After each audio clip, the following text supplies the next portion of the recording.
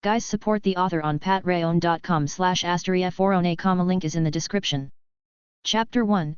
Chapter 1. I was in the middle of class when I couldn't help but just stare at the ceiling. People talking around me, I heard my teacher lecture about something irrelevant, but my mind was completely unfocused. Even as everyone got up and left, I was still stuck in a daze. It felt like I had foreign thoughts in my head. I don't know when it started, sometime recently, but I would catch myself thinking of something I had no idea about, in too vivid a recollection to think them mere daydreams. Was I going crazy? I knew what schizophrenia was, but didn't that come on gradually, not just out of the blue? Maybe I took some really bad drugs, without knowing. I know I haven't been sleeping well, but it's not like I've missed out on that much sleep. Weird things just kept popping into my head. What did vampires have to do with anything? And it didn't stop there. Why did an image of a red moon keep showing up as well? Shimoda-san. My thoughts were broken as I heard someone call my name, only for my expression to darken as I saw the person. Kaiku. I answered automatically. Sauna Shidori, the student council president, she basically ran the school, and everyone knew it. Hell, there were times when she could convince the principal of certain matters. There were rumors that her parents actually owned the entire thing. But, why did something about her suddenly feel off? I just ignored the funny feeling I had in the back of my head and pushed down all these strange images that sprang up. I need to speak with you, Shimoda-san, please follow me to my office. With a sigh, I gestured for her to lead the way. I don't really know what this about, but generally people don't like being called to her office. It wasn't exactly far, but for some reason I felt a bit of unease with every step I took, though that could be attributed to my current mental state. Please have a seat, Shimoda-san. She gestured. I could only blink as I realized we were already standing in the student council office, and I didn't even notice another member to the side going through some stacks of paper, and a chessboard off to the side that caught my eye. I just feel completely disconnected from myself right now. What exactly? We need to talk about your school trip application. She cut me off and I could only just shut my mouth at her authoritative tone. My school trip application? Oh, yeah, the drama club was going to Kyoto to see a play with the proceeds we earned the past couple years from various school plays we put on. That was, next week I think, sounds about right. Your guardian did not give permission for you to attend. Pardon? I blurted out. I contacted your guardian after you submitted your application as you are a special case and permission was not granted. I'm afraid you will not be permitted to attend. She said plainly. Wait, what? There was a lot to digest there, but I started with the most obvious question. What do you mean, my guardian? I had a strange feeling bubbling in my chest. I hadn't met my guardian in the years I lived in this shitty town. The one who enrolled you in the school, we contacted him, and he revoked your application. She once again said it as a matter of fact. Who? Excuse me. Who is my guardian? I pressed. That is private information, I'm afraid I can't divulge. She replied. You can't divulge to me my guardian's information, that sounds like bullshit. Shimoda-san, I advise you to watch your language. She narrowed her eyes. Regardless, you will not be attending the Kyoto trip with your club. As the vice director of the drama club, you're not allowing me to go. The decision is not mine, my hands are tied. I'm sorry, Shimoda-san. Her reply didn't sound very convincing. Whatever. I spit out, gritting my teeth and balling my fists. I spent a lot of time with my club working hard to raise the money for this trip, and suddenly it was all shot to hell. Shimoda-san. I didn't want to hear any more, I didn't want to lose my temper, so I just got up and left. Thankfully the school day was over, so I didn't have to sit around here anymore. I was supposed to go to my club after class, but, fuck it. I'm in no mood nor mental state to deal with any of this right now. I just grabbed my stuff and headed home. I was angry, even as I walked through the door and threw my stuff on the table. I wasn't worried as I let out a shout of frustration. It's not like anyone was here to scold me. All alone in this empty house. I had a caretaker that would come every once in a while. I think it's been about a month since her last visit, where she merely walked inside, took note of things, and made sure I was still living before leaving again. The contemptuous gaze she always gave me was very memorable. I was under the assumption that she worked for my father, my illustrious guardian that Sauna mentioned earlier. That fact that she dressed as a maid gave that theory more credence. After my mother passed away, I was suddenly whisked away here and set up with a living place and my needs taken care of. I don't even have a name to go with his non-existent face, I've never met the man, nor do I have even the inkling to anymore. Fuck him, he wasn't there when mother was passing, he doesn't get to be a part of my life. Hands tied my ass. I was looking forward to that trip for a long time. I love the theater, it was one of the few things my mother and I did together as a child. We weren't exactly wealthy but any stretch of the imagination, money was extremely tight so she would often find some activities that were cheap or free. Finding theater groups that had free admission was something we did several times. No, her hands are tied unless you're a pervert with a dragon in his soul. The idiot and his friends literally break not just school rules but the fucking law, yet she sweeps it all away. Hell, most the school thinks him, and his group are blackmailing her in some way, even if that is a load of bollocks. Fuck off Citri. I just snorted, at her voice still echoing in my mind again. Wait what? Where did that come from, a dragon? And her name is Shittery. I just sat down, rubbing my temples in confusion. Fuck me, I am not in good shape at the moment.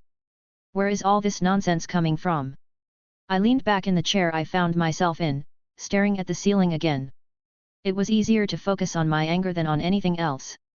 I didn't even want to go to Kyoha Academy, stupid acceptation letter came after I was denied at another school in the next town over. Kyoha Academy was one of the most exclusive private schools in the prefect, but I had my eyes set elsewhere. Now that I think about it, why wasn't I accepted where I wanted?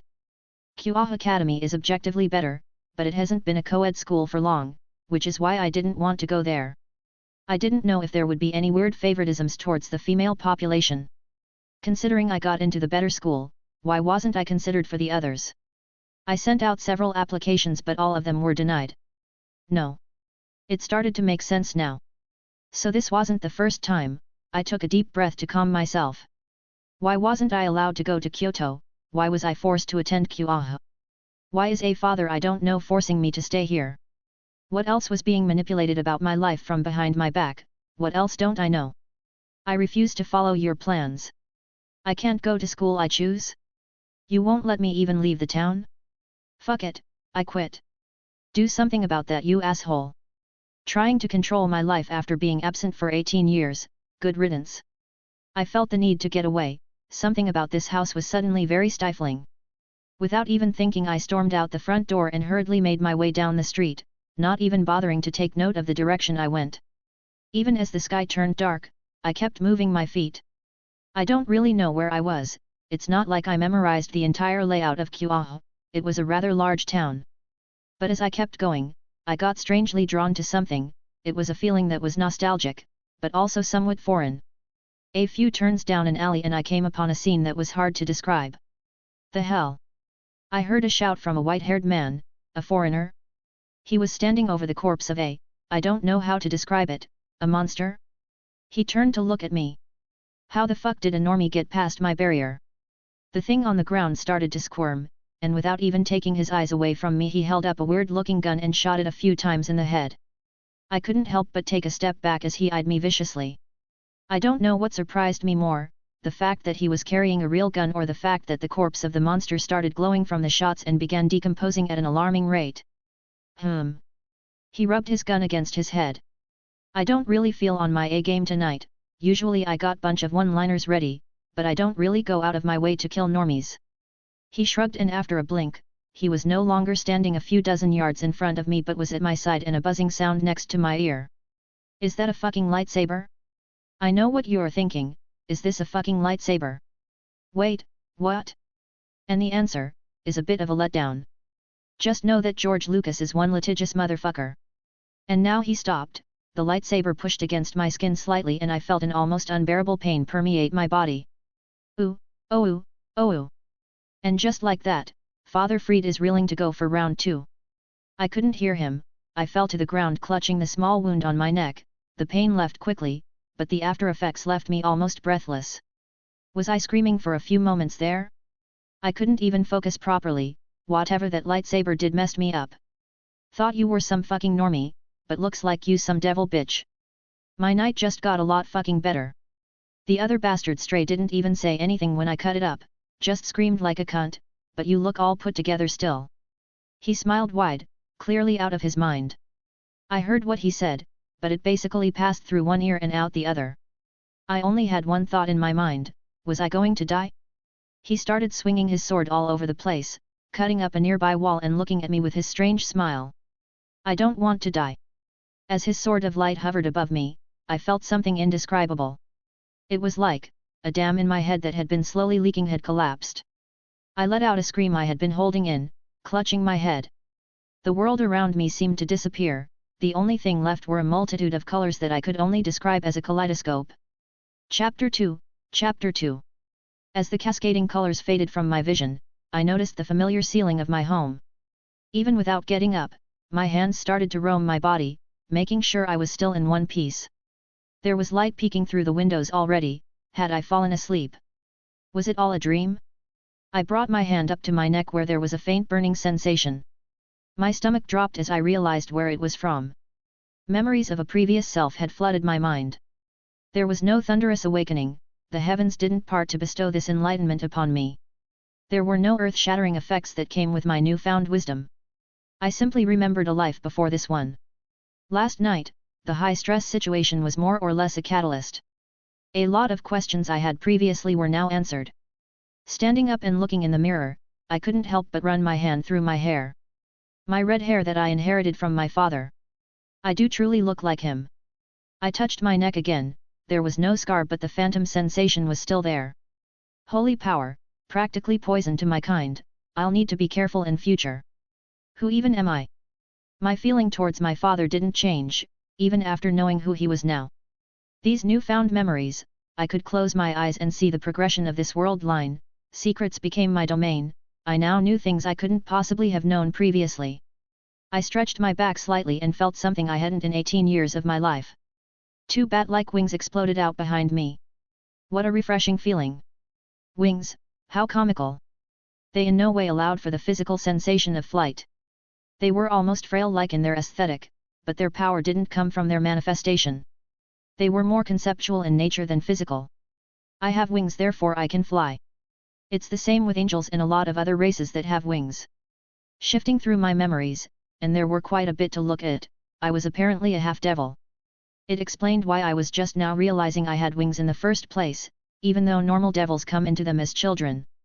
They were magical, and previously I had such a pitiable amount of magic, be it magical energy or the devil's equivalent of demonic energy, that they simply couldn't manifest. Was it perhaps because of my magic circuits? No magical energy would leak out from my being because of the pseudo-magical organs, so I was thought of as almost a cripple. I sat down and hummed to myself for a moment. Half-devils in general were looked down on. They usually got the short end of the stick when compared to normal devils. Considering most half-devils came from a human parent, they usually inherited the talent, or rather the lack thereof, from them. No noticeable activation of my bloodline nor magical energy on the surface. I guess there was no surprise that I was tossed to the side. Even as I rationalized my situation, it didn't abate my anger. Maybe if they dug any deeper, they would have discovered my magic circuits? No, it didn't matter. They chose to not be a part of my life, so I don't care about that side of my family. I've been alone for a while now, I'll just keep trudging on as I am. Though I was curious about my bloodline, even as I tried, I couldn't find anything but the tiniest speck of the exalted power of destruction that my bloodline boasts about. I couldn't even bring it to the surface.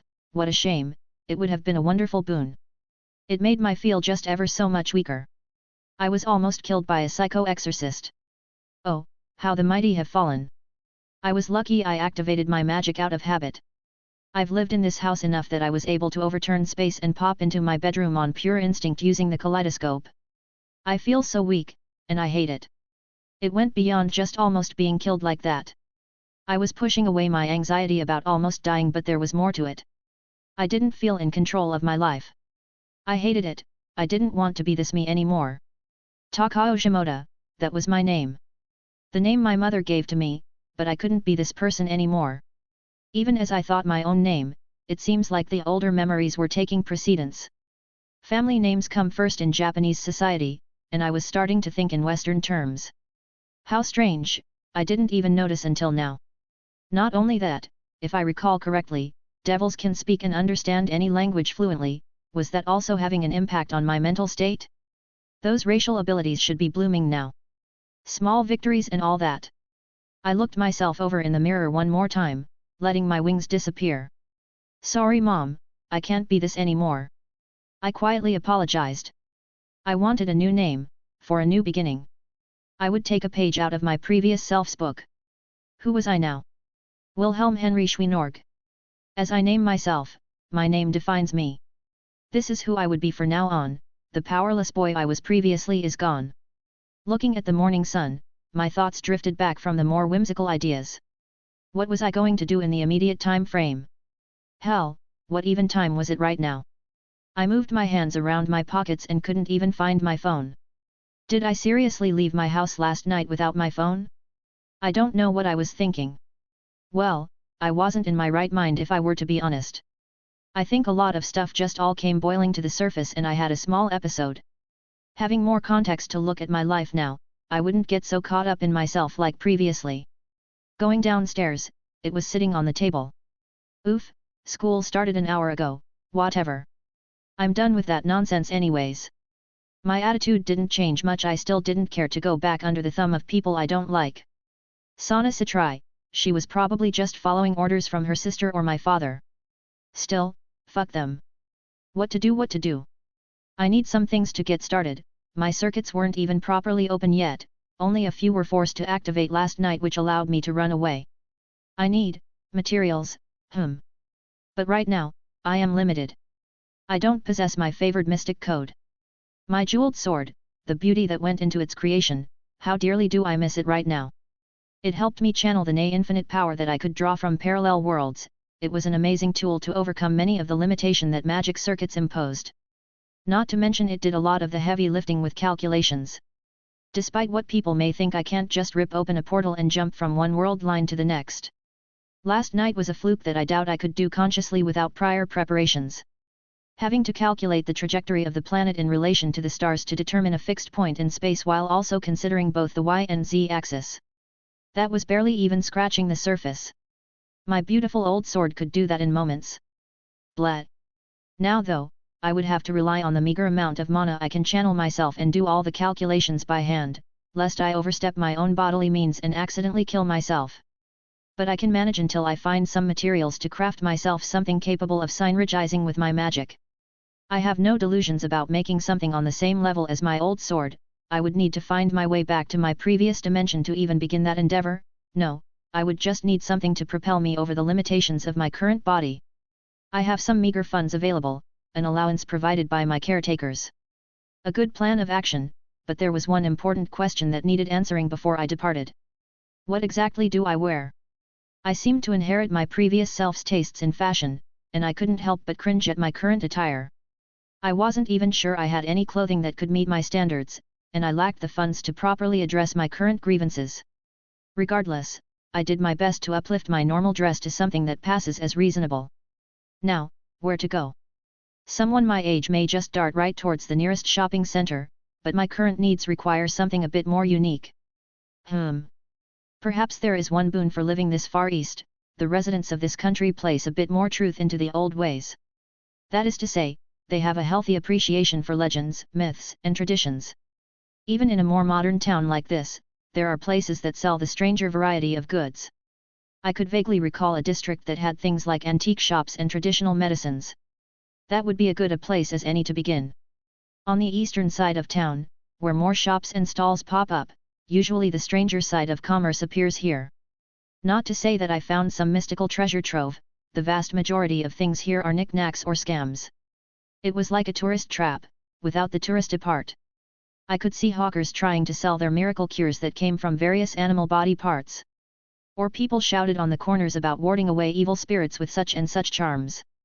Though there was one truth about this area that made me feel relaxed: I could feel some mystical elements in the air, perhaps not any blatant displays, but more the presence of thicker mana.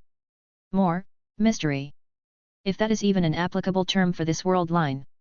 Though contextually speaking it should be about the same regardless. Even with the high concentration of magical energy that permeates this world, such things were easy to sense when you were close. My eyes darted around, a content smile plastered my face as I noticed many things I had to stop myself from impulse buying. A few gems hidden among the trash in the area, but nothing that would immediately help my circumstances. I had a decent amount of pocket change readily available. An amount I had saved up over the course of a decade or so. If my math was correct, it should be about £347, or roughly 37,000 yen. My mind still defaults to pounds, the years spent in London taking precedence. I wonder if that nifty little food cart is present in this world? I usually visited it every time I returned to the clock tower, only being a few minutes' walk from the entrance. Thoughts for later. My eye caught a nice little prize in the corner. A woman selling various ginseng. I looked over a handful of them, admiring the health and age. Thankfully I had a couple circuits open, enough to cast a few minor cantrips such as structural analysis. While I couldn't immediately know all the information of what I was looking at, I could more or less estimate the age of these herbs within a couple decades. Most were less than 20 years old, but one stood out. The woman didn't even bat an eye as I picked it out of the basket, she clearly didn't know its worth. She probably thought I was a sucker, but I kept a straight face as I paid a decent price. 100 years or so ginseng was worth its weight in gold or more. Those years of learning Eastern magics was paying off already. There were several concoctions I could brew that would help forge my body with readily available ingredients, an older ginseng being the hardest to procure. Even those old stuffy magi in the tower knew that a healthy mind resides in a healthy body. While my body wasn't exactly in bad condition, I was a bit of a shut-in teenager, I could stand to be in better physical shape. A good find regardless, and something that probably made this trip worth it. Wandering around a fair bit more, I stumbled upon an antique shop. A creaky door met a small bell at the top to alert the owner that I entered, he only gave me an inquisitive eye as I nodded in his direction. I suppose a young man would be a rare sight for his shop, especially this time of day. I'm glad I took the effort to at least appear somewhat well kept as opposed to a normal student. In that small exchange, I didn't sense any magical capabilities from him, something easy to discover with a little flaring of mana in the immediate vicinity. That being said, I could immediately sense several objects in the shop pulse with slight waves of magical energy as I did so. My eyes drawn to an old revolver inside a case. This thing was extremely out of place, besides being a gun in Japan, it had a very strange design and what looked like Aztec, no, Mayan, sigils carved into it. There didn't appear to be a way to even dislodge the chamber to add bullets, no wonder he was able to put it on display. My attempts to structural grasp it was met with resistance. Some kind of anti-scrying spells attached on? The magic of this world was much more ambiguous, attaching an anti-scrying concept probably fought against my spell as it did something similar. I could probably brute force through the protections, but I had no idea what the outcome would be. But, regardless, I want it. If nothing else, my curiosity was piqued. Unfortunately, the price tag was a bit too steep for me. 85,000 yen. Sad day when my funds were so minuscule. There were some other, odd items. A hair clip that protected against the weather, a goblet that would gradually duplicate mundane liquids over time if supplied with a steady stream of mana. What? Who would make something like this? I stared at the strange object before remembering what world I lived in. The age and accessibility of magic had suddenly hit me, a bit of culture shock. A butter knife that can't cut anything. Just, why? Probably a learning instrument for mystic code craft, or even a gag gift. I was leaning towards the latter after observing its makeup. It was a bit too expertly made to be an apprentice's work. How wasteful, even if its outward design was beautifully done. Something like this would never be created back home. I could only sigh in resignation at how easy the magic users of this world had it. Well, technically, I am now one of their number, if a bit constrained by my circuits. I quickly pushed the knife out of my mind, lest I lament more than I already have. My eyes finally landed on a new prize. A hat and cane combo. The price tag made me frown. 20,000 yen for both. I noticed their quality immediately, Victorian era and made with sterner materials than what laid on the surface. The price was worth it from what I gleaned from the items, not to mention they fit my tastes. See anything that caught your eye? I snapped out of my thoughts as the owner stood next to me. Yes, I'm curious about this cane and hat. The older man just nodded, picking them up to inspect them. If I recall correctly, they were owned by an old stage magician who moonlit as a thief back in London, England, roughly 200 years ago. I mentally nodded, that was about the time frame I concluded. Anything interesting about the original owner? The man looked thoughtful for a moment. Supposedly, the magician got caught after robbing a museum and stealing a rather priceless gem, but when the authorities caught him, the gem was nowhere to be found. I reached my hand over and ran my finder along the cane, pulsing a little bit of mana and casting a minor alteration. Unfortunately, it seems as though the cane has become rusted. The old man raises an eyebrow and picks up the old item, desperately trying to pull the pieces apart. I held back a small smile. It wasn't just a cane, it was a cane sword. I slightly altered the mechanism to stop it from pulling out. So, it seems. The shopkeep gave up and set it down. I don't mind getting it fixed later, so how about 18,000 yen for the pair? I inquired. Very well, I'll ring you up at the counter. Maybe I should feel bad about cheating the man out of a couple thousand yen? I still think I gave a reasonable price, all things considered, and I was taking a couple of magically imbued items off his hands. Truthfully, I'm doing him a favor in case anyone else discovered what was hidden in these little beauties. My funds were drastically low at this point. The little bit I saved in my bartering had allowed me to procure a few more necessities without becoming destitute. The market from before had almost everything that skirted what was considered mundane. I only had to spend a couple hours to find everything else within my price range. I had to make a few alterations to my concoctions I was going to brew due to availability, but overall, it should turn out all right. I was a bit giddy at my finds. Arriving home and placing my items on the counter, I removed the ingredients first. My lovely ginseng, I set aside carefully, along with some other ingredients. Strangely enough, what stood out the most was the small container of blueberries. For some reason, the recipe called for something that the taker dislikes. Not the exact wording, but that's the gist of it, and I never bothered to experiment enough with these things. They were rather finicky as it were. Cutting everything up, throwing it into the blender. I couldn't help but stop and appreciate modern conveniences. I left a little bit of the ginseng to the side, to use in another formula to help awaken the remainder of my circuits. Lastly, I added a bit of my own blood to bring it all together and invoke the inherent mysteries within my little potion. Yes, an old recipe from China, I believe. If I recall correctly, it was rather common for cultivators back in the day, something to start them on their paths of cultivation.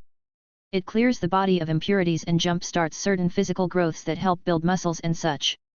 The only reason it wasn't more widely used was because Western and Eastern magical arts weren't compatible, at least in my old world, and I had no time to research here. If I had already embarked on the path of magecraft to a certain extent and tried this, it most likely wouldn't have worked. Technically, this body was still immature in the mystical side of the world, even considering the couple circuits that opened the other day. It tasted awful, as it was supposed to. Something philosophical about not liking the taste.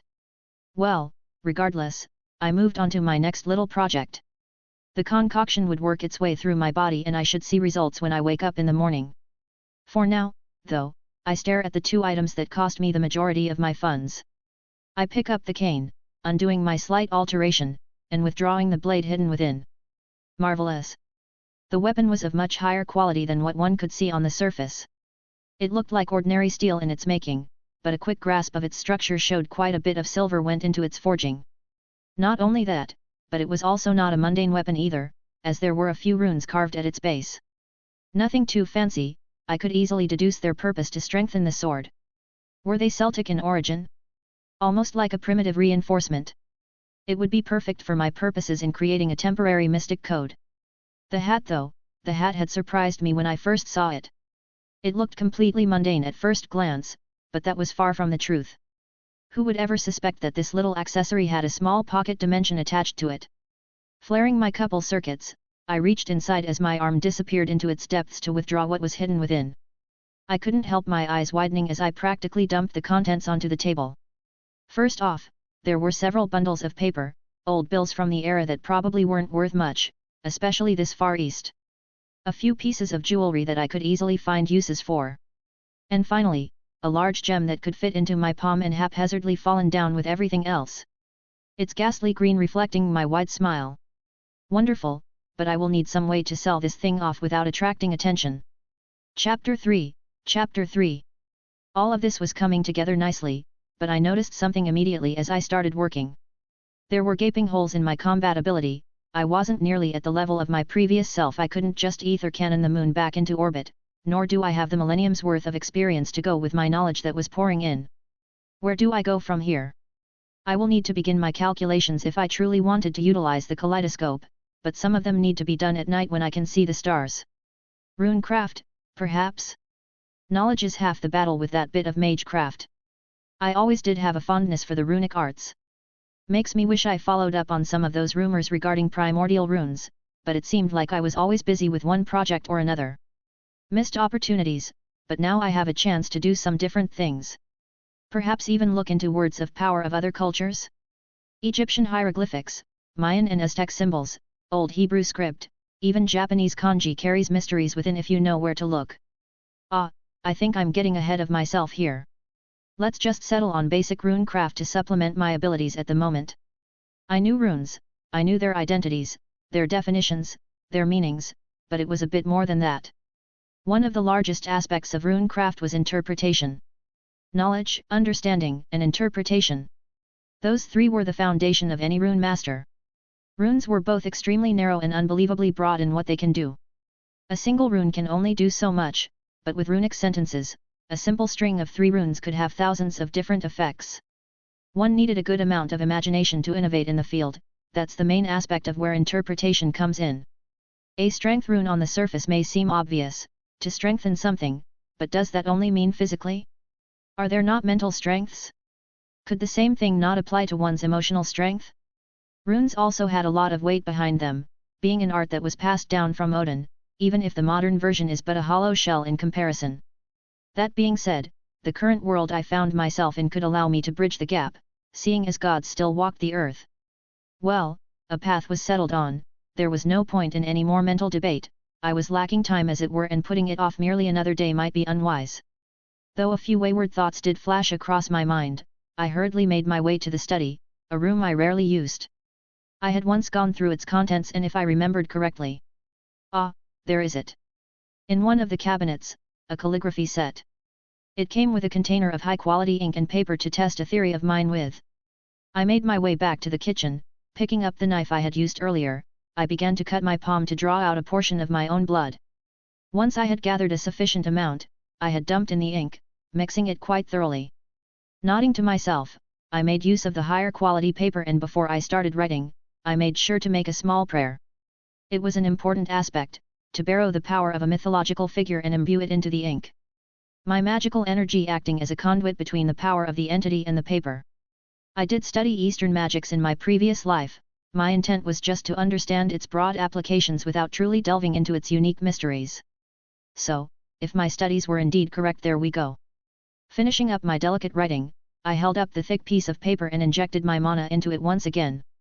It had begun to hum with certain property that any magic user would recognize. An Afuda talisman. Basically, a one-use mystic code. There was a certain sense of satisfaction that flowed through my body. The value of this talisman was negligible, at best, but it was the fact that I made it.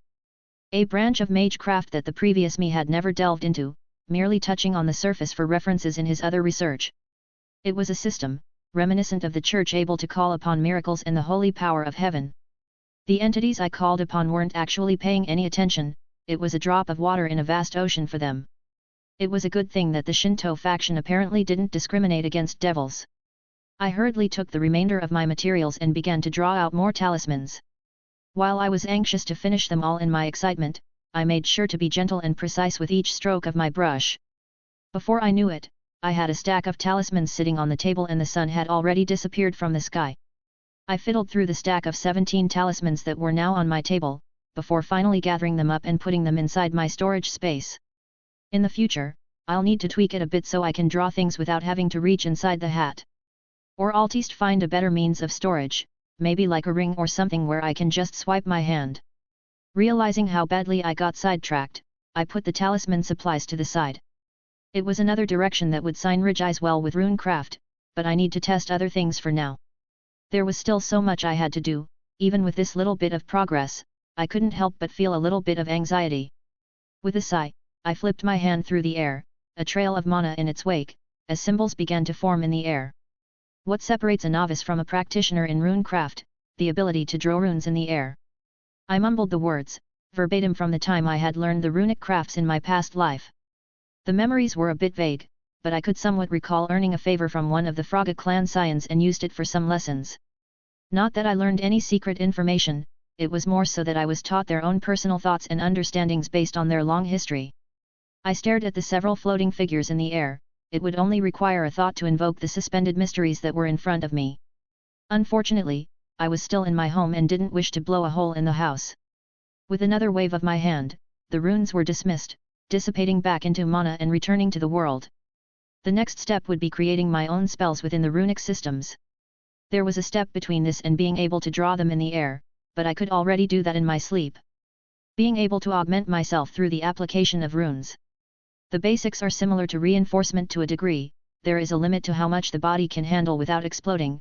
The benefit is that runic enhancement operates on a different paradigm than the reinforcement spell. It was one of the reasons why the Frogga clan often produced such terrifying enforcers. While most magi looked down on the runic arts, they couldn't argue the effectiveness in battle. It's a shame that they only cared about research results, not battle capability. By now, I was already going off on a mental tangent and I needed to stay focused. While I was dreading what was coming next, it couldn't be put off any longer lest my procrastination overtakes me. Acquiring a marker from my room, I look around the kitchen. I would need a lot of space to figure this out. At least I won't have to do this too often. Once I finalize my mystic code, it will be able to calculate these things without my direct input. I began to write across the walls. Mathematical formulas and figures started to cover the kitchen space. I was looking at a long night ahead of me. I had already decided to forego school tomorrow anyways, at least I will be able to sleep in at my leisure. I woke up in perhaps the most disgusting way. The smell that permeated my room had caused me to almost gag. I'll admit, I completely forgot about my potion after getting engrossed in my research last night, and now I was paying the price. It wasn't just a smell, my body had pushed out all the impurities that were inside. The black sludge-like substance was all over my bed sheets, there was no salvaging them. Quickly discarding all the bed stuffs, I made my way to the shower to finally get this stuff off of me. Only, as I looked in the mirror, I couldn't help my eyes widening. I don't remember the potion working this well. My muscles were much more defined than they should be. Not to say I'm overly muscular, but it should have taken me a few months to reach this level with hard work. How was this possible? The potion should have only been a small push towards the peak of human fitness. Oh, I seem to have made a mistake. I still think of myself as purely human, as I have for the past 18 years of my life. I'm a half-devil, a phantasmal species. Not only that, but I also used my own blood as an ingredient. It would have influenced the concoction. There shouldn't be any negative side effect, as the blood was from my own body, but the results speak for themselves. Did my minor shape-shifting ability intermingle with the magical aspect of the potion to give me the optimal body shape I was after? What an amateurish mistake, this isn't something I would have done in my previous life. Frankly, I'm embarrassed that I could overlook something so obvious. I could only sigh in resignation. I guess it can't be helped. As much as I look back on my previous life's experience, it's not me. I need to remember that I'm not as infallible as the me from before. I'm still very much a novice in almost every aspect. One step at a time, no need to rush through everything. I'll accumulate my own experience, while also drawing on my past life as a reference. We are different people, I don't need to behold myself to the standards of someone who lived an uncountable number of years. I've just been so busy that I haven't had time to truly contemplate my current mental state. My thoughts were all jumbled. I would need to take some time to sit down and figure everything out. Unfortunately, I'm on a rather tight schedule. My thoughts were interrupted as my stomach grumbled in agitation. I had completely forgotten to even eat a meal last night. I guess I'll have to make myself breakfast then. I'm oddly in the mood for something of the Western variety, another thing I've inherited, I suppose? My other self didn't dislike Eastern food by any means, but he preferred his own country's cuisine. Not that I could blame him, almost everyone is partial to their homeland's food. I didn't stop my practice even if I was doing something as mundane as cooking. As I searched the cabinets for what I need, I was turning off and on my circuits. It wasn't particularly difficult to open them fully last night before I went to sleep, having the experience from my previous life, but I still needed to be able to turn them on and off at a moment's notice. What to make? I guess I'll just have to settle on a couple of eggs and some toast. I don't have the stuff to really go all out. A thought occurs. I was already a big eater, like noticeably bigger than anyone I could think of. Was that a side effect of my devil heritage? I only thought of it now because of the fact that I was always a bit scrawny before. I should definitely have gained some weight with my eating habits. Minor shape-shifting ability bleeding through? Meh, doesn't matter. I like eating, so why bother over the details? Blessed dopamine, fill the void in my heart with food. The sizzling of eggs on the skillet almost made my mouth water. Thankfully my meal only took a few moments to prepare. Now, what else am I to do today? I contemplated my next move as took a very satisfying bite. Physically, my taste buds haven't changed, but my mind remembers certain things differently. It's making eating an interesting experience each time I try something for the first time since I've awoken. Going over my schedule, my calculations weren't completely done, but I had some confidence in at least a local portal if I needed to get away for a bit. It's funny considering that my kitchen looked like a child scribbled all over the walls. What to do, what to do. My combat ability isn't quite up to a level I'm comfortable with, but I also felt like I could run away from almost anything if I needed to. Worst case, I rip a portal to a random world if this one gets burned for me. No idea where or when I'll end up, but it's most likely better than death. I still feel a bit weak, thought if only there was a way to get stronger quickly. Oh. There is a way. The face of a certain pervert came to the forefront of my mind. Chapter 4, Chapter 4. Finding where Issei Hyudo lived was easy enough. I saw him and his two friends running home together screaming about a porn game they were going to play. Just like me, the people on the street didn't even bat an eye at their behavior. I never had any meaningful interaction with him, especially with his reputation at school. Him and his two friends, whose names I couldn't care to remember, they were known as the perverted trio. They often did things like peeping on the kendo club, changing clothes. Bold as hell on their part. Maybe the lack of true disciplinary action emboldened their efforts further? I really am curious how the two devil heiresses stopped any outsiders from meddling. I mean, it would only take one of the girls there to complain to the right person, their parent, or something for shit to hit the fan. A large portion of the school came from wealthy and powerful backgrounds. There was only so much mental manipulations could do before something slips through the cracks. But I digress. I think most people were well aware of this trio's tastes at this point. It's not that I'm a prude or anything, I'm a healthy young man, and like most my age, girls probably take up at least half my thoughts on average. I just don't go around shouting about my proclivities in public. It's not even that I have an issue with their tastes or dreams. Issei for example wants a harem, good for him, I wish him all the luck.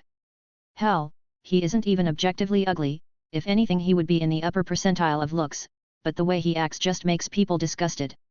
Is there really a need to act like a creep? Maybe I'm just still a bit angry that he never gets in trouble or has to face the consequences of his actions. I can take a few guesses why everything was turning up for his benefit. No doubt the two devil heirs at the school had been either turning a blind eye or actively dissuading any form of punishment. Of course, potentially recruiting an idiot with a powerful dragon in his soul was more important. I briefly wondered how many pieces it would take to reincarnate Issei without his sacred gear. I didn't know how to feel about the whole system that devils use to reincarnate other species into their own. I've always been an advocate for humanity, even if my previous life I stood on humanity's side against what went bump in the night. Literal chess pieces that turn other species into devils, aptly named evil pieces. It was comical to think about, only made funnier by the fact that they were a masterwork of magical engineering. A king and their peerage of chess pieces. My thoughts briefly drifted towards Sana, then to the other devil heir at the school. I never had any contact with her, not that I'm complaining. Ria Scremery, my aunt. I'm curious why she never bothered to even meet me. I guess she didn't want to get involved in whatever issues sprang up because of my presence. I can more or less understand the situation she was in. My existence was probably a sore point between several parties and involved some political fallout if things escalated. And if my perception of this world line was correct, she had her own worries to deal with. Now that I think about it, I think I caught some of her peerage watching me sometimes. Not that I knew about them previously, but hindsight and all that. I guess she was responsible for babysitting me, along with the Citri heiress. Speaking of babysitting, I noticed a small bat-like creature hiding under a corner of Issei's roof. I guess he's already being scouted. Do they know about his dragon? I could roughly guess that was one of their familiars. Well, first come first serve. I held a hand on my sword for a moment before letting go. I decided against killing the familiar. It didn't have any combat power and I'm not heartless. Reaching into my hat, I pulled out the stack of talismans. I only had a bit of knowledge, barely more than a novice, so I couldn't create but a few different types. Looking through the stack, I withdrew the one I wanted and with quick toss, I supplied the required mana and the paper glowed, flying towards the little creature. A simple binding, more like a paralysis. I don't know how this will affect something being fed a stream of magical energy from a devil. At best I probably had only a few minutes before someone came to investigate. It may seem obvious to do something like this at night, but I would rather do it with witnesses, so to speak. Also, I don't think anyone will question some strange noises with these three in one room together. Oh gods, I hope they don't subscribe to the philosophy of giving each other a hand. Dude right there, if you make your way through her route, you can unlock the harem ending. No way, I've done her route like 100 times. She always gets pissed and breaks up with me when I get more girls. You need to fill her H meter before the second act. That's impossible. I'll show you, you need to seduce her mom first. Why, you genius. Okay, a lot milder than I thought. To be honest, I thought they were going to have their backs together and wanking it. Well, I still don't want to stay in here any longer than I have to. I feel icky just thinking about what's happened in this room. They don't even notice me open the window. I guess one doesn't expect someone to enter through a second-story window. On a side note, wings are amazing. I thought about making a comment or grabbing their attention, but fuck it. I just threw 3 more talismans, sealing their movements.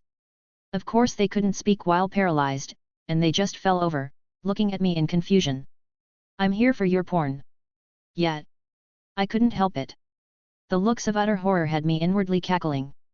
Alright, let's do this. I tapped the 2 mooks on the head, knocking them out with a small bit of hypnosis and slightly altering their perception. Despite what most people may think, hypnosis isn't some catch-all mind-altering. It's best used to confuse and lead the mind to making certain decisions or filling in blanks as opposed to controlling someone. They were going to wake up in a few minutes thinking they fell back in their chairs and hit their heads. Now though, I looked at Issei Hyudu. A part of me did feel a little bad about taking this from him. He could potentially awaken his power and go on to lead an interesting life. Though, that wasn't a 100% probability. Even I didn't know exactly how this world would turn out even after seeing the world line's probabilities. I basically knew how things would most likely play out, not anything with certainty, and that didn't consider my own interference. It was basically a complex form of modeling. My previous self had peered into this world's progression to predict future events. Even with this, I wasn't omnipotent or all-knowing by any means. My information may be faulty, or fate might be overturned and events that could seem predetermined are possibly halted. On top of that, my past memories were a little vague. It's like I'm doing him a favor. I'd give it even odds that he would die in a few weeks without my help. Anyways, let's get started.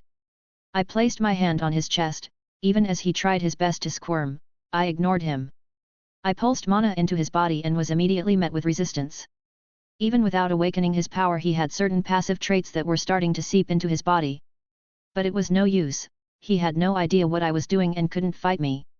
I found what I was looking for after a few moments. A red gauntlet that was basically wrapped around his soul. Poking someone's soul was dangerous.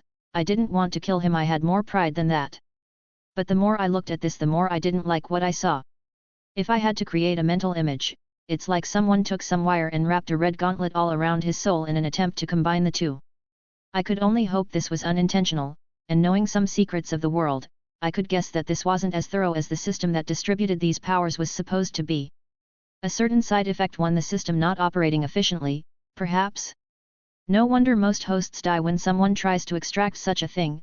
I'm sure they just yank away the outside power and the soul gets mutilated in response.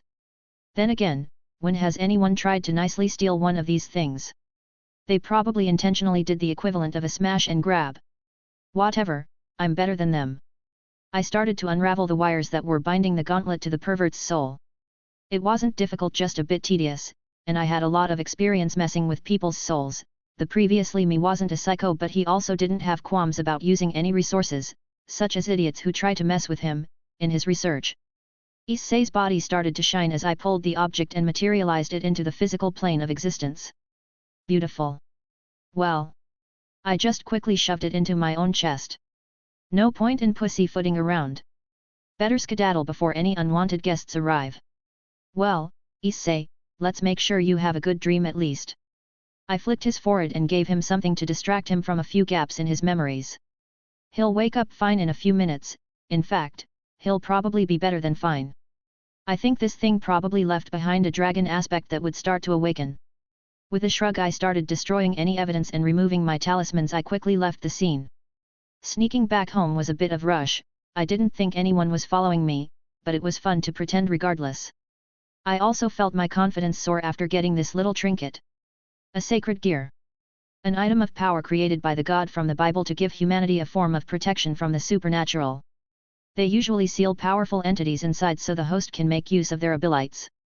Honestly, their strength was comparable to that of noble phantasms. They are part of a system that follows newly born souls and reincarnates with them. This one in particular, the boosted gear. It was one of several Longinus series, meaning they were potential god killers. A powerful item that could be devastating in the right hands. It housed the soul of Ydrag Gotch, the Welsh dragon. Hello. I paused, hearing the foreign voice in my head. Hello. This is new. For me as well. I realized who the voice belonged to immediately.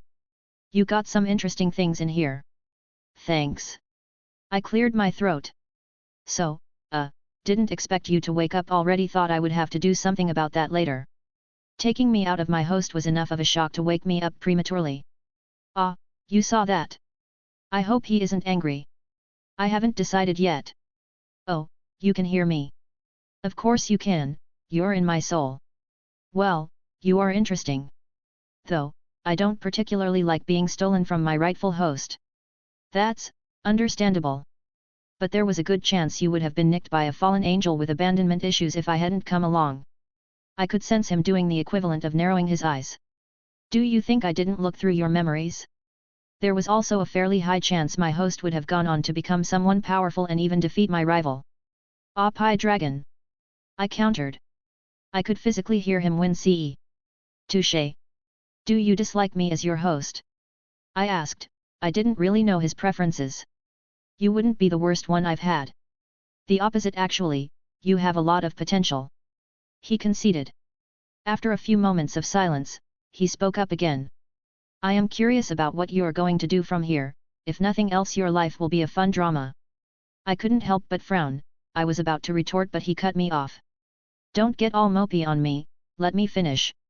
Whatever you did, you jiggled me around enough that some restraints are a bit loosened. That doesn't sound good. All I got was a snort in response as he continued. I'm unsealed from my fake twice critical state, but I can force myself back down to those restrictions. I'll give you a trial period. Well, this is going better than I was expecting, I'll take it. Okay, I can work with that. I felt a bit of reassurance, even if I wasn't as strong as I would like right now, being able to double my abilities at a moment's notice was a huge boon. I'm going to sleep, you didn't awaken me correctly so I'm still tired. Do something impressive and I'll undo the seals. I could feel him give me the shoe motion in my soul as his voice disappeared. Once a dragon always a dragon, not much I could do about his attitude. The fact that he didn't just go fuck you and shut himself away was a big enough deal. Well, it still had more work to do, better get going. Chapter 5. I was a bit giddy at my newfound toy. The red gauntlet, my boosted gear appeared on my arm. I flexed my muscles, wiggled my fingers and made sure to go through the full range of motions to get an idea of how it would feel. I have to admit, this thing felt great. On the surface, it looked rather bulky, but it moved almost like a skin-tight glove. Its weight wasn't anything worth mentioning, yet I knew it was unbelievably durable. If nothing else, it would make a great shield. A part of me dearly wanted to test out its more esoteric abilities, but I was still keeping a low profile. I didn't know if throwing around dragon-based powers would draw any attention I didn't want. Once the initial excitement ran out, I did put it away back into my soul. A comforting feeling knowing that it would be hard for most people to disarm me, hehe. That was bad, and you should feel bad. Go to sleep, you stupid dragon. My joke was great. Anyways, I still had things I needed to take care of before I started doing anything of importance. I still haven't finished my calculations for my magic. Glancing at the walls filled up with my scribbles and formulas, I was thankful that most of this would only have to be done once. Sure, I would have to do some more calculations when I went to different world lines, but at that point I could basically cut and paste the majority of this to fit me needs. At least until I can overcome this problem with sufficient equipment. Still though, I just couldn't help but groan at the work I still needed done. It's not like I enjoyed sitting here for hours and hours doing math. I could still do some other stuff while I focused on my annoying formulas. I still had some leftover ink mixed with my blood, I could recycle it so to speak. I withdrew my cane blade from my hat and once again reminded myself to find a better storage method.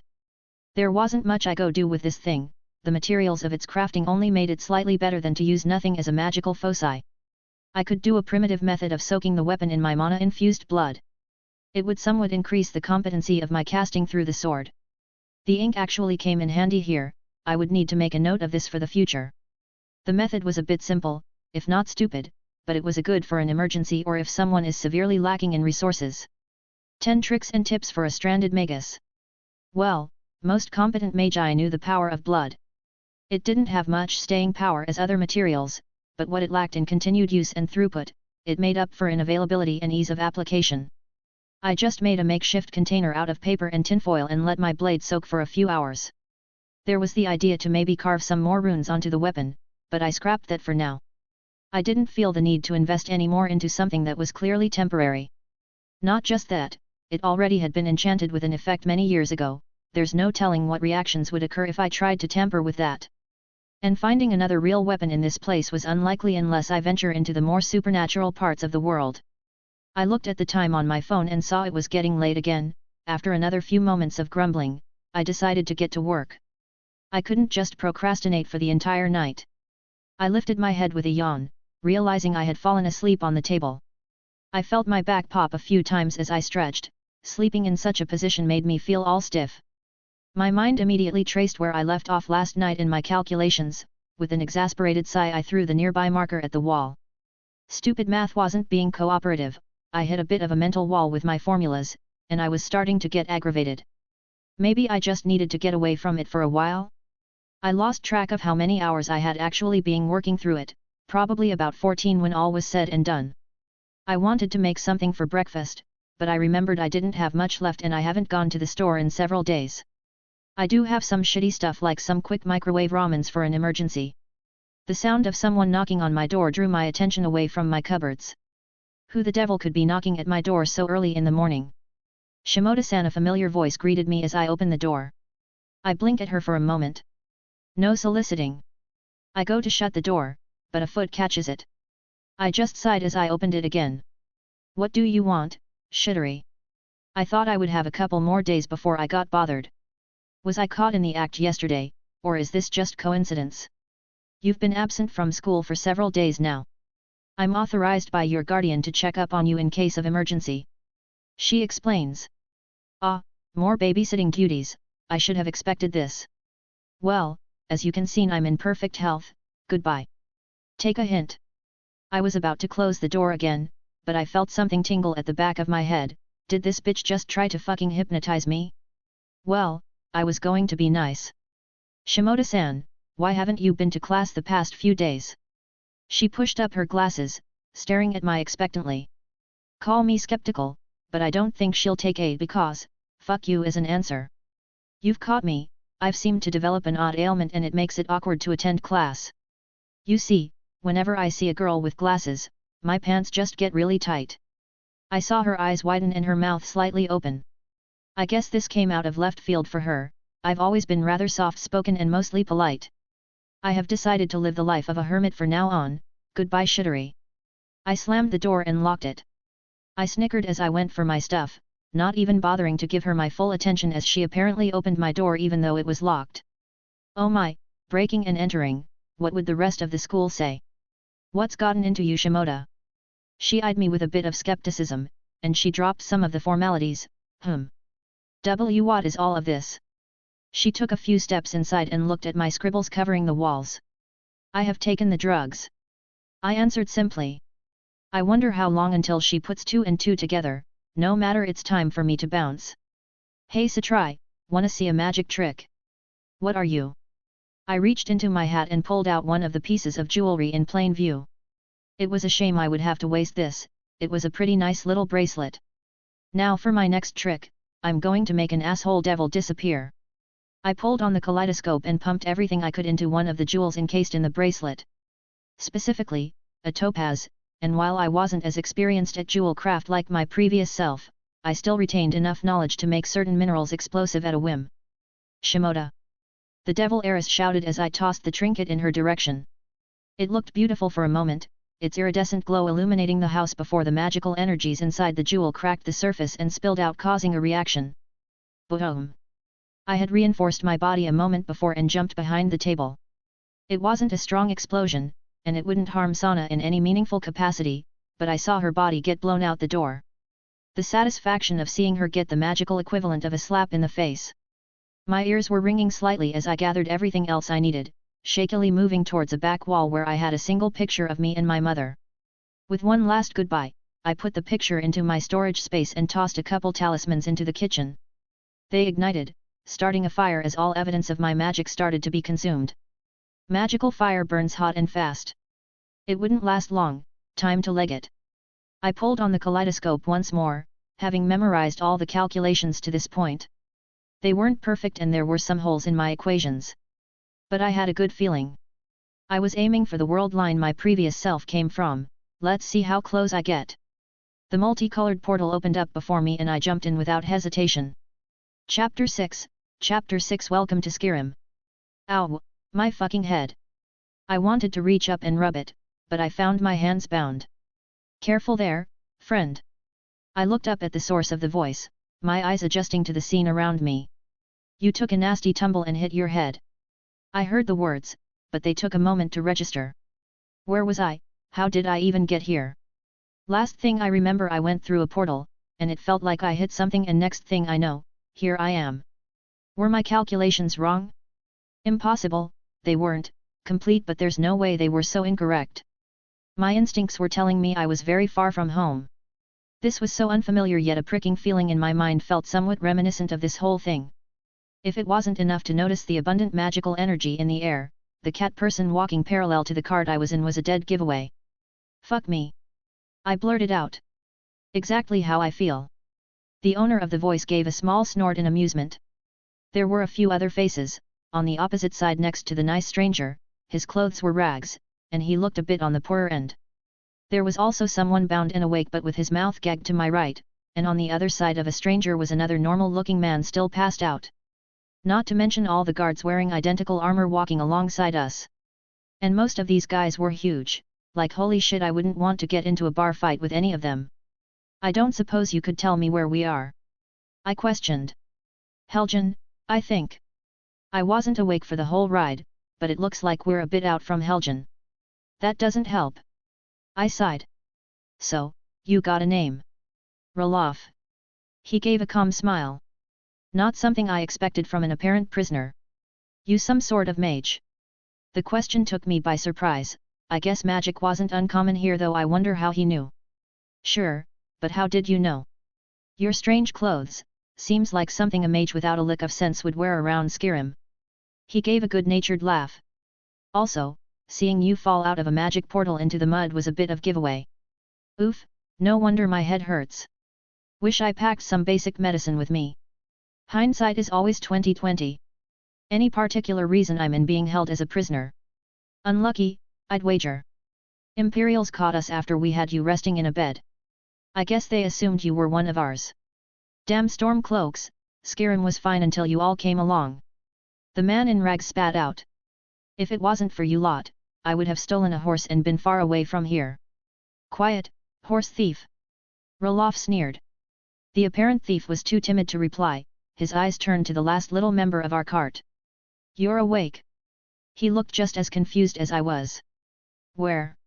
You walked right into that Imperial ambush, trying to cross the border, et? Ralof asked. Another unlucky friend to join with us on our journey. Do they? Imperials make a habit of abducting uninvolved people. I mutter. The guy with his mouth gagged mumbled something I was uncertain of, but it didn't seem too polite towards them. Imperials, they would rather hang 100 innocent men than allow one guilty to escape. Ralof grunted. What's your name, friend? He turned towards the newcomer. Thorum. He gave a blunt reply. A fine Nord name.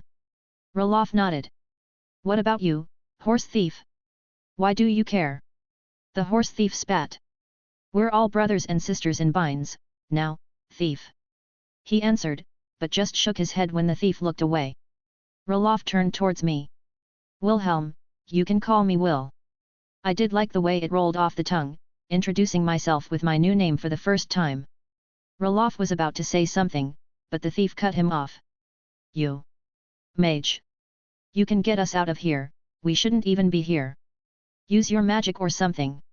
Yes, why don't you just keep shouting about my magic, it's not like there are guards surrounding us. I rolled my eyes, but I did hear the driver of the cart chuckle. It wasn't just me who noticed, I saw Roloff and Thorm both eye the guards who had their hands on their weapons. I guess they were ready if I did anything. Helgen, this place brings back memories. I was sweet on a girl here, she used to make mead using juniper berries. Roloff looked oddly relaxed despite everything. I've never had juniper berries before. I mused, I think I was a bit of a glutton because that somehow took precedence over the fact that I was bound. What do they taste like? They're nice and fruity with a little bit of a piney aftertaste. They're best used to bake when a little underripe. It was Thorm who answered. He leaned back and looked up into the air. My mother used to make pastries with them, I would help her when I was a lad. Why are you all so calm? The Imperials are taking us to one of their dungeons, who knows what's going to happen? The horse thief raised his voice, looking at the last member of our motley crew who hasn't spoken. And who are you supposed to be? He was just lashing out at anything right now. Well, everyone handles stressful situations differently. Watch your tongue, that's Ulfric Stormcloak, true king of Skyrim. Roloff had a surprising growl in his voice, making the thief cower again. No. No. It can't be you, that means, oh divines, Mara, Dibella, Kynareth, Akadosh save me. The man started to panic. Where are they taking us? I don't know where we're going, but Sovngarde awaits. I kind of just tuned out the rest of the ramblings. I didn't want to hear the thief start crying to his gods. I found some interesting information though. Also, he was a decent distraction, I could see the guards just turning away or getting annoyed at the commotion. It was one of those things you cringed at, making it hard to keep watching. I activated my circuits, using a small bit of alteration on my bindings. I gave Roloff a small wink when he noticed my circuits light up under my skin. I could just see him raise an eyebrow and a small nod. Thorm looked like he held back a small smile and looked away. Well, it looks like I could count on these two at least. Ulfric wasn't really paying attention, he seemed like the kind of person who would have his head up his own ass. Whatever. By the way, what happened to my hat? Black, about yeah big. Roloff used the cart bench in his hands to gesture the size, I just nodded at the description. You were clutching it tight when we dragged you back to camp, it's probably with the supplies that the Imperials confiscated a few carts ahead. I need to get closer. My circuits were still on, I pulsed mana into the cart to get me a mental image of the structure. I focused on the left wheels, in particular they looked to be a bit weathered. It wasn't difficult to destroy them with a botched reinforcement, only a bit mana intensive. The further my magical energy was pushed away from my body, the harder it was to shape and control. There were a few surprised shouts as the cart tipped over. Divines, damn it! The person driving the cart cursed, flopping out of his seat. The sight was somewhat amusing, his armor was probably making his tumble a bit awkward. I took a step out, catching myself from falling. Everyone stop! Another commanding voice shouted. Prisoners, don't move. There was a woman on a horse calmly trotting over, several guards began to draw their weapons, some more shouting and cursing. I tried to look as innocent as possible, Roloff took my K and just took a step back holding his hands up in surrender. Some guards stepped forward, but they seemed a bit calmed by our lack of desire to initiate conflict. Oi, can we just stand to the side, this kid next to me is making me nervous with his weapon drawn. He looked even younger than me, when did these Imperials start recruiting? His hand was shaking as he held his sword. I doubt he's ever been in a fight in his life. A more senior-looking man walked over, pushing me to the back, behind the now downed cart. Get over there and stay still. I was next to Roloff now, I met his eyes and looked down. I started using my foot to etch out a rune in the dirt. I doubt he knew exactly what I was doing, but he knew a signal when he saw one. He elbowed Ulfric, who also saw and also gave a grunt in confirmation. Good man Roloff, now I just need to make a few more preparations. No, you'll never take me again. The horse thief shouted as he turned and made a run for it. Runner, the woman on the horse yelled, kicking her steed as she flew after him. God damn it, you moron! Fuck it! I ripped my bindings apart and slammed my hand onto the rune on the ground. The mystery actualized without issue and the bottom of the cart flipped up, smacking away several of the guards standing in front of us. The horse pulling the thing freaked out and bolted forward, knocking past several more guards. The nearest to me just looked at the scene, dumbfounded as I punched him in the face and stole his sword. My bindings, quick! Ralof shouted. Don't need to tell me twice, I cut through his bindings with ease. Take it! I said, tossing him the stolen weapon. Out of the corner of my eye, I saw Thorim headbutt another guard before stealing his weapon. As if on K, the other carts started to rebel as well, attacking guards even with their hands bound. The guard I had punched a moment ago had gotten up, with the dagger drawn from his boot. He awkwardly tried to slash me with it, and I could only look at him incredulously. Such a small blade was a stabbing weapon, dumbass. I reinforced my body, this time giving a good knock to his noggin. I saw his eyes roll back and his dagger drop to the ground. Rally with the others or scatter? I questioned. Help our comrades, the more we have scattered the more chance we have to escape. Their base isn't that far, reinforcements would be here soon. It was Ulfric who spoke. Works for me. Thorim grunted. He waved a mace in one hand, testing its weight. Where did that even come from? I thought they were only using swords. Whatever, let's do this. I flicked my hand, igniting a few runes in the air, nothing more than a few cantrips that shot towards a couple guards. Some other prisoners nodded at me as I ran past. For Skyrim, a few of them shouted. I just ignored the cries and slipped by the more preoccupied guards. There were a couple that took a swing at me, but my magically increased reaction speed was easily able to overcome their clumsy attacks. A few hits in spots without armor and they went down hard. A lot of these guys seemed remarkably untrained. The only immediate threat, I looked forward, there were a couple with bows, sniping away at the front. I saw a few allies fall with arrows pieced into their bellies. I twirled the dagger I had nicked from the downed guard a few moments ago and used my reinforced strength to throw it at one of the archers. And contrary to my expectations, throwing a dagger is not easy. The handle ended up slamming into his head. I could hear the ringing of metal where it hit his helmet from here. But at least it knocked him down for a moment. Close enough, the dirt under my foot exploded as I bolted towards both of them, sliding to the left to avoid an arrow passing over my shoulder. I stepped on the downed one as hard as I could before diving towards the other so he couldn't knock another arrow. He tried to draw his melee weapon, but I was quick to start laying into his head with an elbow. Reinforcement isn't something a run-of-a-mill guard could handle. Well done, my friend. A hand clasped me on the shoulder. I saw Ralof looking proud behind me. Were these really the men who beat you? I was skeptical on how they got captured in the first place. No, we fought the real soldiers, these are the ones they just parade around town. The sons and daughters of politicians and wealthy families. Ah, I see. Let them pretend to be soldiers and bask in the glory of capturing prisoners without the risk of real combat so their parents don't get upset. Though I saw a few battle-hardened warriors among them.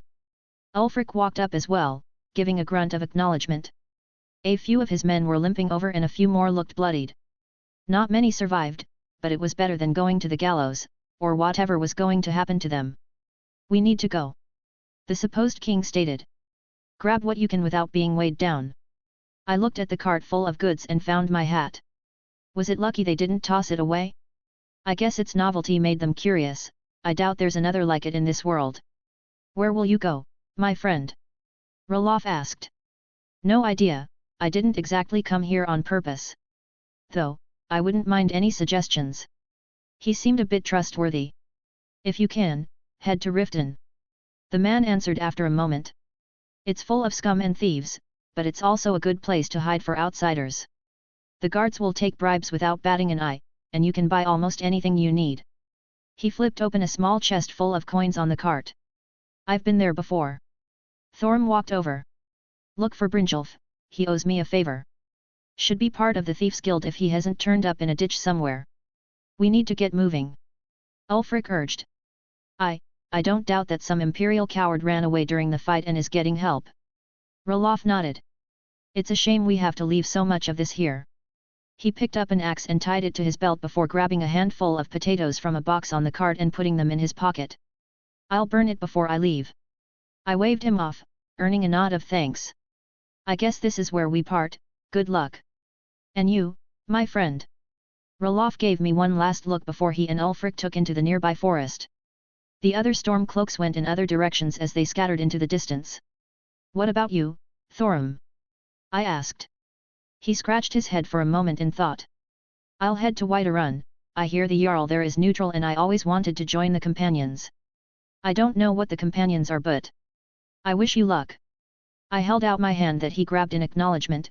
He gave one last smile before grabbing some supplies and heading out. It would indeed be a shame to leave so much of this stuff here. There was a small chest filled with gold and jewels, a couple crates of weapons and even a few that looked magical in nature. Not to mention the food, I was curious what it tastes like in this world. I just shrugged and started emptying a lot of it into my hat. I didn't take everything, the pocket dimension wasn't particularly large. I did withdraw a talisman and slap it on the cart, at the very least a lot of the food would burn up. As I was about to pick a direction to run in, a thought crossed my mind. Where the fuck is Riften? Creator's thoughts. Just wanted to say something real quick, because I thought the foreshadowing at the end of last chapter was enough. It was more of a tongue-in-cheek like everything will be fine as he jumped through the portal. I just didn't want everyone to think I was subverting expectations just for the hell of it. I had written this chapter last week and this had been the plan for a while. Chapter 7, Chapter 7. Welcome, welcome. I heard the shopkeep excitedly shout as I opened the door. Greetings. I gave a curt reply. I was getting a bit of a slimy feeling from him. He looked normal enough, nothing inhuman about his appearance. Not that I had anything against non-humans, just an observation. He gave me a once-over. I would have assumed he would be displeased by my current state of dress. My clothes were a bit torn and ruffled and perhaps even dirty. But I guess under all of that they were something he hasn't seen before. Well, might as well play off that. As you can see, I'm in need of some supplies. I gestured to my own unkempt appearance. I had arrived in town last night, having flown away yesterday to avoid any pursuers. Everything was basically closed, so I just shacked up in the nearby stables to get a few hours of sleep. I saw an inn, but there were a few guards walking around and I didn't want any potential issues. Of course. He laughed happily. The Riverwood trader has everything you need, especially for someone who's new to the Skyrim life. That obvious, hey. I gave a good-natured smile. I wondered if he would try to scam me. It's practically a rite of passage for foreigners. I remember my first time traveling Skyrim before settling down. I was lucky enough to get an old Nord to give me some advice. Once you get the respect of the locals, everything seems to get much smoother, especially for Imperials like you and me. Well, I got the coin if you got the supplies. I'm apparently an Imperial. Good to know. Wonderful. He clasped his hands. I run the best general store in the province, just tell me what you need. I thought for a moment and my eyes were drawn to a strange golden claw on the counter. Curious looking thing. Well, some clothes would be appreciated. He lowered his head under the counter, pulling up 2 stacks of clothing. Let's see here, I got some run-of-the-mill tunics, nothing too fancy. And I also have a set of finer clothing if you are interested. I stepped forward to inspect them. They were about what one would assume considering the technological level of this place. I ran my hand through the higher-end trousers and tunic. The material would be acceptable, but holding it up to my chest, the design made me want to vomit. Is this the fashion around here for the wealthy? He just shrugged. I don't keep up with those trends, that's my sister's department and she convinced me to buy these a few months back. They are not to my tastes. That was the politest way I could say it. I'll just take the basics for now. He nodded, reaching under the counter again. You're going to need some good boots as well. The Skyrim terrain is a bit treacherous if you're out exploring. I felt the material and just nodded. Boots were boots, there wasn't much to say about them. Let's see. I rubbed my chin thoughtfully, taking a look at the shelves around us. What about these? I picked a red-looking potion off the shelf. It's always good to carry a few health potions for an emergency. I felt my breath hitch at the nonchalant way he described the alchemic creation. Was the mystical side of the world so open here that health potions were something easily acquired by the mundane? It's not that equivalent couldn't be found in my old world, but the ingredients were hard to come by and almost extinct. Did I hit the jackpot? How many do you have in stock? Last I counted, 7 potions of minor healing. I'll take them all. I didn't even ask the price. I should be quite wealthy if some of the tags I saw around the shop were accurate. Apparently the gold coins I acquired are the default currency here. Do you have any other types of potions? Well, if you asked any town around us they may have said no. He put an elbow on the table, giving me a prideful grin. It's a good thing you came to me. He hefted a large crate from under the counter, carefully setting them down. Nords don't really like anything beyond a simple health potion, so I've been sitting on this stock for the right buyer. Well, their loss. I muttered, picking up a small red vial. It looked like a health potion, similar properties perhaps? A regeneration potion, not as quick as a health potion, so many people don't really like them. But they're better for blood loss or a bunch of smaller wounds. He stated, shifted through the various containers.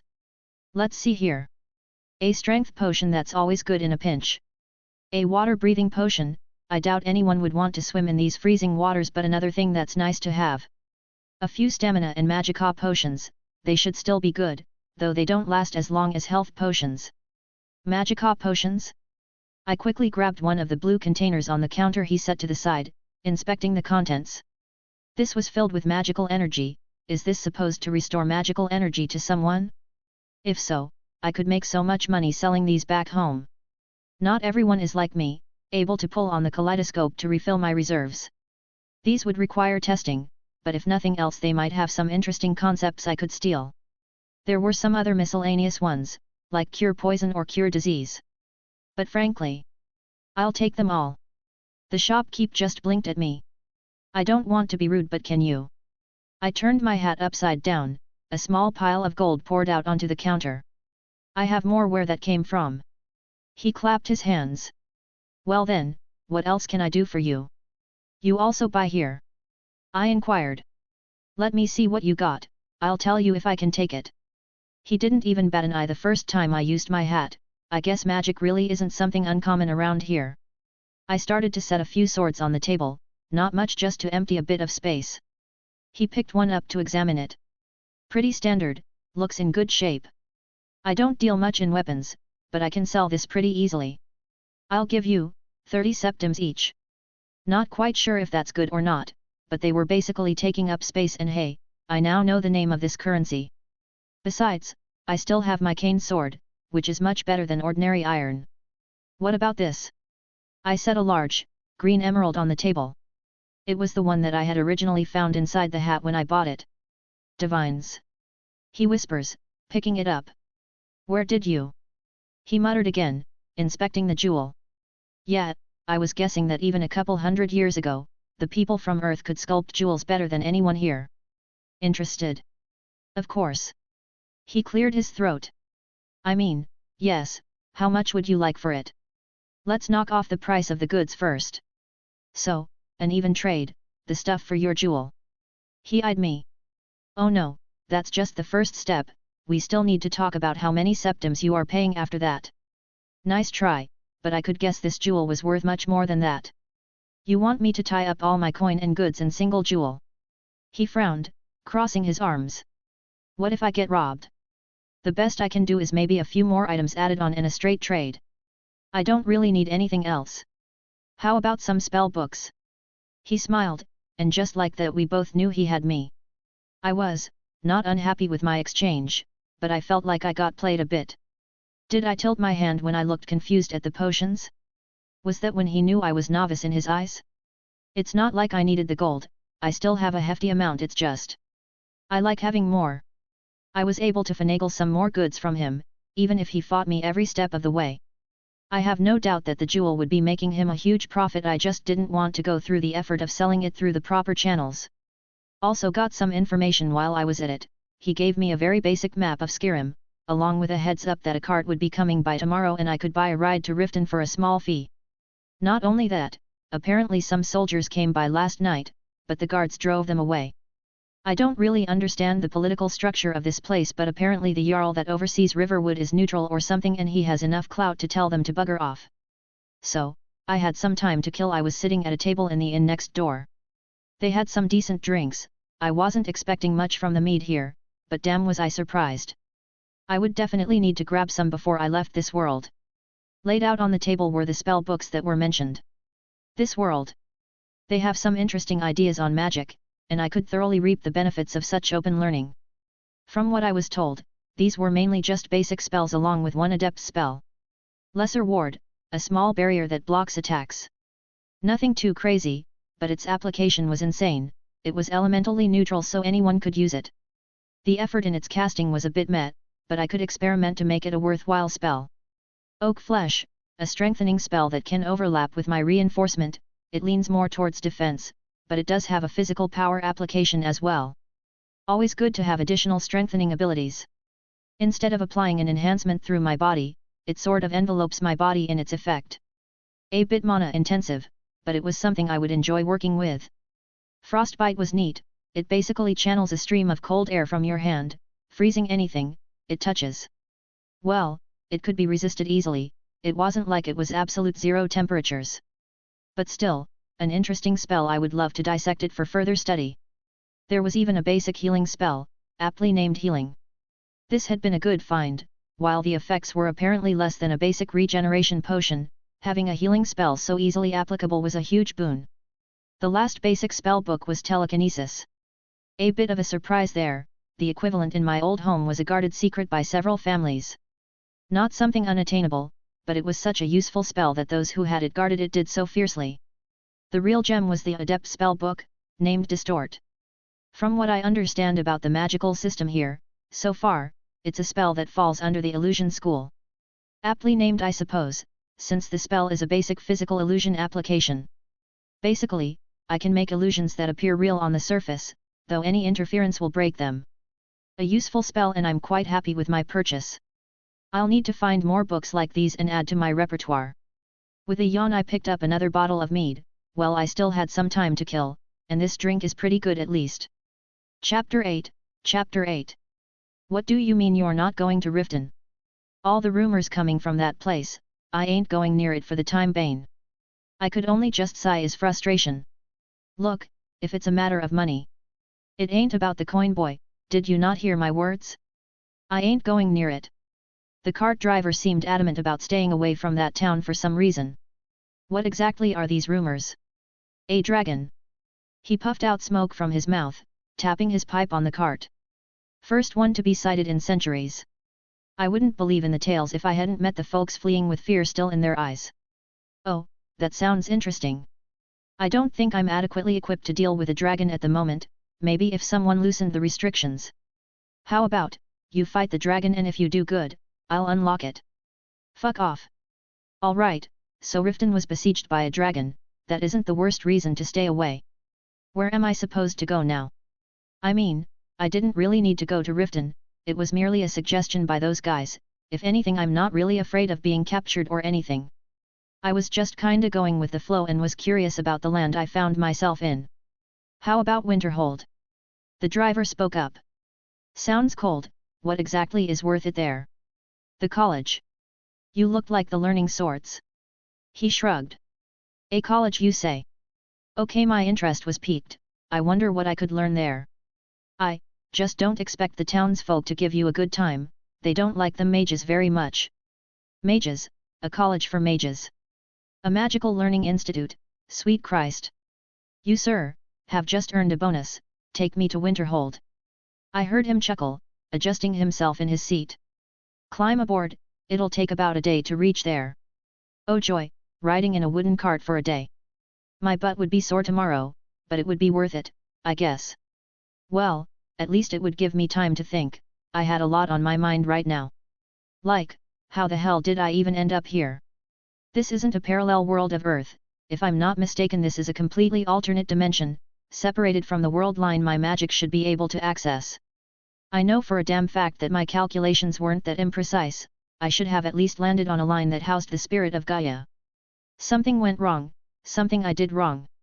I know that my previous self had some knowledge of the world I was born in, otherwise I wouldn't have the memories of the world line's progression model in my head. What did I feel when I left? Almost like I hit something. If I had to explain it, I was practically a fly being smacked by a car. No, that isn't quite right, that would imply I hit something moving in the normal sense. I basically smacked into a wall and got knocked off course. But what wall would there be? Think, idiot, think. I just smacked my head in frustration. What was I missing? Hat, idiot is right. Not helping Drake. I thought you were asleep. I was too curious about your memories so I couldn't go back to sleep. Been watching them for a few days now. Joy, does that mean you have some insight to my current issue? Let me see, what race are you? Human half-devil, what does that have to do with anything? My physical species shouldn't have a negative effect on either the casting or the effect on the actualization. If anything, my half-phantasmal nature should make it smoother, since I'm a being closer to the concept of magic. And where do devils come from? I mean, their parents, but if you mean in a more philosophical sense, their demonic origins can be traced to the negative cumulations of dreams, desires, and human imagination, all catalyzed with the advent of the God of the Bible. Good and evil, yin and yang, one exists so the other must exist to balance it out as a cosmic rule. Every culture, every pantheon has their own good and evil, though the terms can be more muddled. The Asgardians and the giants of Jotunheim and Muspelheim. Olympians with their Titan counterparts and the various giants that exist in their cultures too. Asuras and Devas of the Indian pantheons.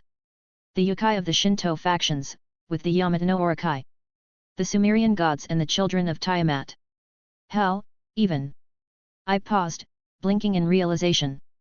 Thought you missed the point there, but you came back around. I'm a fucking idiot, I face-palmed. I didn't take into account all the secondary realms still attached to the world.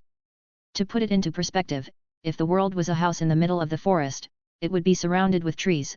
Trying to run into a single direction, in a straight line, you would smack into a tree. The trees being secondary realms, like Olympus, Hell, Heaven, Asgard, Takamagahara, etc. Whereas my previous world basically had all the trees cut down, the forest only had a few sparse trees left because the age of gods had come and gone. So, I smacked into another realm and got blown off course and somehow stepped out of the world line I was accustomed to. Okay. Nothing I can't solve, I can find my way back easily enough. Well, that solves that mystery. Truthfully, it would only take a few minor modifications to my calculations, if they were complete. I'll need to finish them proper at some point. Now that I think about it, I can probably find the stuff to make my mystic code here, no doubt there's going to be some interesting materials I can find. Well, this trip wouldn't be wasted. It's not like I'm under any kind of time restraints, the opposite in fact. I'm free. No responsibilities, no one controlling my life. I can go wherever the wind takes me. Speaking of wind, the scene here is breathtaking. I was bitching about the ride earlier, but once we started going, what a sight. Oi, old man, want a drink? I was laying down in the back of the cart, watching the snowflakes fall from the sky. It had gotten rather cold as we started going north. Luckily, I had some stuff packed away inside my storage space for the cold weather when I grabbed practically everything I could from that cart of confiscated goods earlier. What is that, Blackbriar?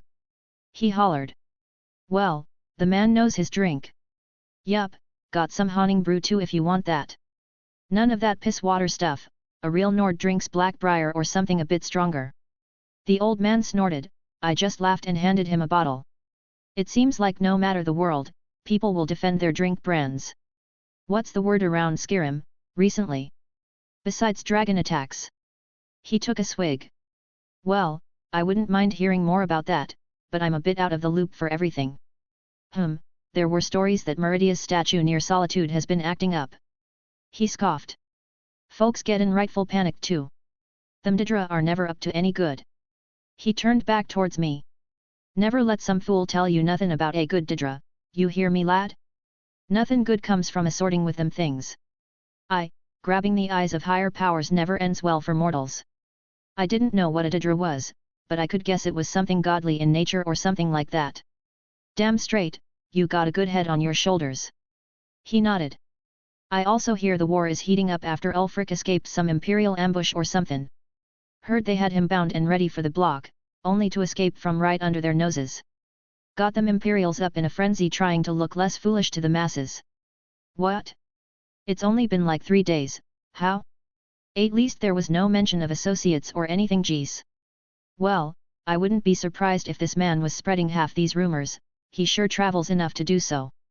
He started talking about some other nonsense but I didn't really pay much attention, I think he was rambling about some elves or something. Frankly, I think I would have fallen asleep if the lights in the distance didn't draw my attention. Looks like we're here, the old man said. As we got closer, I could see the swaying of torches. The snow made it kind of hard to make out, but the outline of buildings started to come into view. Welcome to Winterhold. It was a town, to be expected from what I saw of Riverwood yesterday, but a bit in the distance I saw it. A massive stone structure connected by a small bridge. Beautiful. The College of Winterhold. Halt, outsiders! My attention was taken by one of the guards coming towards us. State your business.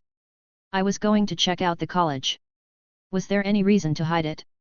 The guard scowled under his helmet. Another mage. His voice practically dripping with venom. I'm sorry.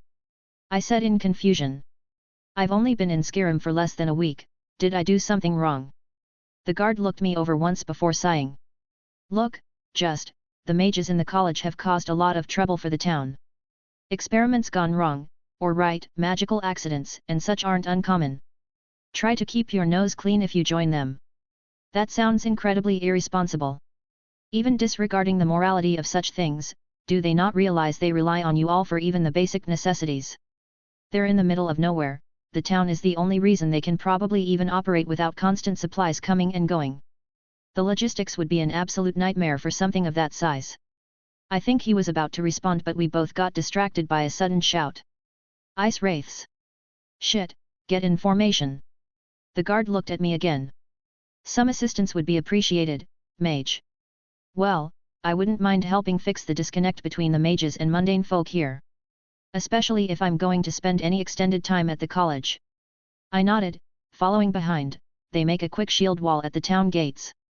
I didn't know what an ice wraith was, but it looked like some kind of elemental mixed with a scaled sea creature. The old man had hurried into town, good. I didn't want to have to worry about him, he was good to me. They all looked nervous, even I felt a certain chill as a few dozen of those things approached. I quickly grabbed my sword out of my hat and drew it from its sheath. A few of the creatures in the front spewed frost blast from their mouth. It seemed like the guards were somewhat used to this because several shields pushed together and blocked it. I'm not the most moral person in the world, I can be petty, vindictive, and I usually care about my needs over others, but I'm also not heartless. Seeing them fight like this, I just sighed and drew upon my mana.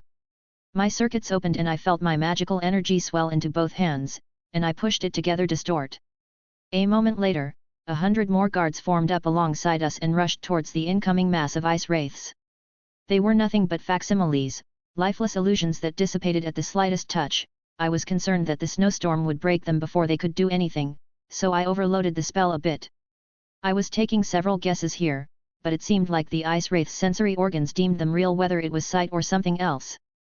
Maybe they sensed the magical energy that all life forms have, their OD so to speak, and confused the mana I implanted in each copy as that. Questions for later. I began drawing my runes in the air. If I were a betting man, these things were most likely weak to fire. I withdrew a few talismans from my hat. I didn't have many left and I was unsure if I could craft more outside of Earth, but it felt like a good time to use them.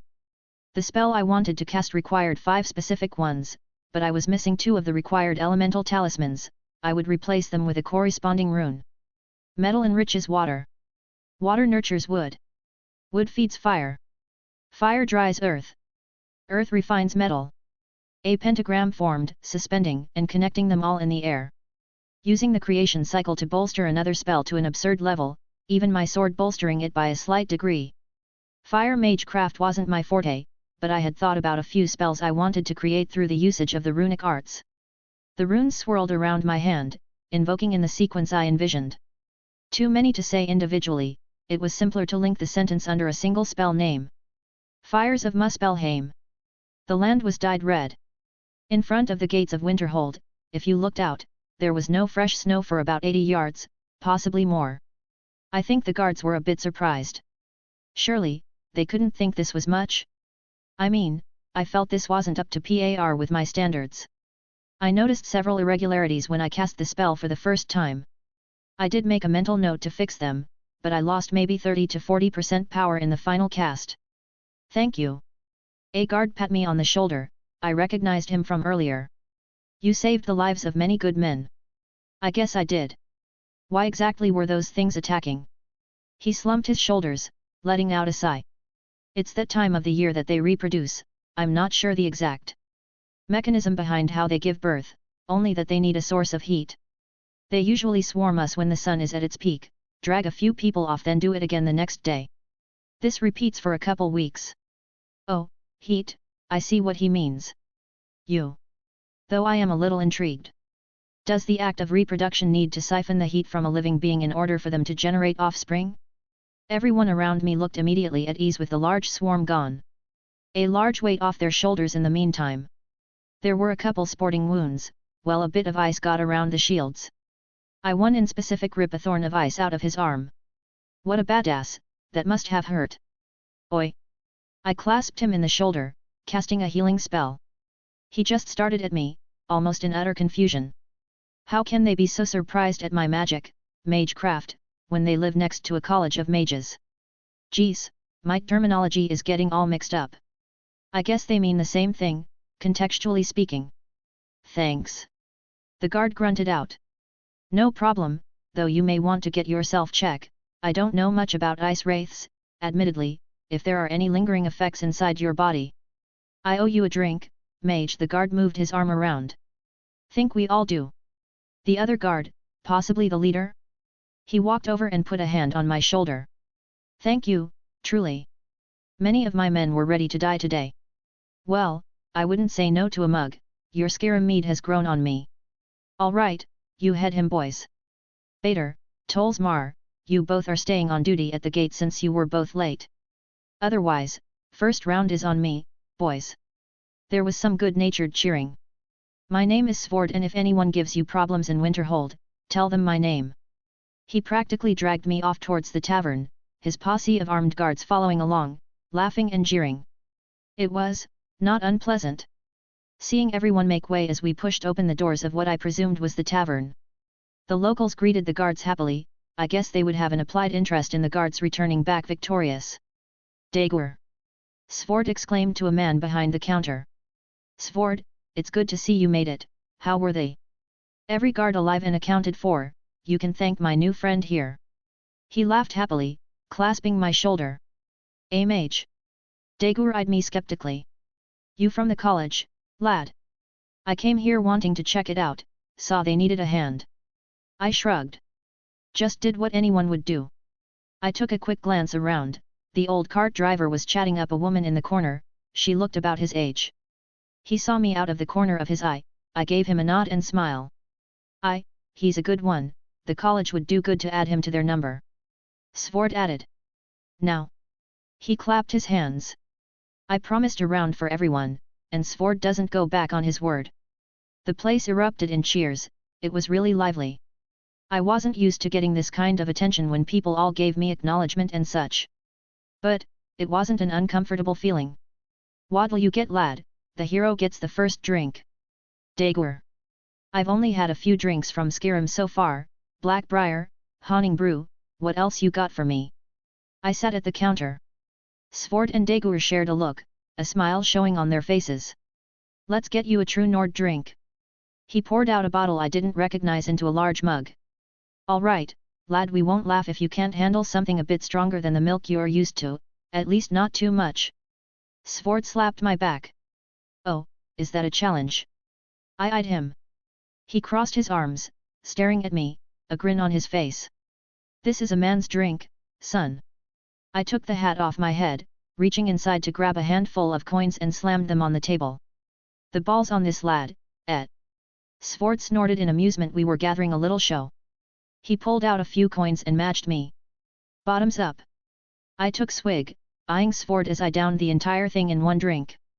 Granted, a bit of it spilled out onto my shirt, and I almost coughed it back up when it first went down my throat, but I slammed the empty mug on the counter. Tasted like piss mixed with honey. I coughed slightly, meeting the silence of the crowd. Fuck it, give me another. There were whoops and laughter as Svord pat my shoulder. Well done, lad. He laughed happily. You earned this. He pushed the gold towards me. All right, just keep the drinks flowing. I waved my hand around the room, pushing both piles of gold towards Dagur. More cheers and thanks were shouted my way. It was a wonderful feeling. Chapter 9. Wake up! I felt a prodding in my shoulder. I was still drowsy, and my head was killing me. Wake up! I heard and felt it again. I groggily lifted my head up to look at the person poking me. He was not a race I had seen before. An elf of some sort. The people weren't freaking out, so I was assuming that his species wasn't uncommon. The fuck do you want? He was dressed well, too well. He had a permanent look on his face that screamed, I'm better than you. How uncouth, not that I expected any more from a 2-bit mage. He scoffed.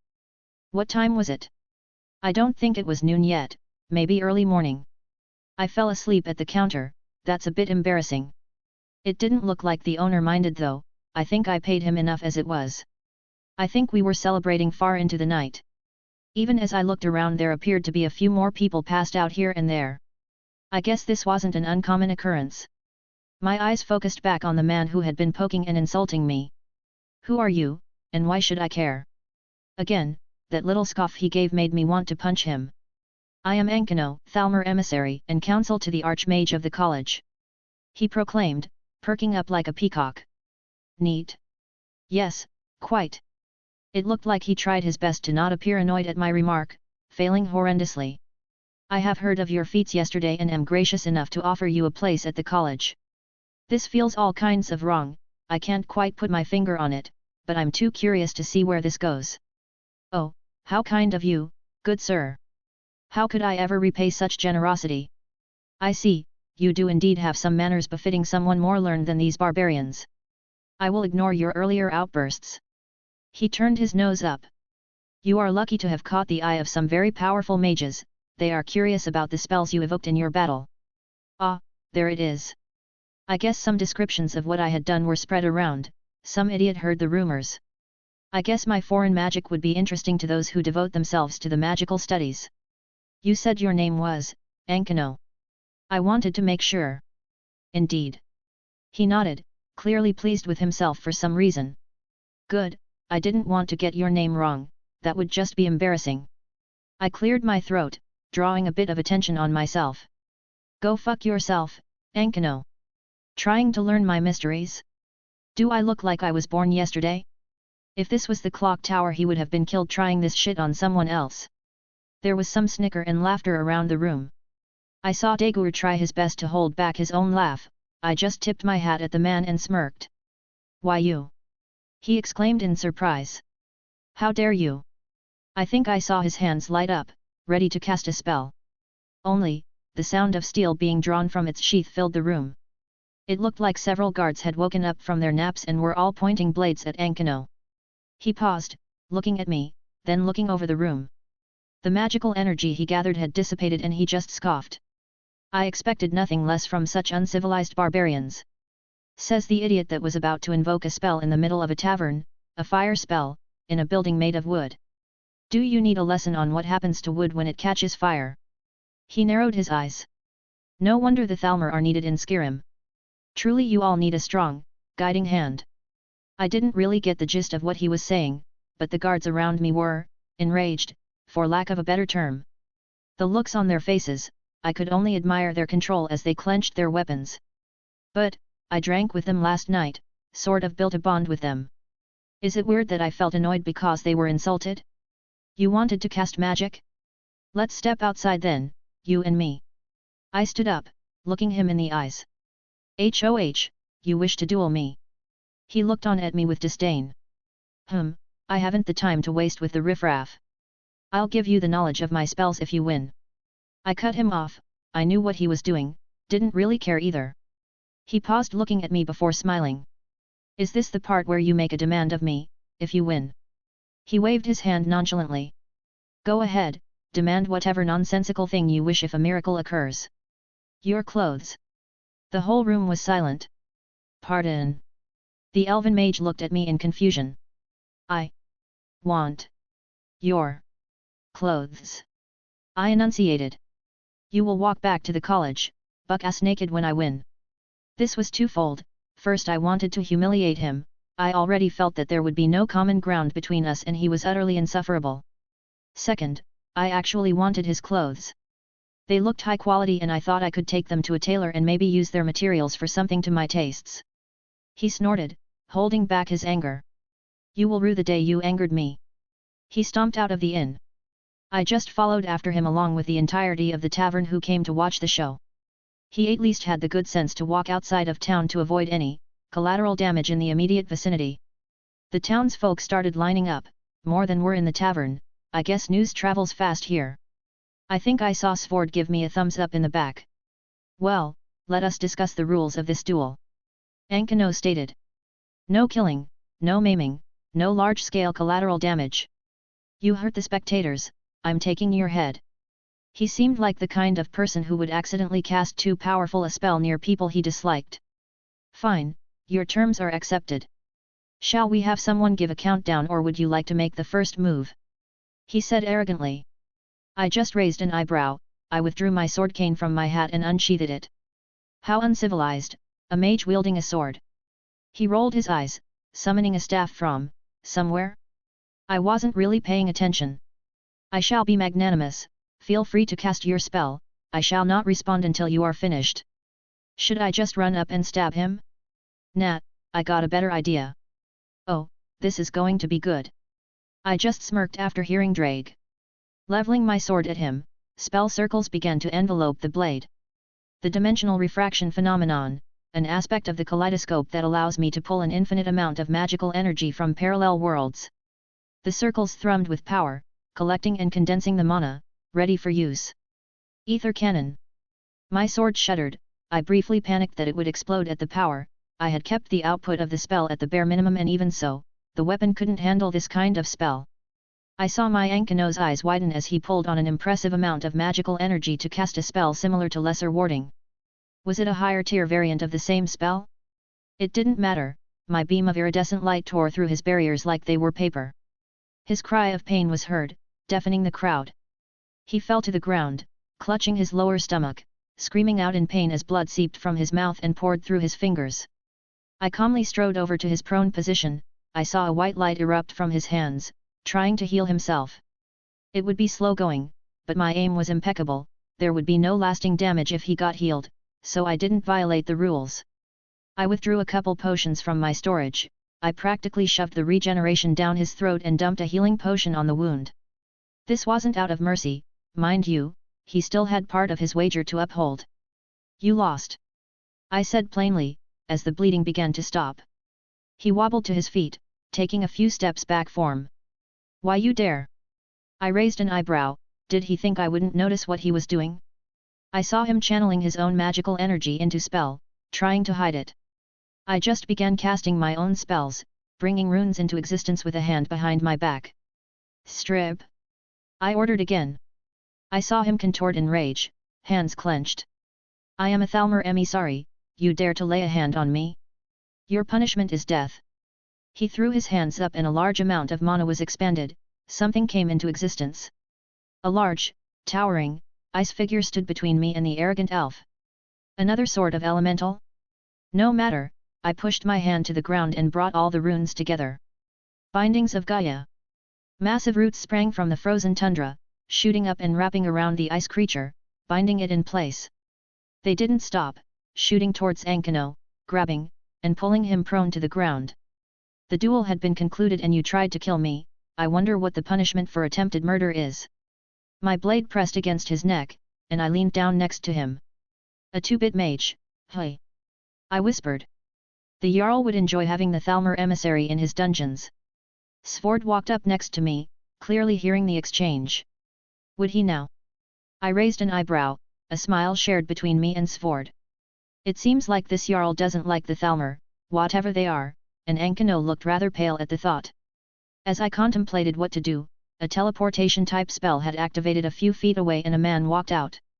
Another elf, it looked like a different species though. May I request you remand him into my custody? The man had an authoritative voice to him, yet at the same time he gave the aura of a sort of kindly old man.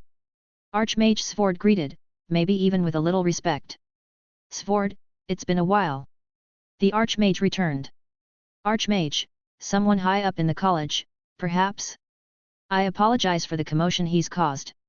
The mage looked at me. I can promise that he was operating under no authority of the college and his views and words in no way reflect upon us. I looked towards Svord, who just gave me a nod. I didn't really care either way, dump him in the river, throw him in jail, his existence meant little to me. He's all yours. A bit of goodwill towards my future home wouldn't be too bad either. I was about to undo my spell until... Snap! The Archmage snapped his fingers, and my roots began to unravel and return to the ground. The summoned being was dispersed and returned to whatever realm it was summoned from. I couldn't help but blink and stare at this Archmage. Frankly, he was giving me a familiar feeling, like I was staring at my previous self. That well of knowledge that seems unfathomable and the quiet confidence that he could handle anything that came his way. Of course, the Archmage only just gave me a kind smile, though I think he was smirking a bit, but I didn't feel any amount of arrogance from it. Well played. He's strong. Can you tell how much? The current you can't handle him. Using those devil terms, at least ultimate class. Ah yes, the devil's way of measuring power. Lower class, middle class, high class, ultimate class, Satan class, and super class. Godly beings tend to be operating at a minimum of Satan class power, usually in the realm of what is referred to as super class. I thank you, young man.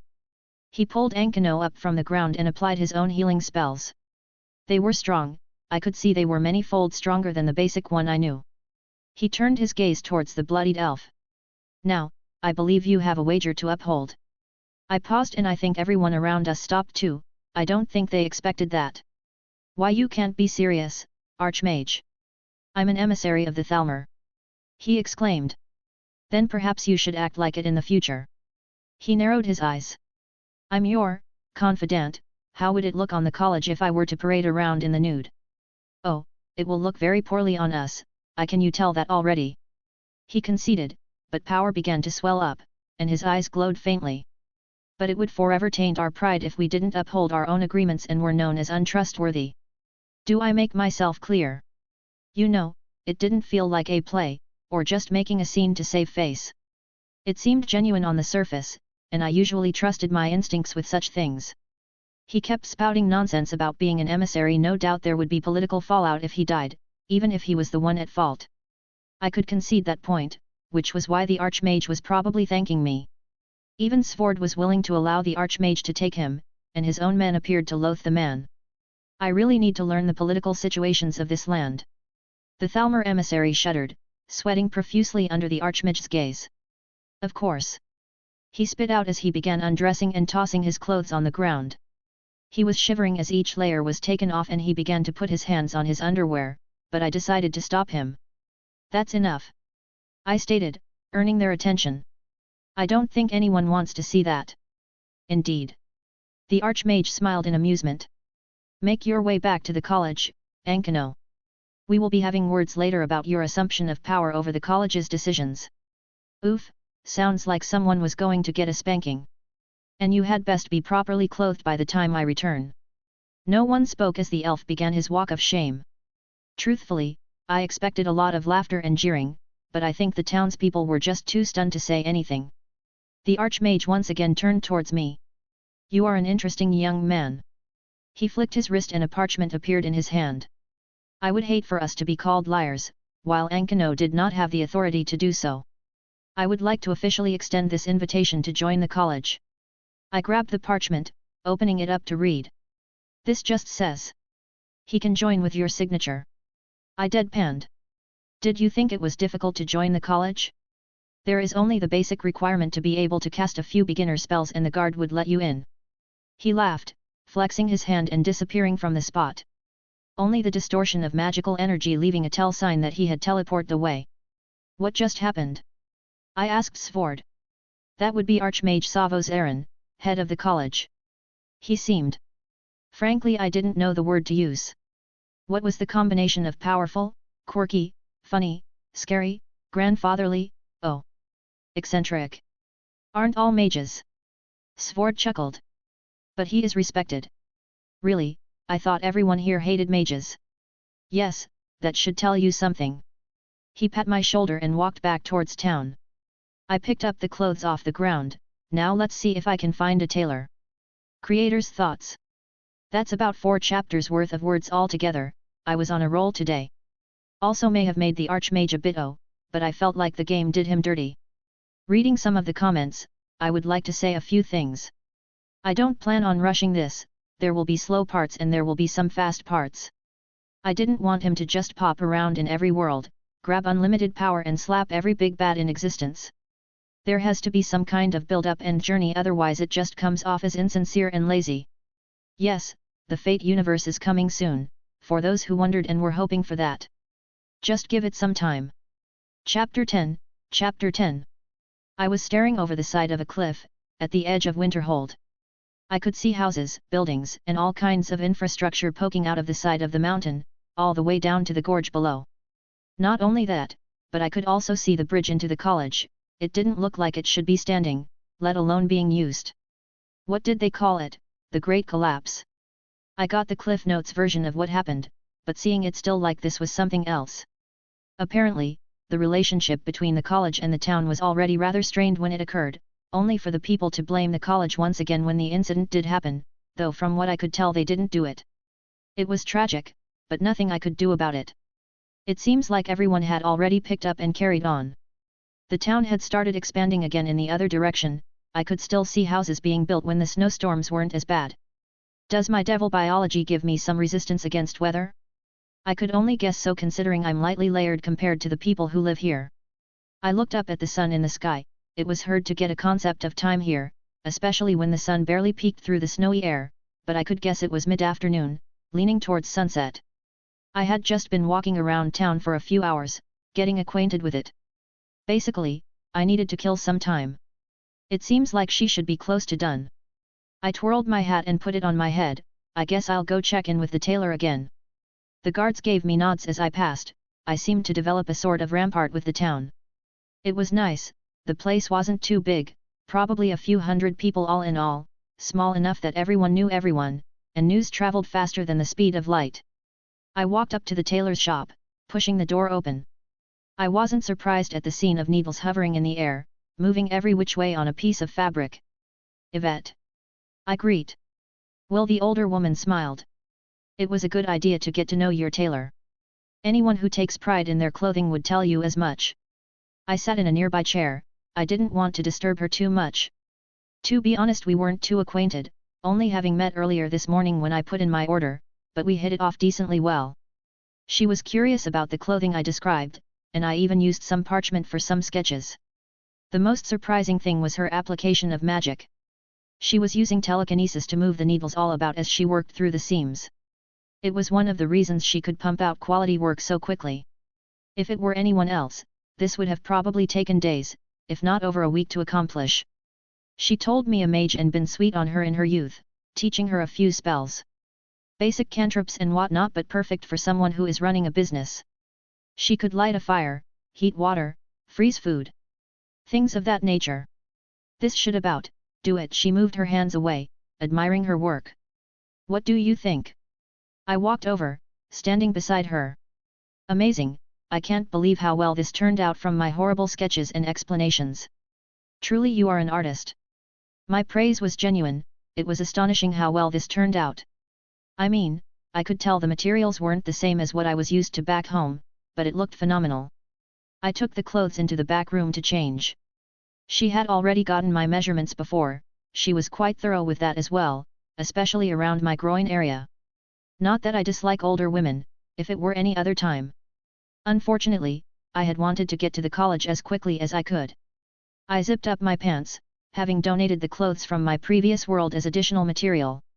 She was quite perplexed by the little mechanism until I showed her how it worked. Suffice to say, she's really curious to where I acquired such a thing. The buttons on my shirt were nice, decorated, but classy. No uncomfortable tightness anywhere, it was just the perfect size. Of course I made sure everything was nice and tidy as I tucked in my shirt. And lastly, I put on the vest, or waistcoat, depending on where you live. I ran my hands down the fabric, making sure there are no loose seams or snags anywhere. No, it was all perfect. The last piece, and probably the easiest for her to make. A black tie to go along with everything. I briefly considered a white tie, but it looked best as black against my white vest along with my black shirt. There was a mirror here, though not to the standards I was used to. The glass was milky and hard to see, but I could make out my figure enough to like what I saw. Finally, adjusting my tie up, and putting my hat on my head, I walked out of the room, meeting the eyes of Yvette. Oh my, if I were 10 years younger. Yeah, I looked good. The clothes make the man and all that. It was a nice confidence boost as well. My only regret, she didn't have enough material to make the jacket. I set a large stack of gold on the counter. Will this cover everything? That is way too much. She stuttered, staring at the pile. I wonder if this is too little, actually. I adjusted my tie slightly, making sure it was straight. Yes, I'm a clothes snob, I find it physically annoying to wear something so unsightly as I was before. With this much, I'll be able to order some higher quality fabrics from the next caravan. She muttered. I stopped in my tracks and turned to her, a thought crossing my mind. I set another stack of coins on the counter, earning her surprise. Then I will request your services in the future, I want a few more outfits and I hope you can get the stuff soon. Of course. She said pridefully. I'll take care of all your tailoring needs. Well then, now that I'm properly dressed, it's time to visit the college. Walking towards the entrance, I could feel the magical energy in the air get denser. Right as the ground met the stone pathway, I put my hand out and pulsed some mana. A shimmering blue barrier was revealed in front of me. I saw my magical energy cascade in every direction, showing the form of the barrier before dissipating. Amazing, a bounded field of that size must have taken an astronomical amount of magical energy to sustain. I hesitantly stepped through. Normally I wouldn't have been so lackadaisical about going into a bounded field of unknown origins, but the college was welcoming so I took the small risk. State your business. An elf leaning against the brick railing, walked up, blocking my path. Here to join the college. I produced the letter from the Archmage. She opened the letter, staring at its contents for a moment. What? Yeah, I don't know either. I just shrugged. Oh. He snapped her fingers. You're the mage that dueled Ankano. That would be me. I don't think he dueled anyone else in the meantime, so probably? Amazing, how were you able to penetrate his greater ward with a single spell and without a large cast time? Was it some kind of master-level destruction spell? Or did it bypass the properties of the ward entirely with a curse? No, that shouldn't be it, he said. His greater ward was pierced through, ignoring the absorption effects. Was it a spell that accelerated a physical object at high speeds? She started to ramble on.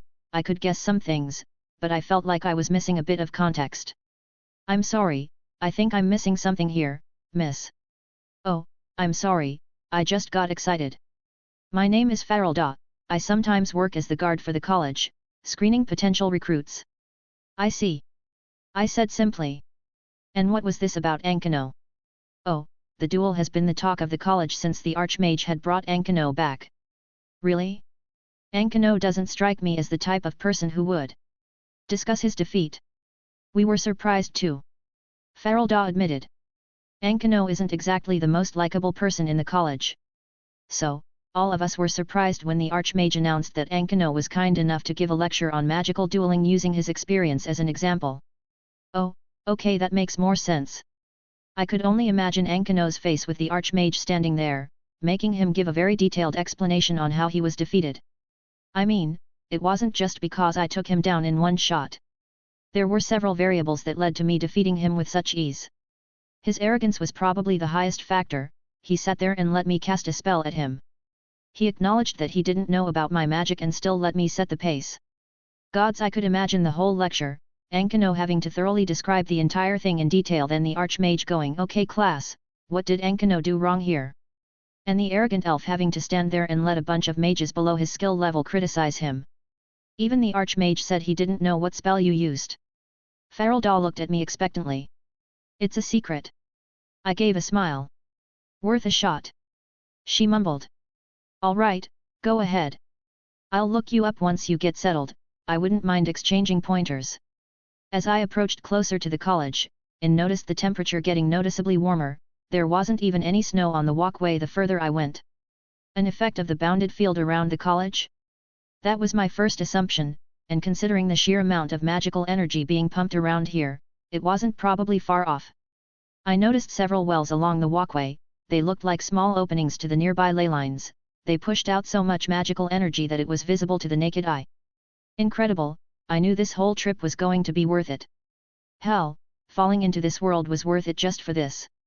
The things I could learn here, I was excited just imagining it. The path led to a sort of rotunda that circled around, leading to several towers, all before the large doors of the main building. There were mages all around, some were casting spells, some were just chatting happily or reading a book on a bench. I got barely spared a glance, everyone was deep in their own studies or experiments. It reminded me heavily of the clock tower, if a bit more whimsical in nature. Pushing the doors open, I was greeted with the faces of about a dozen mages, gathering in a circle with an older man in the middle. Greetings. The older man stepped out of the group, walking over with a smile on his face. You appear to be a new face, he said, giving me a once-over. Indeed, I just joined today? Or I will hope to be joining. I'm not entirely sure on the process. No problem, you've basically joined once you passed the threshold, we just need to get you squared away with lodging and a schedule of when classes are. He nodded. For now, though, what about joining our lesson? It's for beginners, but a refresher is always a good idea. That would be lovely, thank you. Did he know I wasn't a beginner? Well, I guess the term is subjective here, I wasn't familiar with their magic in depth yet. Alright everyone, it seems like we got one more student, Mr. He looked at me. Wilhelm Henry Schweinorg. I look forward to learning alongside all of you. I introduced myself. Wonderful. The older mage smiled. We were just going over the lesser warding spell and how to apply it in a practical situation. I stood to the back, it seemed like everyone here were a bit younger than me, probably by about 3 to 4 years. Most people think of lesser ward as a wall. He pushed out the spell in front of him with an ease that was impressive. He no doubt had much experience under his belt. Which it may seem like on the outside, but such thinking is incorrect. Yes, it is a protection, it stops spells from reaching you, but understanding how it works is just as important as knowing how to cast it. Our spells are directly tied to our imagination and willpower. If we force the spell into such narrow understanding, its abilities are greatly weakened, the wall becomes brittle and easily demolished. Was lesser ward the basics here? There was a greater version of the spell. Were they the bread and butter of defensive spell casting? He looked around the room, I guess he wanted to see if anyone understood. Maybe this was a bit too advanced, to talk about the concepts behind spell casting? Well, it was extremely simplified, but still, he was talking about how to modify the spell, albeit indirectly. Wilhelm, was it? Can I hear your thoughts? The mage called me, as all the heads towards back to face me. About understanding spells in general or my thoughts towards lesser ward? Just lesser ward, for now. He smiled. I suppose it's a very efficient spell if you copy it straight from the book. Its cost and effort to cast are below average and it's a very sturdy shield for what you get. It won't block anything high tier, but fights don't always involve casting large-scale destruction. A quick fireball is oftentimes much more dangerous than summoning a lightning storm, yet can be blocked quite easily with a quick lesser ward. All correct. He turned toward the others. As he said, simple and efficient spells are often better than big and destructive. That being said, it is unlikely you'll run into anyone able to cast such spells, meaning a lesser ward will probably be able to counter almost anything an enemy mage can throw at you. He turned towards me again. If I can ask for your assistance, again, would you mind casting a lesser ward while I shoot a ball of light at it? Of course. I nod, stepping out of the group, getting a little distance from him. This was supposed to be a learning thing, so I very blatantly held my hand up and pushed the spell outward, giving everyone else in the hall a good look. I can already see you understand the spell quite thoroughly. He held a ball of light in his hand and basically tossed it at my ward. It splashed across, before dissipating against my magical barrier. Now, you see how his held? I used the same strength against all of yours earlier, yet none of yours could take it without breaking. And I know what you all want to say, that he is more experienced or more powerful since he's older, but is that true? He looked towards me. Wilhelm, how much magicka did you push into your lesser ward when you cast it? Magicka, if I recall, that was the term they used for mana here. The bare minimum for the spell to cast. So, what was the difference between your ward and the ward he cast? He asked the class, but no one answer. The answer is simple, really. It isn't even experience, it's just knowledge. He understood how the spell worked and was able to apply its properties correctly when casting. He gestured over to me. Tell me, Wilhelm, what do you picture when you cast the spell? A bag. I said after a moment. I wasn't really at the level where I had to force an image when casting, I was pretty far ahead of that, but it was a step any novice would go through. But the spell reminded me more of a bag than a wall. Wonderful! He exclaimed. A bag, not a wall. If you read the spell tome properly, you would have seen that the lesser ward absorbs the magicka of the spell that it blocks, rendering it moot. A wall cannot absorb, it prevents, it is static and unyielding. Whereas a bag can take into itself, yes, it can rip when too much is put in, but that is the limit of the spell itself. He looked around the room, noticing the faces of his student light up in understanding, smiling in good nature. All right, let's leave it here for today. I want you all to practice casting your lesser ward every morning until you can do it without effort. The students dispersed, chatting and whispering to each other as they scattered to the ends of the college. Thank you for your assistance. The mage walked towards me. I find it helpful when the students have someone closer to their age to compare themselves to. I was happy to help. I smiled, it was a nice experience again, being in a classroom. Hell, I even learned a thing or two while I was here. The room registration is kept by Groshub, our resident librarian. Just introduce yourself to him and he'll set you straight. The old mage pat me on the shoulder. Oh, where are my manners, I completely forgot to introduce myself. I am Tolfdur, the master alteration mage for the college, along with the teacher for defensive magics. He walked me over towards the door. Here we are, these stairs lead up to the Arcanium, be polite to Groshub, he takes his job as librarian very seriously. I just stared at the stairs going up, a library in a magical college. It was just there, open for anyone to enter without prior authorization. Was it really this simple? Could I access the school's library without anyone stopping me? I was practically dancing with excitement. Forget a room, I want to just live in the library. Chapter 11, Interlude 1. POV Sana Satrai. I was not having a good day. Where did it all go wrong? Was it yesterday, when I was blown up? No, I think I can go further back, it wasn't even when I agreed to watch over Lord Lucifer's bastard. Truthfully, I think it was when I was born. Yes, everything started to go wrong when I met my sister. I love Sirafal, dearly, but Satan's below, I want to strangle that girl sometimes, often. Sister, please. I begged, quietly of course, I didn't want to ruin my image. My poor Sonatan, don't worry, I'll find the Mina who blew up all over you and beat him up. Of course, she would phrase it that way, while trying to molest my rear. Sirafal.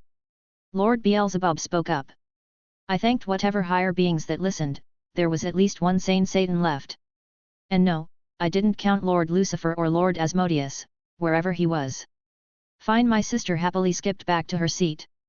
Okay, as I was saying, can you please start from the beginning, Sana? Lord Beelzebub asked again. I took a deep breath and began. I was heading over to Shimoda's house, because he had been absent from school for 3 days at that point, counting that morning. I took a glance at Lord Lucifer, he was serious, but seemed to look almost disconnected from this meeting. As I was tasked to do, I needed to check up on him to make sure he was safe. And how did he act? Like a different person, maybe like someone was controlling him? Lord Beelzebub asked, jotting down some notes. He made a comment that I didn't expect from him, but if I was to question if it was him or not, it sounded like how he would say it. If that makes sense, Lord Beelzebub. I see, and you didn't find any magical anomalies? No, sir. I didn't sense any magic in the area. Okay, continue. I had to force my way inside and I was going to confront him again, possibly use a more thorough hypnosis to figure out what was going on, but I was surprised when I saw all the drawings covering the walls. Yes, I have several pictures here. He picked them up. And you have no idea where these came from? I do not have the faintest clue, if I had to guess it was some kind of magic. I'm only aware of human magic by rumor, knowing that it involves a lot of calculations. And isn't that a revelation? Apparently Shimoda knew magic. I'm not surprised. He stared at the pictures intently. I had to sit down and figure some of these out myself. It looks like he was calculating the position of the stars in this one, and over here was the gravitational force exerted on an object moving at the speed of light. He began to mumble several more things before coughing and looking back up. Unfortunately, most of it was destroyed and I'm unable to piece it together. So, he's smart, then. Sirafal added. This is some high-level stuff, I can tell there are a few magic formulas mixed in, so its nature isn't in question. If he's able to use this appropriately, well, I wouldn't deny him the title of genius. Ajulka Beelzebub admitted. And there is no evidence of him using magic before this. I was surprised when Lord Lucifer finally spoke, I didn't think he was listening. No, sir. I said calmly, just earning a hum from him. Continue on, Miss Citri. Lord Beelzebub gestured. When I asked him about it all he said. I have taken the drugs, then asked me if I wanted to see a magic trick. My sister snorted in laughter, holding her mouth shut. It looked like he pulled some kind of bracelet out of his hat, it appeared expensive, not something I would think he had. I don't know where he got it. Then he said, for my next trick, I'll make an asshole devil disappear. Before turning the bracelet into a bomb and throwing it at me. So, he knew you were a devil. Lord Beelzebub mumbled. Admittedly, I didn't focus on that part, I guess he did know I was a devil. That brings into question many things I didn't think about previously. I am still angry he tried to blow me up, but thinking about it now, it wasn't a very powerful explosion, even if I didn't cast a shield in time, it wouldn't have done any lasting damage. But that didn't mean I would forgive him either. After I recollected myself, I saw the house on fire and ran back inside, using my water magic to douse the flames. But at that point nearly everything was destroyed and Shimoda was nowhere to be seen. He most likely knew a teleportation spell. Lord Beelzebub sighed. Thank you for your report, Miss Citri. I looked around the room, Lord Lucifer and my sister didn't look like they had anything to say, so I stood up, gave a bow, and left. There was already a teleportation circle on the floor, outside of the meeting room that I stepped into and was taken back to the school, directly into the student council's office. The burst of light died down and I saw Rias pacing around the room. Rias? I questioned. Sana. She hugged me, I guess this whole thing had been a bit stressful on her as well. Well, it wasn't like she was reaching for my butt, I didn't mind returning the hug. Rias, are you okay? Yeah. She waved off my concerns, walking over to the couch and plopping into the seat. How did it go? I already told you everything that happened, they didn't really express their thoughts either. I just shrugged, this wasn't something I could really interfere with, nor could I add any insight. Rias groaned. How was my brother? I paused, not knowing how I should answer. Rias was Sertsk Lucifer's sister, but was I supposed to speak ill of Lord Lucifer to his own sister? He seemed distant. My red-haired friend sighed, mumbling something about her stupid brother. Of course. She said curtly. Him and Grafia were fighting last time I went over. It was hard to separate political issues from friendship when both our siblings were part of the ruling body, but at this point in our relationship, it wasn't difficult to know when something was meant just for us. What happened? You know, she got mad at him when he finally told her about Takao.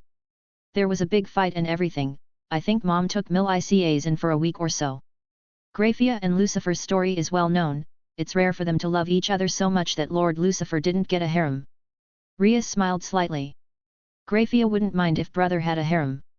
I think she was more pissed that he hid his son from her rather than finding out that he had sex with some other woman. There might also be a little jealousy from how hard they had to try to have their child and he accidentally had one with a human. That did fit in what I knew about the strongest queen, Grafia Lucifuge. Then there was the fact that he pushed the responsibilities onto her too, I don't think he once even checked up on Takao. It was Grafia that had to tell Mil-Icas that he had a brother in the first place. Rias let out a groan in frustration. I love my brother, but he never was really good at being a father. I think Grafia does most of the parenting as it is. I can see how that would anger Grafia. It seemed like Lord Lucifer just wanted to put him out of sight and out of mind, even if others had to look after him. I could understand a bit, it would be difficult if the old Satan faction found out that the strongest devil had a bastard that didn't have any power. Be it for political reasons or using him as a hostage or something, it was probably better that Takao just stayed away from the whole of Devil Society. Well, I guess that plan had all gone up in flames, quite literally too. And don't even get me started on mother. Rias threw her arms up. I don't think she's even talking to brother right now. She is and has been pissed to find out she had a grandchild she never got to meet. I couldn't help but quirk a small smile. That sounded exactly like Rias's mom, Lady Gremory. It's no secret how much she dotes on Mil-Icas. She wouldn't care if Takao was reborn as an angel, she would have doted on him all the same. What are we going to do, Sana? Rias asked. What do you mean? We have to find him, right? What if he was kidnapped or? Rias, I don't think he was kidnapped, it looked like he left willingly. She slumped down in her seat. I could tell this was eating at her. She never interacted with Takao in any capacity, I think she was too scared. No, that probably isn't the right word. I guess it was just difficult to get involved in the conflicts between those she considered family. Our siblings are already going to look around, you know we can't blow this up or it would make everything worse. Yet. She said quietly. How about you, Rias? Did you ever find out what happened to your familiar? I wanted to change the subject, thankfully Rias was pretty good about reading the mood. She insists that she doesn't remember how she passed out. I'm betting she was probably attacked by a bird or something and didn't want to admit it. Rias huffed. I checked up on Issei too, just to be sure. Nothing seemed wrong, but Konako said his dragon smell was getting stronger. He might be close to activating his sacred gear by accident soon.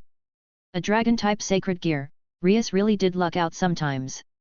I was happy that she was going to add another member to her peerage with potential, but I was still a bit miffed that I was emotionally blackmailed to hand him over to her even if it was for a good cause. She needed all the help she could get right now. You should hurry, if it activates before you add him to your peerage, he may not want to join.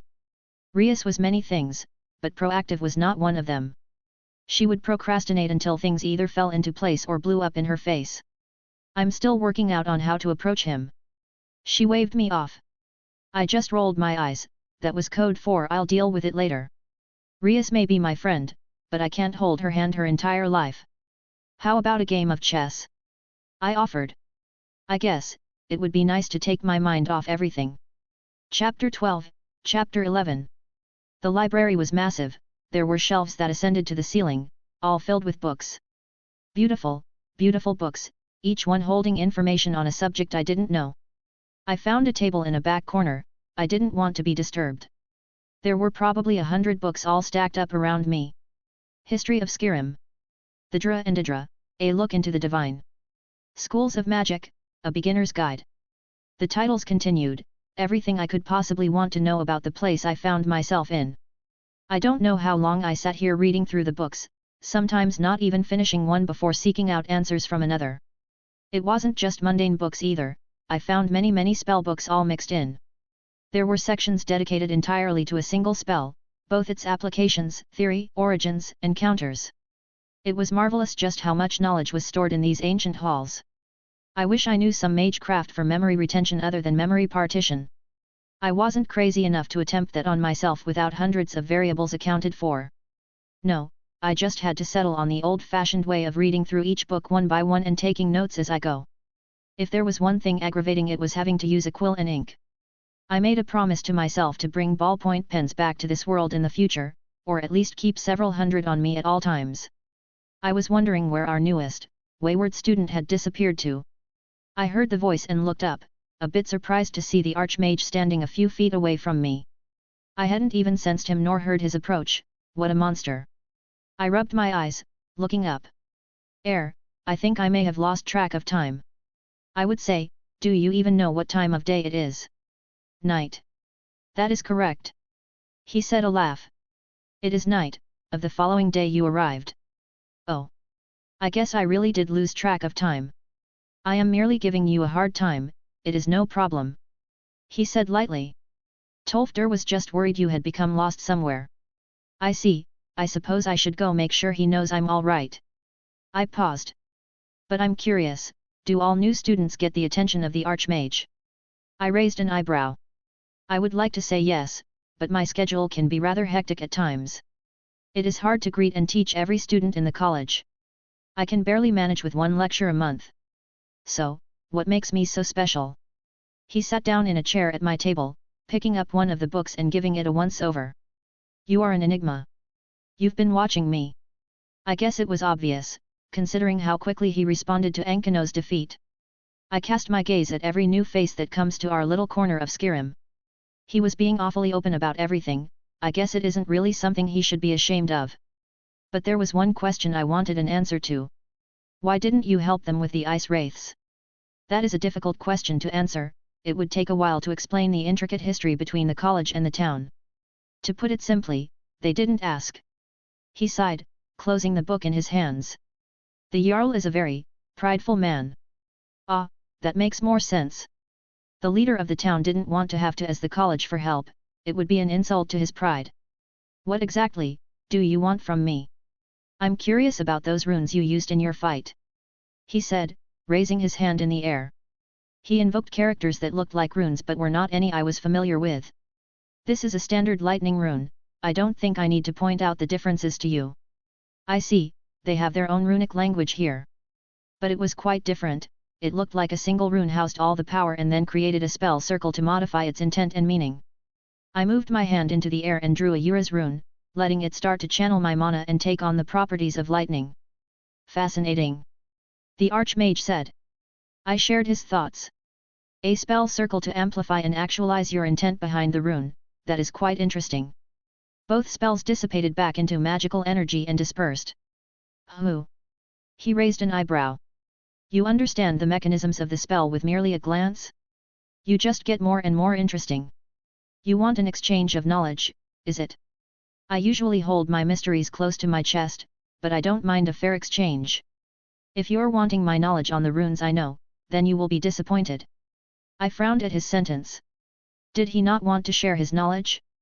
I can't in good conscience trade something that is already available. He reached out his hand and a book flew out from a nearby bookcase. He didn't even look as he placed it in front of me. I just blinked, looking at the title. How to Apply Runes. And the author was one Savos Aaron. You know, where I come from, other mages would have happily taken this offer, and laughed at me for getting tricked. It wasn't too different here, at one time. When I was younger, it had to be over 100 years ago, the competition was much more aggressive. He shook his head and sighed. Those days are long behind us. Competition is good, but I make sure there are lines drawn so nothing gets out of hand. He gave a genuine smile. So, what can I bribe you with? I liked how upfront he was, made things much easier. To be honest, I don't know. Money really doesn't have much of a value, maybe some raw materials to create my own magical foci, but even then, I'm not quite sure what I need. I thought out loud. He was being rather open with me. I wasn't against speaking my mind. Oh, crafting a staff. He looked at me inquisitively. Actually, I was thinking of making a sword that could be used as a staff. I pictured my old, jeweled sword. It felt more right than just a staff or something similar. Interesting. He rubbed his beard. I have a few ideas. He turned over his hand, and something appeared in his palm, a small black ring without any engravings. I saw your hat the other day and it inspired me to make this last night. He offered it to me, and I inspected the ring. Did you? Indeed. A smirk grew on his face. The idea of attaching a folded spatial dimension onto an object. What a novel concept, I don't know why I haven't heard of it before. Most mages, when they get adept enough, just create their own little pocket carved out in the void of oblivion. There are concerns doing such a thing, and it's not particularly difficult to seal off another mage's access temporarily. But this, it would be incredibly hard for outside interference with accessing the contents. Granted, the space created is more limited, but it's a safety precaution that can't be denied. I heard his description and nodded along. I wouldn't trust their method of storage if I had anything precious to store. It seems like someone would be able to break into another's storage dimension if they were experienced enough. What's all this? I asked in confusion as I peered into the ring, looking at the space inside. Did you think my offer was only the ring? I added in all sorts of materials, there should be enough to figure out what you want to do. There were many ores inside that I didn't recognize, along with many other items I had no idea what to do with. Wait, how did you already have this prepared? I didn't, I just put that together now. Ah, one I keep forgetting, this whole college is probably his workshop. I doubt there is anything that goes on that he doesn't know about, nor anything he can't meddle in. You are one scary old man. Why, thank you. He took my compliment with grace. You're not even here right now, are you? I looked at him, truly looked at him, and something felt off. His smile grew wide. Interesting, explain to me how I'm not here and I'll give you something good. I thought for a moment, looking him over. A thought projection, overlaid with a physical illusion using the college as an anchor. No, that isn't right. The magical energy, the magica that permeates the entire college, if I had to guess, I would say the source flows through somewhere close to your body, the wellspring so to speak. You can use it to project your consciousness or maybe astral project yourself anywhere by piggybacking off the dense flow of magica. You are a scary young man. He laughed, setting a slab of what looked like glass on the table. Why, thank you.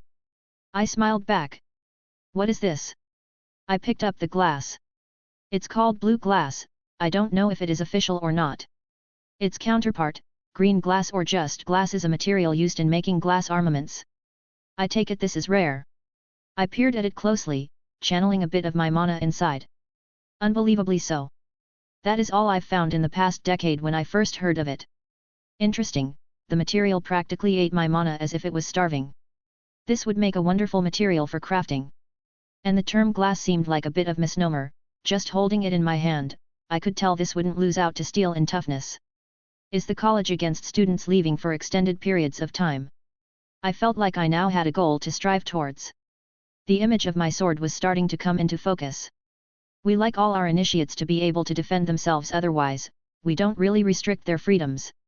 Most students don't leave for journeys until their later years, but I guess your circumstances is a bit out of the norm. He said with a good-natured chuckle. But perhaps there is a better avenue for you, I'm guessing you haven't had a chance to see our job board yet. Yet. I just scratched my cheek, looking around. I pretty much came straight for the library and haven't left. As the name implies, it's a board in the common room that lists all the jobs available. We provide the necessities here, food, board and even some novice-level ingredients and materials. Otherwise, you are required to provide for everything else you need. We often get job requests throughout Skyrim, a lot of which is just enchanting weapons or making potions, and we let our younger members handle it, paying a small commission fee to the college, otherwise taking the pay for themselves.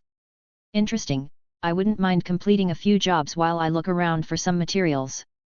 Wonderful, we're quite backed up on requests as is, any experienced mage would be a boon. He hummed to himself before pulling a few more books off the shelves. I believe you will need these. I looked at the titles: Enchanting for Novices, Herbalist's Guide to Skyrim, Mixing Ingredients, A Potion Master's Memoir.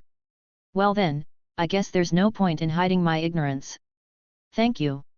I said it before, young man. I look forward to seeing the things you accomplish. He withdrew an apple from somewhere and brought forth a knife from the same place.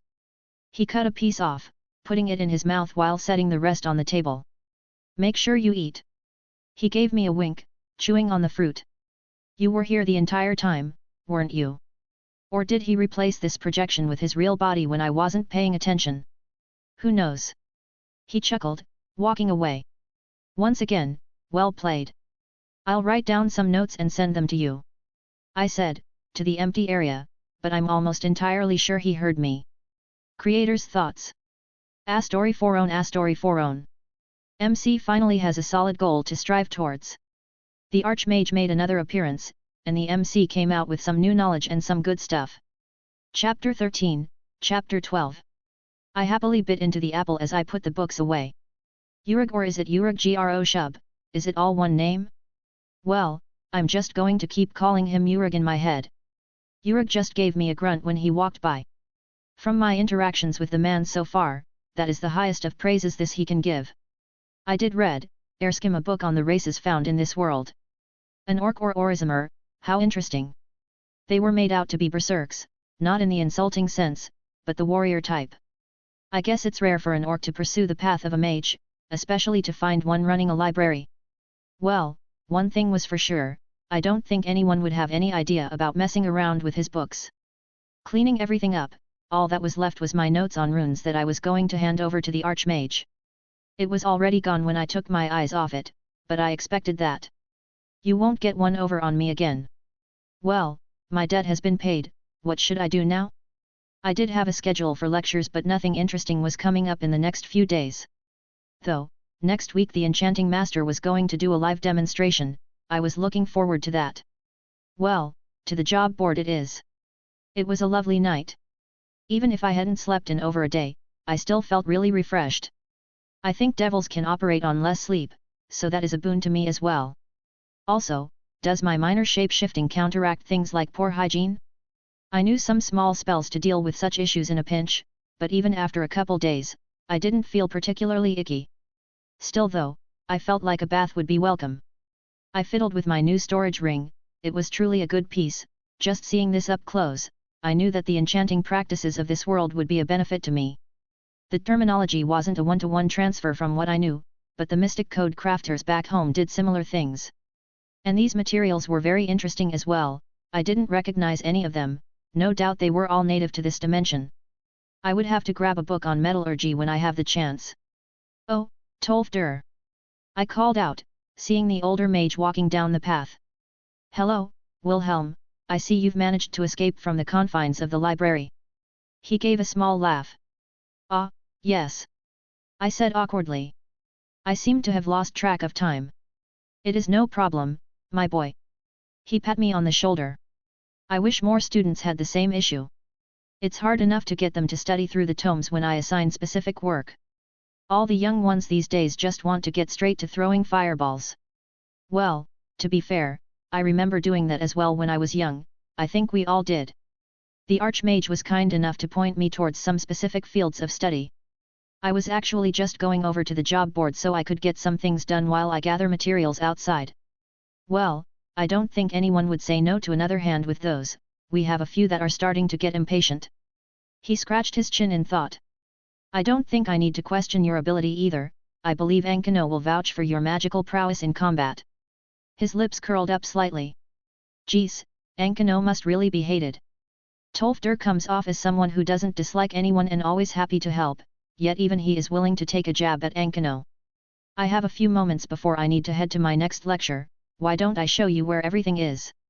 I would appreciate it. I thanked the old mage, he was a really kind man. I actually didn't really know where the common room was, I was guessing it was connected to the living quarters. He led me towards the rotunda.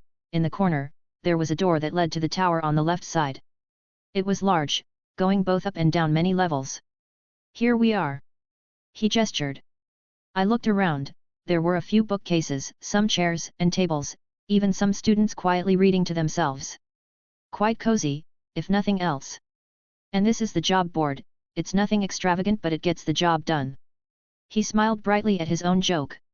It brought a small smile to my face too. The job board was overflowing.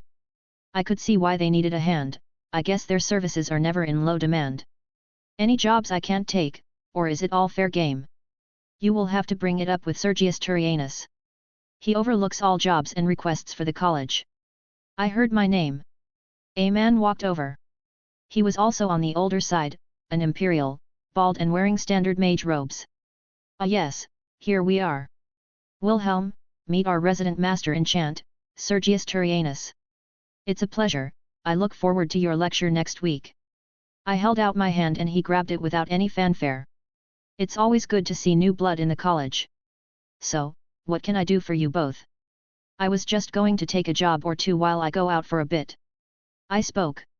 I wanted to know if there were any stringent requirements on what I could pick. As long as you are able to accomplish the jobs, I won't make any unnecessary demands. He came off as a no-nonsense kind of guy, straight to the point and didn't mince his words. I turned towards the board, I saw one that stood out the most. After hearing about this and seeing it here, my interest is piqued. I tore it from the board, still looking for another. I saw an older one, a bit ruffled in the corner and saw who commissioned it and where I was required to go, well I could choose worse places. Taking it as well, I handed them towards Sergius. An enchanting request by the companions over in Whiterun. He eyed me, then looked back towards the paper. There is a reason this one has gone undone for so long, even if the companions are famous throughout Skyrim. They tend to not be very friendly towards mages, the quintessential Nord, if you will. I got a friend who went to Whiterun and wanted to join he companions, I want to see how he's doing. I explained. I see, well the requirements are just basic enchanting, nothing a novice can't do. Nord, especially the companions, don't like anything over the basics. They'll want sharpening, durability, and anti-rusting, maybe a few other requests, but they shouldn't vary much. I think I can handle that. I can just read the enchanting book on the way there. As for this one is a bit more complicated. You aren't the first to take this request. We had an adept mage give up this request halfway through, saying that a powerful necromancer had taken up residence under the statue of Meridia, which is why it has been acting up. He gave me an inspecting look. Are you sure you can handle this? I'm confident in my combat ability. He just shrugged. I guess it wasn't his job to dissuade people from taking jobs. He also left this. He flipped his hand over and I could tell he pulled on his own personal space to pull out an object. It was a crystal life object, spherical in nature with many flat sides. He said it was a key, not explaining anything else. Oh, and before I forget, the materials for the enchanting job, which will be deducted from your earnings when you return. He handed me a small bag. I just put all the stuff into my ring. Well, if there's nothing else, I want to get these jobs done as soon as possible. I wasn't even brown-nosing before. I really want to listen to his lecture on enchanting next week. I'll make a note of your departure, there aren't any time limits but don't dawdle. He walked away, seemingly content with everything. Make sure you have plenty of supplies. Tolfdir looked slightly concerned. Potions, magicka, and healing are a must. A good stamina potion if you need to run away, maybe even a few scrolls. He rambled on, but his intentions were appreciated. Don't worry, I'll make sure I'm properly prepared before engaging an unknown mage. I smiled. Yes, of course. I'm sure you are no stranger to the more dangerous side of our profession. He just nodded and I couldn't help but wonder what he'd heard about me. I mean, I only showed off a lackluster duel between me and Ankano, that couldn't mean much. I guess there were also the ice wraiths. Maybe the archmage said some things I didn't know about? He said his goodbyes and walked off towards class, but my attention was turned elsewhere. Are you going to skulk forever? I called out, taking a few steps out of the common room. I saw an elf, a bosmer, I believe. There were many kinds of elves here and it was almost hard to keep track. I noticed him trailing me from the time I had met up with Tolfdir. Greetings, friend. He gave me a strange look. I couldn't help but overhear that you are searching for some materials. Ah, that's what this is about. He must be trying to make some coin off me. Well, I don't really care as long as I can get what I want. So it seems, and what can you do for me? You're new around here, so I thought I would introduce myself. You see, I'm someone who can acquire things, maybe even of a dubious nature. Oh, well now this just got worth it. Are you now? Well, I'm in need of something particular, something that may be rare and might be hard to acquire by normal means. Allow me to introduce myself, I am Enther, scholar and humble merchant. How could I be of service? I thought for a moment before pulling the blue glass out of my ring. Can you get me more of this? I don't care if it's been forged or not. A type of glass I've never seen before, I can put my feelers out but I don't know if. Money isn't an issue. I know just who to ask. I look forward to any future business. He said happily, walking away. What a strange guy, though I don't dislike that sort of person. Well, even if it turns into nothing, I would rather fail and try than to ignore a possible lead. This glass will be important for my sword. Author's note. Sorry everyone for missing yesterday, I wasn't feeling well and was in bed all day. Think I had some food poisoning or something. Anyways, here's today's chapter and I threw up a Patreon if anyone wants to support me, it's a few chapters ahead with rough drafts. Chapter 14, Chapter 13. I was lucky enough to catch the old man before he left on his cart. Apparently, he had spent all the money I paid him before, so he was going back to work. That was his life, he would take travelers here and there, then shack up in the latest tavern, spend all his coin and do it all over again. I can't really blame him either, that sounded like an easygoing life. It wasn't very hard to convince him to go to Whiterun. Originally, he was going to Windhelm, but a bit of gold changes his plans easy enough. Though we did pass by and I saw it at a distance. I would like to check it out at some point. That being said, I did take a note of how much gold I had left, about a couple thousand septims, the currency they use here. 1 gold meaning 1 septim, obviously. I wasn't quite sure how much gold I would need. I met that weird guy earlier and he was searching his sources for any blue glass. And gods know how much that is going to cost, and I was also on the lookout for any other materials that caught my eye. Well, I just pushed such thoughts to the side for now and cracked open one of my books. It would take a little more than half a day to reach Whiterun, so I may as well learn the basics of enchanting here. The text was a bit dry, but there seemed to be a lot of similarities between this and what I was used to. Even runes made another appearance, albeit not in the form I was familiar with. One of the most common methods to craft a mystic code was to carve runes onto the object, my cane sword being one such example. Here they do things a bit differently. Runes are carved onto an enchanting table and then used to imbue an object with their concepts as opposed to being used directly. It made the enchantments somewhat weaker than what I compared to my memories, but it made it so almost anyone could pick up the craft without much trouble. What an interesting method. I'll have to do experiments with this when I get back home. One of the key ingredients, a soul stone. On the surface, this thing seemed repulsive. I wasn't against using things as materials to further my own goals, but even I wouldn't take someone's soul and use it for crafting, normally. Anyways, these were a bit different than what I expected on the surface. The name was apt, they housed souls but not anything sapient. These stones absorbed the souls of defeated foes like rabbits, deers, bears, things of that nature. And it didn't even consume the soul to use, they acted more like batteries than materials in of themselves. After being used, the souls would simply dissipate from the stone, returning to the natural cycle of the world without any harm done. The runes and enchanting table made use of the soul's power to both apply and even recharge enchantments on items. It was a simple, yet robust system they created. I was genuinely impressed at the ingenuity. The basics were easy enough to understand, I felt confident enough to put them to use later, but now I was curious about the next levels. Was it just more of the same, but harder enchantments, or were there other steps that needed to be taken? It was questions for later. I just wanted to finish this book for now before arriving in Whiterun. We're here, lad. I felt a hand lightly pat my shoulder. I opened my eyes and saw the old man standing over me. Already? You were fast asleep there, didn't even wake up when I pulled into the stables. He laughed. Now hurry up, I want to head to the tavern and I can't get going until I make sure my horses don't run, so that means you need to move. Yet. You old drunk, there wasn't really any venom in his voice, just his personality. Didn't even realize I fell asleep, it was a nice little nap. I stretched my body as I took in the view. I could see a large building poking over the walls that surrounded the city. It was impressive, for what they had to work with. The town in general looked a lot livelier than Winterhold, but it was also much warmer. Greeting. I waved at the guards who were watching over the entrance. I don't suppose I could ask for directions to the companions. They both looked at each other before one stepped forward. You lookin' to join the companions, son?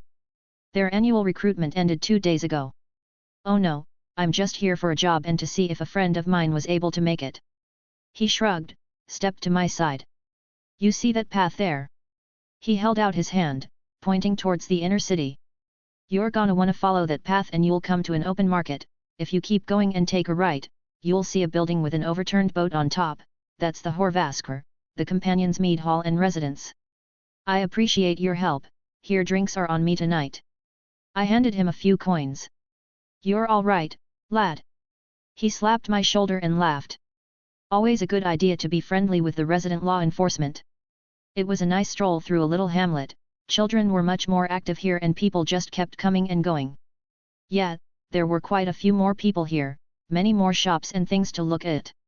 I pulled out the job description that had more detailed instructions. So, I'm supposed to enchant some weapons for the companions, basically these super mercenaries that are like celebrities around here. To do that, the college actually has a contract with the local enchanter. It may seem odd that I would be using another person's enchanting station to enchant objects for a job in the city they preside, but it looked like the actual enchanter there is out of Skyrim for the next few years and his daughter is looking over the place. So, we just pay a small fee on an annual basis, and she lets us use the enchanting station when we come around. It saves time and money from the clients sending their items to us and potentially get backlogged that way.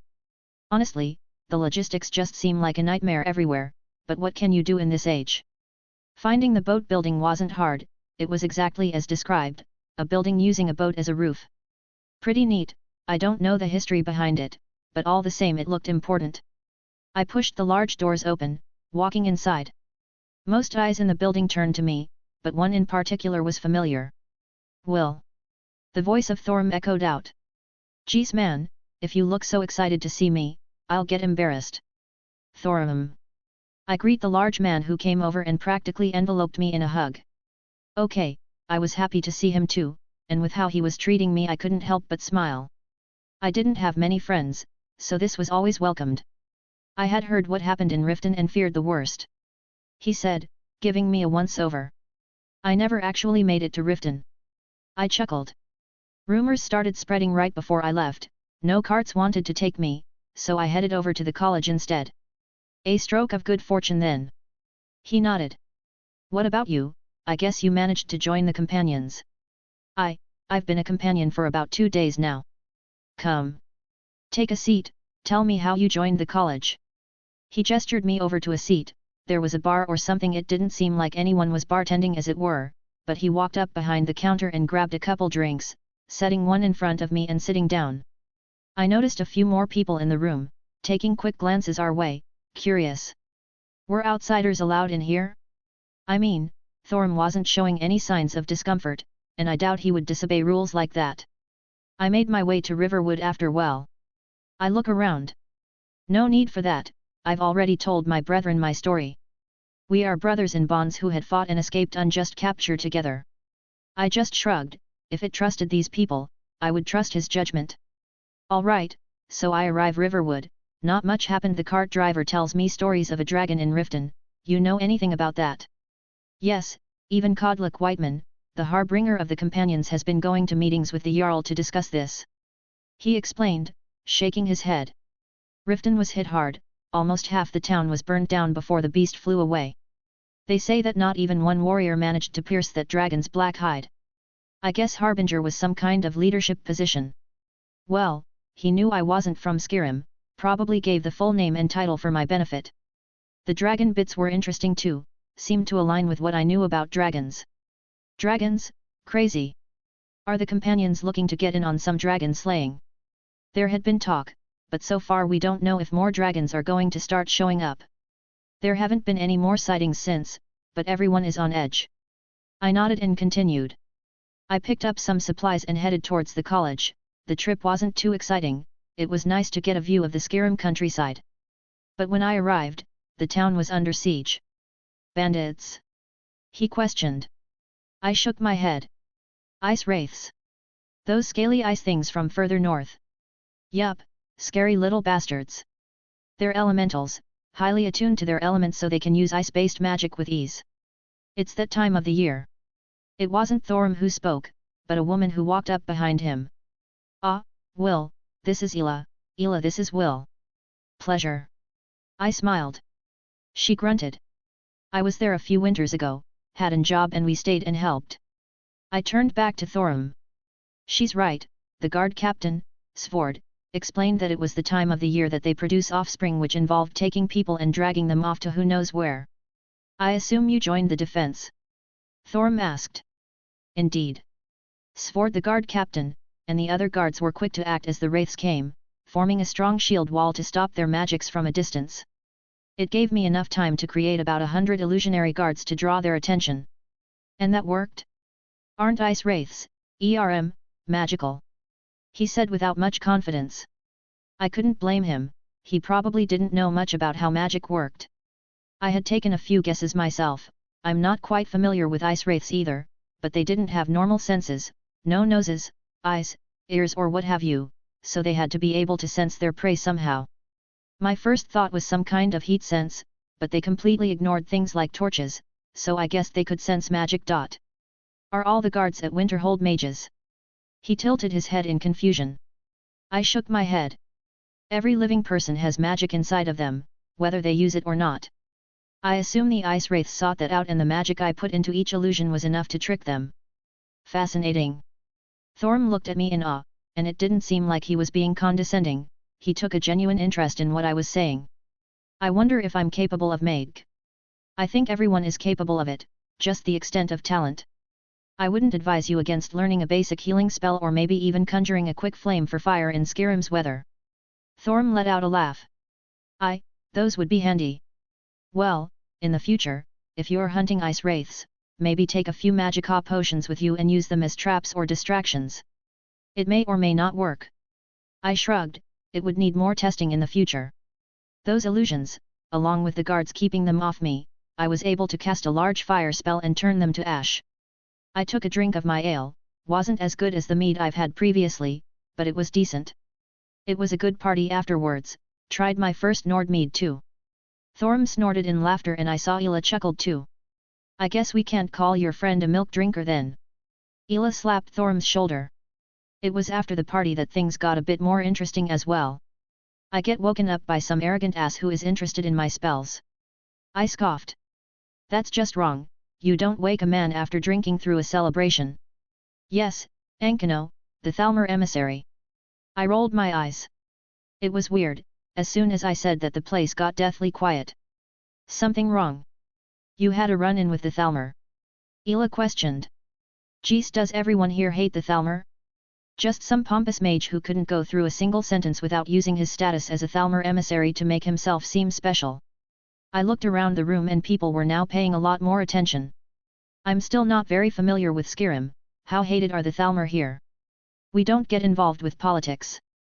Ela stated, I guess she was meaning them as mercenaries. But we would happily join in any battle that was opposite the Thalmor. There were several cheers and whoops inside the room. Well, guess that answers that question. Screw it, I'm on board the fuck the Thalmor train. Even what I read about them makes them seem like complete assholes. Yet, he mentioned something about the Thalmor giving Skyrim a strong, guiding hand or some such nonsense. Got everyone in the tavern all pissed at him. That sounds about right. Thorm even looked unamused. Please tell me he didn't get away with something like that. Of course not, I couldn't let the people who fought beside me get insulted like that. I was a mage, he was a mage, I did the obvious thing. I took another drink. We had a duel outside of the town, I think most of them were watching as well. Good man. Thorm gave me a salute with his drink. I heard a few grunts of acknowledgement. Well, he gave me some nonsense like cast your spell, I won't do anything until then. And to be honest, I really had to resist the urge to walk up and stab him with my sword. That got a reaction out of them. I saw Thorm crack up, holding back the drink he just took. But well, I had my own pride as a mage. I withdrew a coin from my ring and held it up. Put a hole in his stomach about that big. You should have killed him. I heard a gruff voice join up next to Ela. I was tempted, but we did put restrictions on the duel, no killing, maiming, or hurting spectators. I didn't want to taint my own honor. It was true, I had my pride, I wouldn't allow anyone to step on it. A few looked disappointed, but it got better. But what I didn't tell you is that we also put stakes on the outcome. They leaned in and I just smiled. I of course healed him up. I didn't want him to forego his end of the deal because of injuries. He had a long walk back to the college, without any clothes. There was a small bit of silence as they processed before laughter erupted from the hall. I guess the Thalmor are really fucking hated if this gets everyone so happy. Then again, the Thalmor did outlaw the worship of one of the Nord's deities. That's all my adventuring for the past few days. What about you, Thorm? The man calmed down, still a fit of giggles though. My time hasn't been as exciting. I joined a couple days ago, it wasn't too difficult. The guard at the gate said the companions do an annual recruitment, shouldn't there be more people here if it wasn't difficult? Well, not every recruit is willing to punch a companion in the face after the first meeting. Ela mused. My jaw is still sore. The man next to Ela said, in a good-natured way, and looked at me. It was my turn for the recruitment this time around. I just insulted them all and wanted to see if any had that fire in their bellies. Thorm here is the only one who had the balls to do anything about it. Thorm chuckled. He insulted my mom, so of course I swung. He explained it was just a ruse though, no hard feelings are kept. Thank you, brother. Thorm nodded. Oh, Farkas, this is Will this Farkas. It's good to meet a friend of Thorm's. He gave me a nod. Especially one who put a Thalmor on his ass. Ah, that reminds me. While I did come here to check up on Thorm, I also took a job dealing with enchantments for the companions. Ela looked at me and then to Farkas. I had forgotten about that. After the last one that came by I thought the college was ignoring us. Sorry, I don't know anything about that. I shrugged. Scrawny little mage came in, acting like we should worship the ground he stepped on. Farkas grunted. I can guess how that went.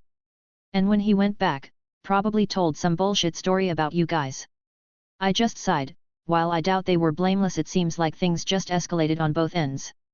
Well, I wouldn't mind doing the enchantments you lot need. If dragons are really going to be popping up, it's probably a good idea to get our weapons and armor in the best condition. Ela answered. It's just, we didn't expect anyone to come after a while. Several of the inner circle are still in a meeting with the Jarl. I don't mind waiting a day or so, I'm in no hurry. I waved her off. I wanted to do some shopping and exploring anyways. Oh, why don't I show you around Whiterun? What are you looking for? Thorm looked happy at my comment. I was going to craft my own magical foci, but I'm not too familiar with specific metals and their properties, though maybe I should stop by the blacksmith in town and see what's what. Actually, Maida was a blacksmith, I know a thing or two if you need a hand. I just blinked looking at my friend. He really is a nice guy, I'm glad to be friends with him. Creator's thoughts. Chapter 13, not much happening, but hey, scary black dragon attacked Riften. How did that happen? Anyways, Pat Rayon is 5 chapters ahead if anyone is interested, they're rough drafts and subject to change. Chapter 15, Chapter 14. I started laying out various metals on the table, watching Thorm give each a keen eye, inspecting and moving on to the next. Okay, I think I recognize all of these. It's been a few years since I've heard my DAS talks about metals. Any help is better than none. I replied. Let's see. He picked up the black ore that looked smooth to the touch. This is ebony, very expensive and hard to get a hold of. I hear the orcs run most ebony mines in Skyrim and they guard the stuff and rarely sell to outsiders. I think my DAS word were ebony doesn't like magic. That went with what I knew. I had tried to push my magical energy into the ore and I felt heavy resistance. But that gave me another question, does that mean magical resistance or immunity? Could I force enchantments on ebony with enough effort or was it a complete lost cause? Would ebony also be something that could penetrate magic as well? I didn't want to hammer Thorm with these questions, I don't think he would know the magical applications of the metal. This here is orichalcum. A bit less rare than ebony, but more widely available. I think it's easier to enchant and use magic with, and a good hardy metal. The metal almost had a green tint to it, and readily accepted any mana. The thing that stood out the most, was how efficiently it took in my magical energy. There would usually be waste or run off from trying to push magical energy into something, but this would gladly take it all. It wasn't the most conductive, but it was the least wasteful. There was the small issue that it tended to not want to let go of any magical energy it got, meaning using it purely as a catalyst for casting was detrimental. I would need something else added in to overcome this. Oh, this one I've seen once in my youth. He picked up the white-like ore and looked at it fondly. Moonstone ore, it's rarely found in Skyrim, but common in other parts of the world. It's probably the exact opposite of ebony. It is one of the best metals for mages, but its durability and strength are lacking. Interesting, I hadn't experimented with this one yet. I made a mental note to play around with the moonstone when I had time. Well, that answers pretty much all my questions. I can actually start thinking up my weapon now. I hummed thoughtfully. Now I'm just missing one ingredient. I don't suppose you've ever heard of blue glass? I asked, producing the small amount I had. He took the lump and gave it an inquisitive eye. Can't say I have, looks like normal glass to me, just blue. Supposed to be much better. I just shrugged, putting it away again. Oh well, can't expect Thorm to solve all my problems, he's already been an amazing help. You could always ask Orland Greymane, he is considered the best smith in Skyrim, he also personally crafts the weapons for the companions. That's convenient, is he around? Well, Thorm, you just keep surprising me. I heard he went out of town for something, should be back in a few days. Thorm shook his head. Unfortunate, but what can you do? I shrugged. You think he would be up to forging the final piece if I gather anything? Money really wouldn't be an issue. He does commission work sometimes, I don't see why not. We just idly chatted about a few things, I mentioned my job after this, which raised a concerned look from Thorm. I would make sure to have decent preparations first before going in, I guess dealing with any Daedra shrines or temples should always be taken with the utmost precaution. Yet, the current me can't even come close to dealing with a godly being. The conversation just shifted. I think we started talking about women when the doors suddenly flung open with a bang and several large men walked inside. Harbinger! Harbinger! Greetings, Harbinger! Everyone in the hall practically stood up and greeted the oldest man among the group. Even Thorim stood up respectfully. Well, I would mostly contribute it to respect. But there was also an underlying feeling of tension in the air. Like everyone was waiting for a shoe to drop. We're calling a meeting. A large, bald Nord declared. Who's that? I whispered to Thorim. Skjur, one of the inner circle, he acts as the leader on the battlefield sometimes. Thorim whispered back. And who are you? Skjur suddenly looked over to me, frowning. There seemed to be a bit of displaced annoyance in his voice, like he was just projecting whatever anger he had on me. Well, I think I'm the only non-companion in the room, so I guess I do stick out a bit, especially with what I'm wearing compared to everyone else. I'm surprised Thorim didn't say anything. Well, I could contribute that to them thinking mages are weird. The older man, the one they called the Harbinger, just put a hand on his shoulder. Skjur, there is no need for that. He turned towards me. And who are you, stranger? He looked at me strangely, though his tone much more even, looking between me and Thorim. Wilhelm, I'm a friend of Thorim coming to check to see how he was doing. I also took a job from the college to enchant the weapons for you all. There were some mumblings of finally but nothing too annoying. That temper of yours always causes problems, Skjur. The supposed Harbinger looked at the other Nord. You're right, Kodluk. He just sighed. Thank you, mage, for coming. If there was ever a time to get our arms readied it would be now. I guess the Harbinger's name is Kodluk? Well, it was admirable that he could let go of his annoyance and acknowledge me with respect. But there was something that put him on edge, and I had one guess why. There was another dragon attack, wasn't there? Thorim did mention that the higher UPS were talking with the local Jarl about this. There was silence in the room. I saw Skjur scowl. Seems like I hit the mark. Your eyes show more years than your body. The Harbinger commented, staring at me intently, seemingly unperturbed by my own comment. I paused, returning the stare of the old man. I held back a frown at his words. I didn't like being poked like this, especially in public. There was certain decorum that should be observed.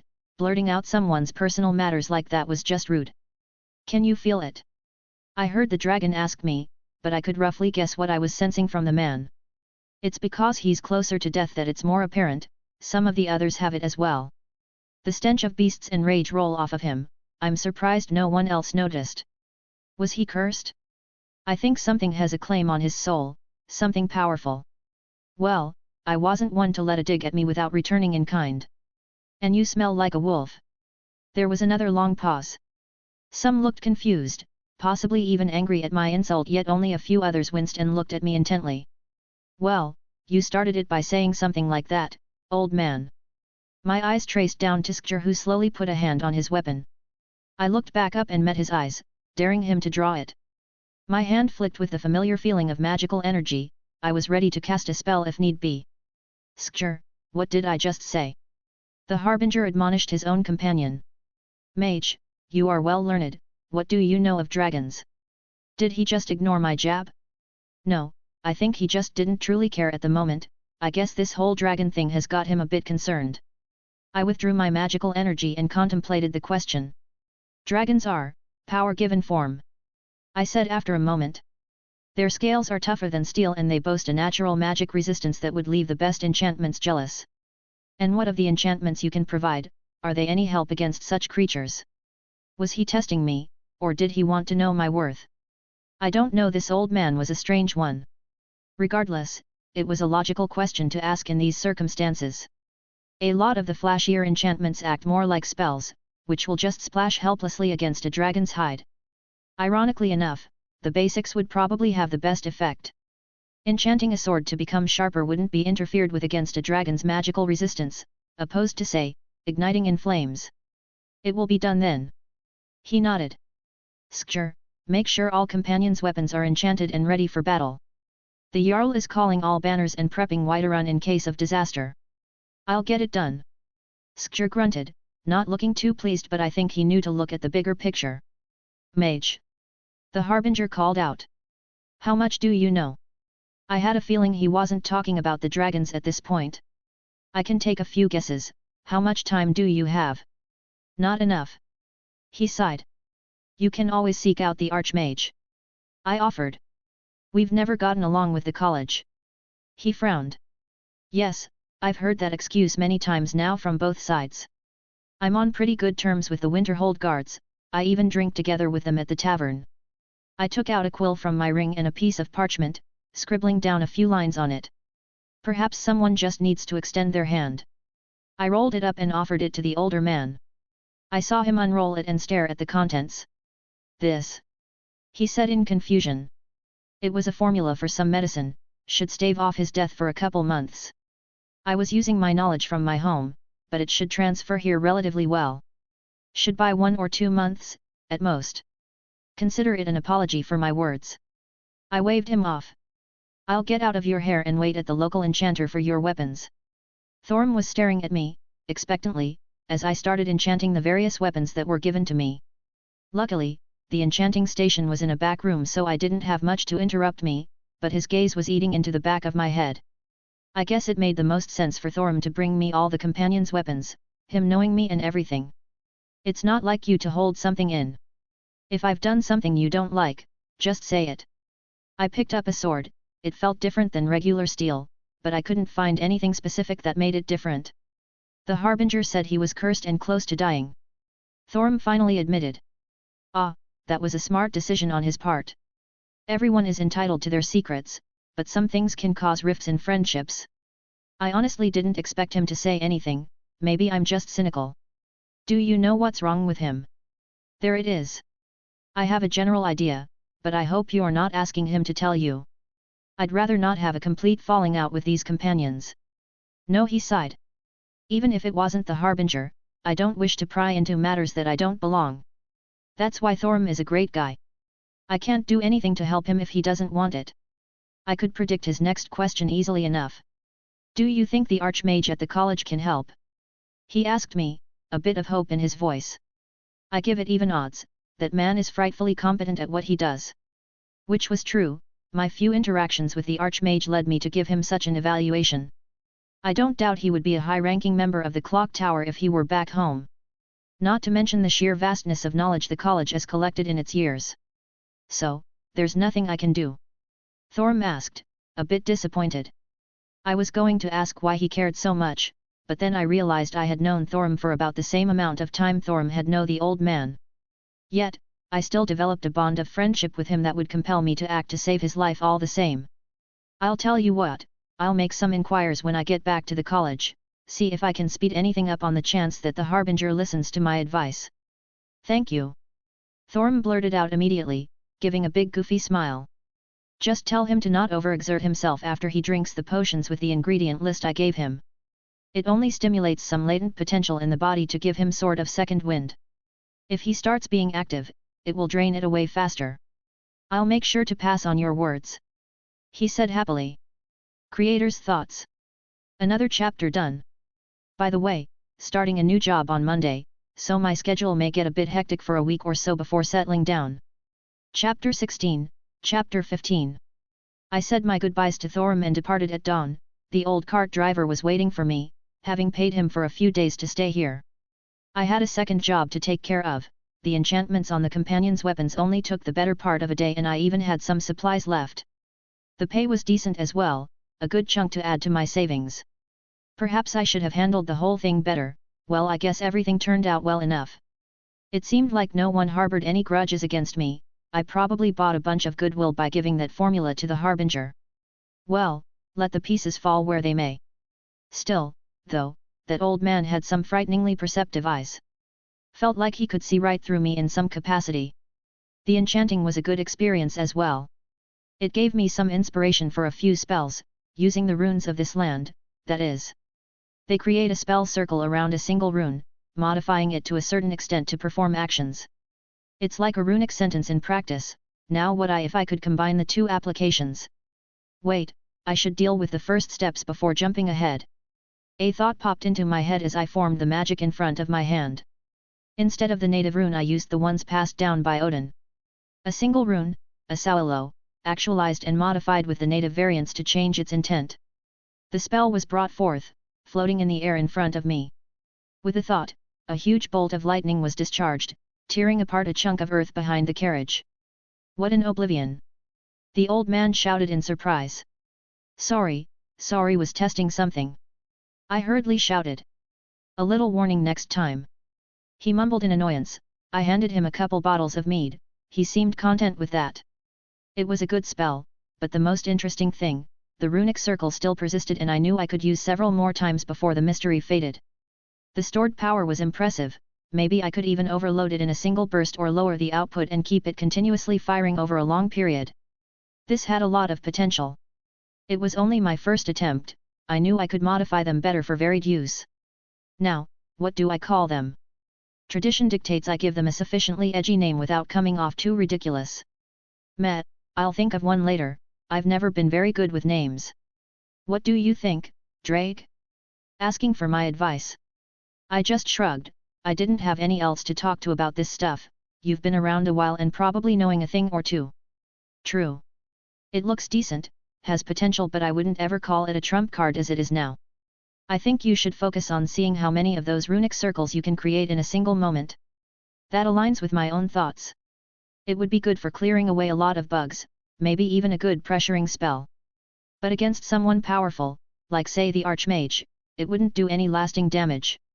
Who knows about in the future, it has potential. Never liked those Norse guys, but they had some pretty decent magic. That was high praise from him. Well, it shouldn't be difficult to actualize several simultaneously. I could modify the existing spell to basically come into existence with the corresponding runic circle already attached, the only issue would be the singular rune that starts the process, which I'm already proficient in drawing. Hell, drawing is more of a misnomer these days, really it's more of a gesture that bring it forth. Hey, is that it? I stood up, looking a bit over the next cliff. That's the statue of Meridia. And here is where you get off. He said bluntly. I just blinked at him. You can't go any closer. What have I told ya about Didra, boy? Did you listen to none of my words? And here you are doing something in one of their shrines. He threw his hands up. Well, if I don't do it someone else will. I shrugged. Do what you need to. He snorted. Just make sure not to make any damn deals. I guess he's kind in his own way. All right, old man, wait for me at Solitude. I may be a day or so. Don't need to be tellin' me twice. Them Solitude ladies needin' some company. He whistled. I couldn't help but laugh, he was really a character. I walked up to the statue, it was a bit bigger in person, though not as intimidating as I thought. Mortal, a voice boomed out. Listen. Hear me and obey. A foul darkness has seeped into my temple. A darkness that you will destroy. But first, you must restore to me my beacon. I shall guide you unto it. Find it and return here.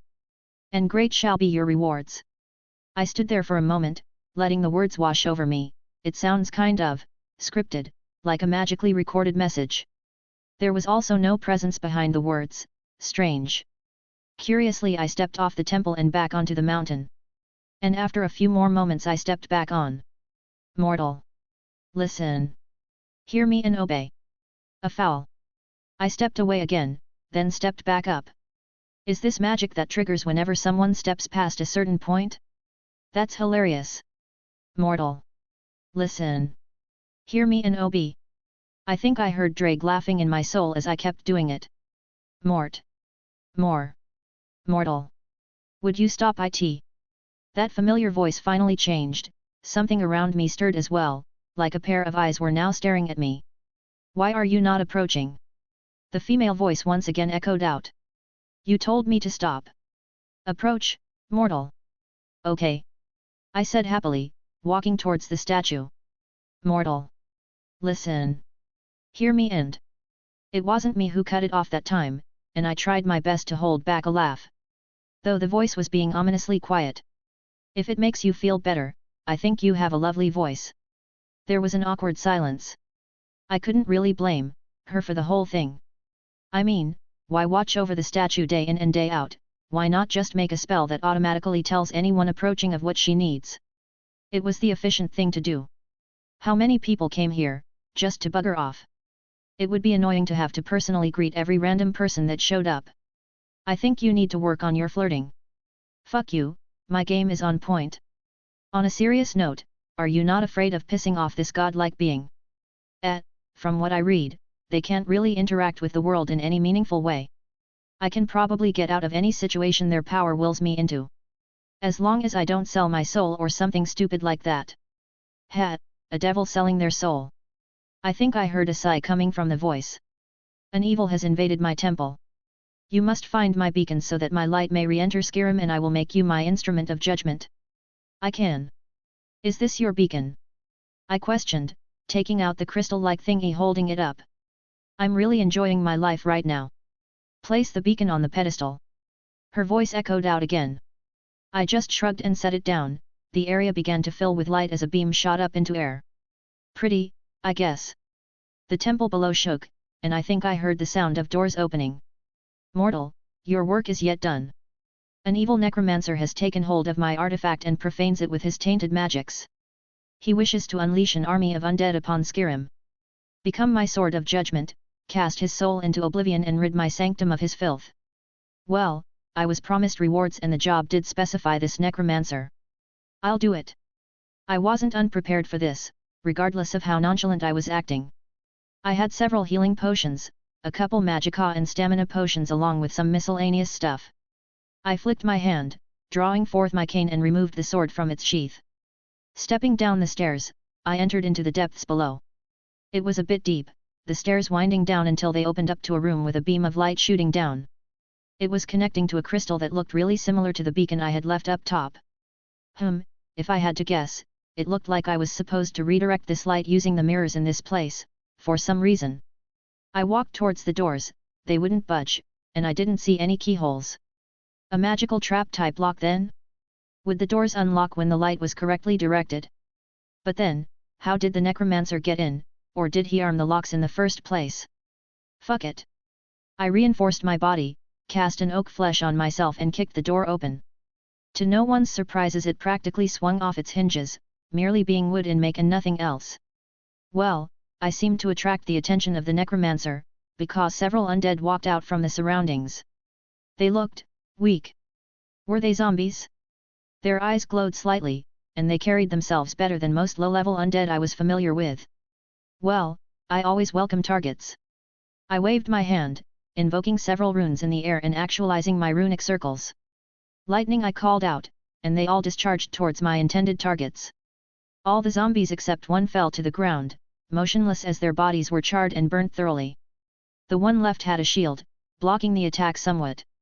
Annoying, I stabbed my sword into the stone and I picked up an axe off the ground, and as the thing approached me, I just caught the handle of its weapon and pulled it out of its grip, tossing it to the side. It tried to bash me with its shield, but I just pushed that away and slammed the axe into its skull, watching it kneel over and stop moving. The door around me triggered some kind of mechanism, iron bars dropped in the doorways, blocking all exists as a bunch of specters appeared in the room. I don't know what type of ghosts they were, but they were pitch black and looked rather spooky. My circles discharged again, letting out a volley of lightning, taking several down. The spell had good power compared to continued use, but these would require a bit more oomph to disperse. Fireball, a simple aria, was invoked as several balls of fire swirled around my hand and grew in size until they launched at a few more of these ghosts. I suppose this would be difficult if someone came in here only swinging normal steel. But a lot of this shit could be downed with magic without much effort. Then again, I guess the necromancer expected more Nords than anything. I saw another of those beacons. I was supposed to do something again. Whatever, I walked over to the iron bars and lifted them up. Even with reinforcement, it was a bit heavy, though they were probably pure iron, so that wasn't surprising. Well, nothing else really jumped out at me. There was another room, but I just kicked open that wooden door too, then made my way further inside. I see, my uninvited guest finally arrived. I heard a voice call out as I entered the inner sanctum. I looked around. It was a wide room, several dozen coffins everywhere, and the supposed necromancer standing overhead at the top of the stairs. Yes. Banter is had. I introduce myself as Wilhelm Henry Schweinorg. You give your name that I care so much about, then you say something stupid, and I retort with something witty. Can we get on with this? Honestly, this was feeling like a chore more so than anything else. How could fighting undead be this boring? He looked at me, annoyance flashed across his face as he raised his hand and arcs of magical energy exploded out towards each coffin. Their lids opened and more zombies began to pour out. Lightning cloak. I recited, my body was enveloped in shroud of lightning and even my weapon took on lightning-based properties. A nifty little spell I read about the other day. The first few of the zombies walked towards me, weapons raised high. I just rolled my eyes. Earth wall. As the spell suggests, a wall of earth rose up from the ground, blocking a handful of them while I dealt with the rest. I kept a ward, ready to cast in one hand as I kept the necromancer in the corner of my eye. He wasn't doing anything, just watching me intently. I had no idea of his magical prowess, it was good to keep on guard. If I acted more flippantly, would that lure him into making a move? My sword swung through their desecrated remains with relative ease, both reinforced and crackling with lightning. These types of undead were nothing more than fodder, I don't see how these would be able to take over Skyrim. I grabbed another by the head. Ice spear. A large spear left my hand, carrying the zombie and impaling it to the nearby wall. Annoying, I said, as I stabbed the last through the heart, discharging the remains of my lighting cloak inside it, letting the thing burn to a crisp. There were a few more on the other side of the wall. I began to draw a few runes in the air as the wall whittled away into regular earth devoid of my magical energy. Fires of Muspelheim. I invoked. The fires from the realm of giants spread out, enveloping the remaining zombies and burning them to ash.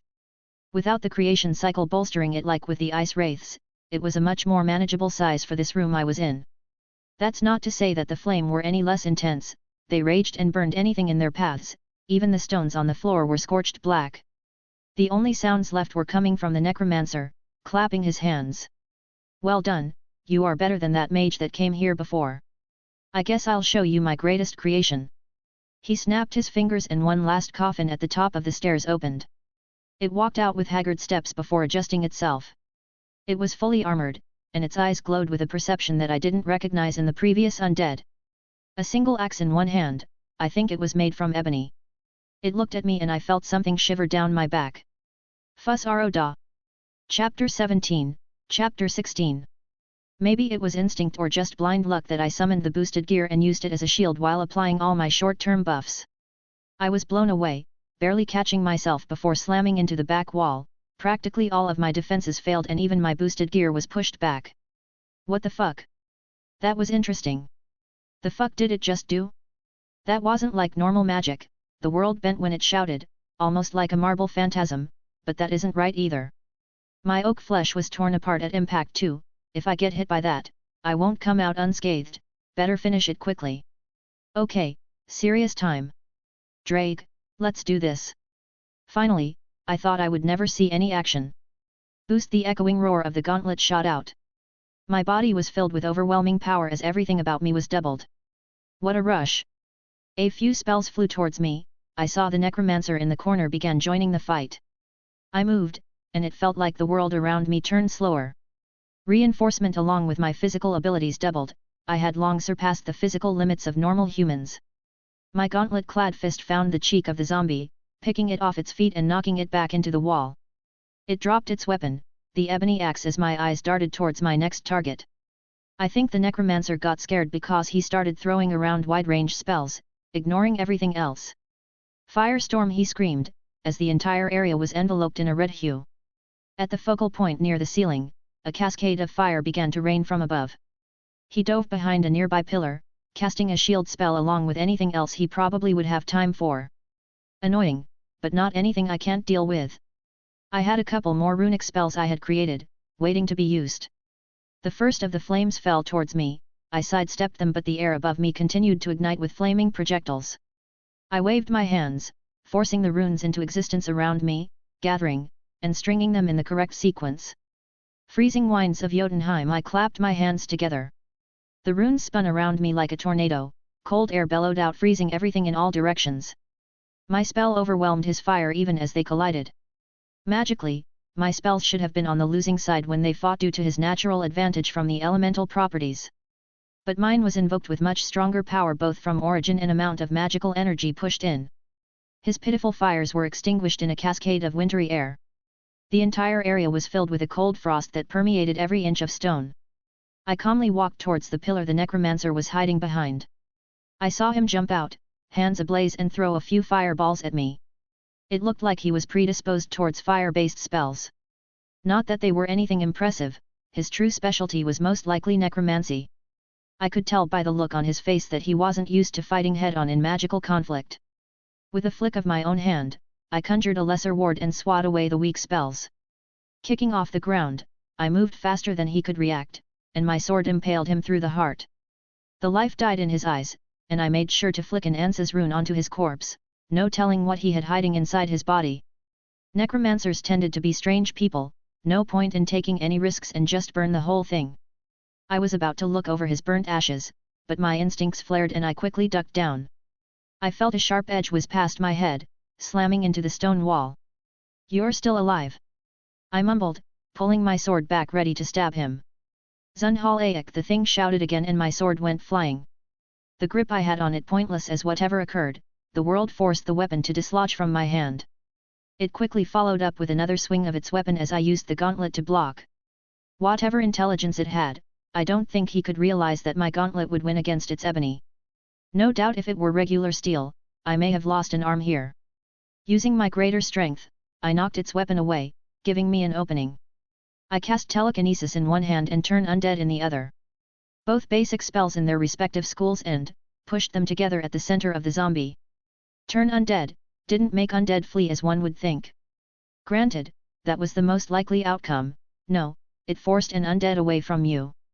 It was just the path of least resistance for the undead to walk away on its own feet to satisfy the underlying concepts of the spell. But combining with the telekinesis, I pulled the undead in, forcing it to fight against the turn undead spell. Like using a single finger to knock something away as opposed to flicking it with two fingers. The conflict only lasted a moment between my two spells, turn undead winning out with ease. The undead's stomach caved in, I felt its weathered bones cracking as the thing's body broke down and exploded backwards. Stones broke and shattered at the impact. I saw pieces of its body get flown across the room, but even still, it still had a little bit of light in its eyes. I just shook my head. "Rest in peace." I ignited the remains of its body, letting it turn to ash. Looking around the room, I felt like I could have handled that better. I never felt out of control, except that one moment where I forgot about the zombie and assumed it died. It's just, I can't help but keep comparing myself to the old me. The one who had lived for an uncountable number of years and went through many life or death situations. Yet, even with the weird magic the zombie was using, I just didn't like how I handled it. I could only click my tongue with a mental promise to get some decent training in. Well, let's see what treasure is left behind. I of course took the ebony axe. From what I understand, it should be worth a good chunk of coin. There was a side room I opened up. Inside was a bed, table, and some containers, most notably a chest. Opening it up, I just stared, dumbfounded at it being filled with gold. Why was it filled with gold, besides the obvious I mean? I picked up a nearby journal, skimming over a few pages. He was apparently going to be raising an army to conquer Skyrim or some other nonsense. What did he need so much gold for? I highly doubt he would be paying his undead for their services, probably. I had met weirder people in my memories. There were a few places marked on an ugly drawn map of the surrounding area. Were these graveyards? Okay, so he did have a plan and didn't expect to take over Skyrim with a handful of shitty undead. I reached for another book on the table and I felt my body almost fall to the ground. I caught myself and took a few deep breaths. Careful there, the first time is the hardest. Shit, did not expect that. My boost had worn out and my body returned to normal. I ached a tiny bit, moving in ways I shouldn't have been able to. It felt like I had just gone through a good workout.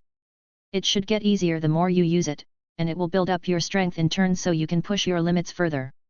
Interesting, another thing I need to spend time training with. Obvious in hindsight, but it was good to experience it firsthand. I grabbed everything not bolted to the floor and threw it into my ring. If it could be sold, it was coming with me. All that was left, inside a sort of shrine, was the handle of a sword. There were engravings and remains of spells being cast all around it. I assume this is the artifact in question? I drew the sword without any fanfare and inspected the oddly shaped weapon. It looked remarkably sharp, but I could barely feel any power coming from it. Well, I guess I better head back. I made sure to burn all the other corpses along the way, don't want any more necromancers to get any ideas. Killed the necromancer, got the sword. I waved the thing around in front of the giant statue. But, my light hasn't cleansed my temple. The voice said in confusion. Oh, you mean those other beacon things? I just ignored those. Was I supposed to use those? Whoops. My light needs to cleanse the sword. I just shrugged and put the light inside the giant beam that was shooting up into the sky.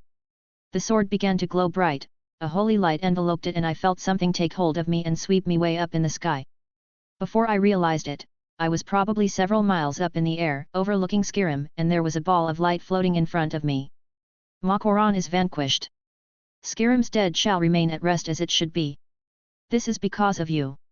A new day is dawning, and you shall be its herald. Take the mighty Dawnbreaker and with it purge corruption from the dark corners of the world. Wield it in my name, that my influence may grow. You want me to be your champion? I hazard a guess, and I guess the sword was called Dawnbreaker. Yes. She answered simple, the ball of light pulsed. What about my reward? Your reward? Was I not promised great rewards? I'm pretty sure it was repeated, numerous times. You will wield my artifact, Dawnbreaker. She chose to ignore the latter part my comment.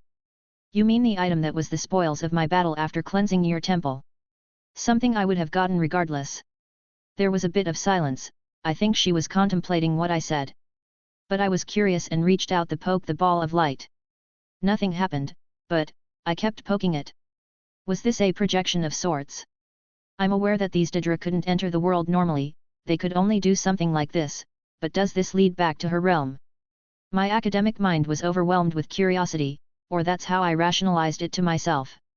I followed the thread that linked to this little ball of light and touched on the kaleidoscope. I wouldn't really need any calculations, using the thread as a sort of bridge, I opened a portal. I looked forward, and a woman on a throne staring back at me, completely dumbfounded. She radiated power, enough to make me freeze in place, but I was also overwhelmed by what I saw. Beautiful. She had bright blonde hair that flowed down past her shoulders, and glossy skin that was free from any blemishes. Blue robes that hugged every curve of her body, and long legs that my eyes refused to look away from. The robes were cut just high enough to see her legs in all their glory. Oh my! Did your heart just skip a beat? No comment.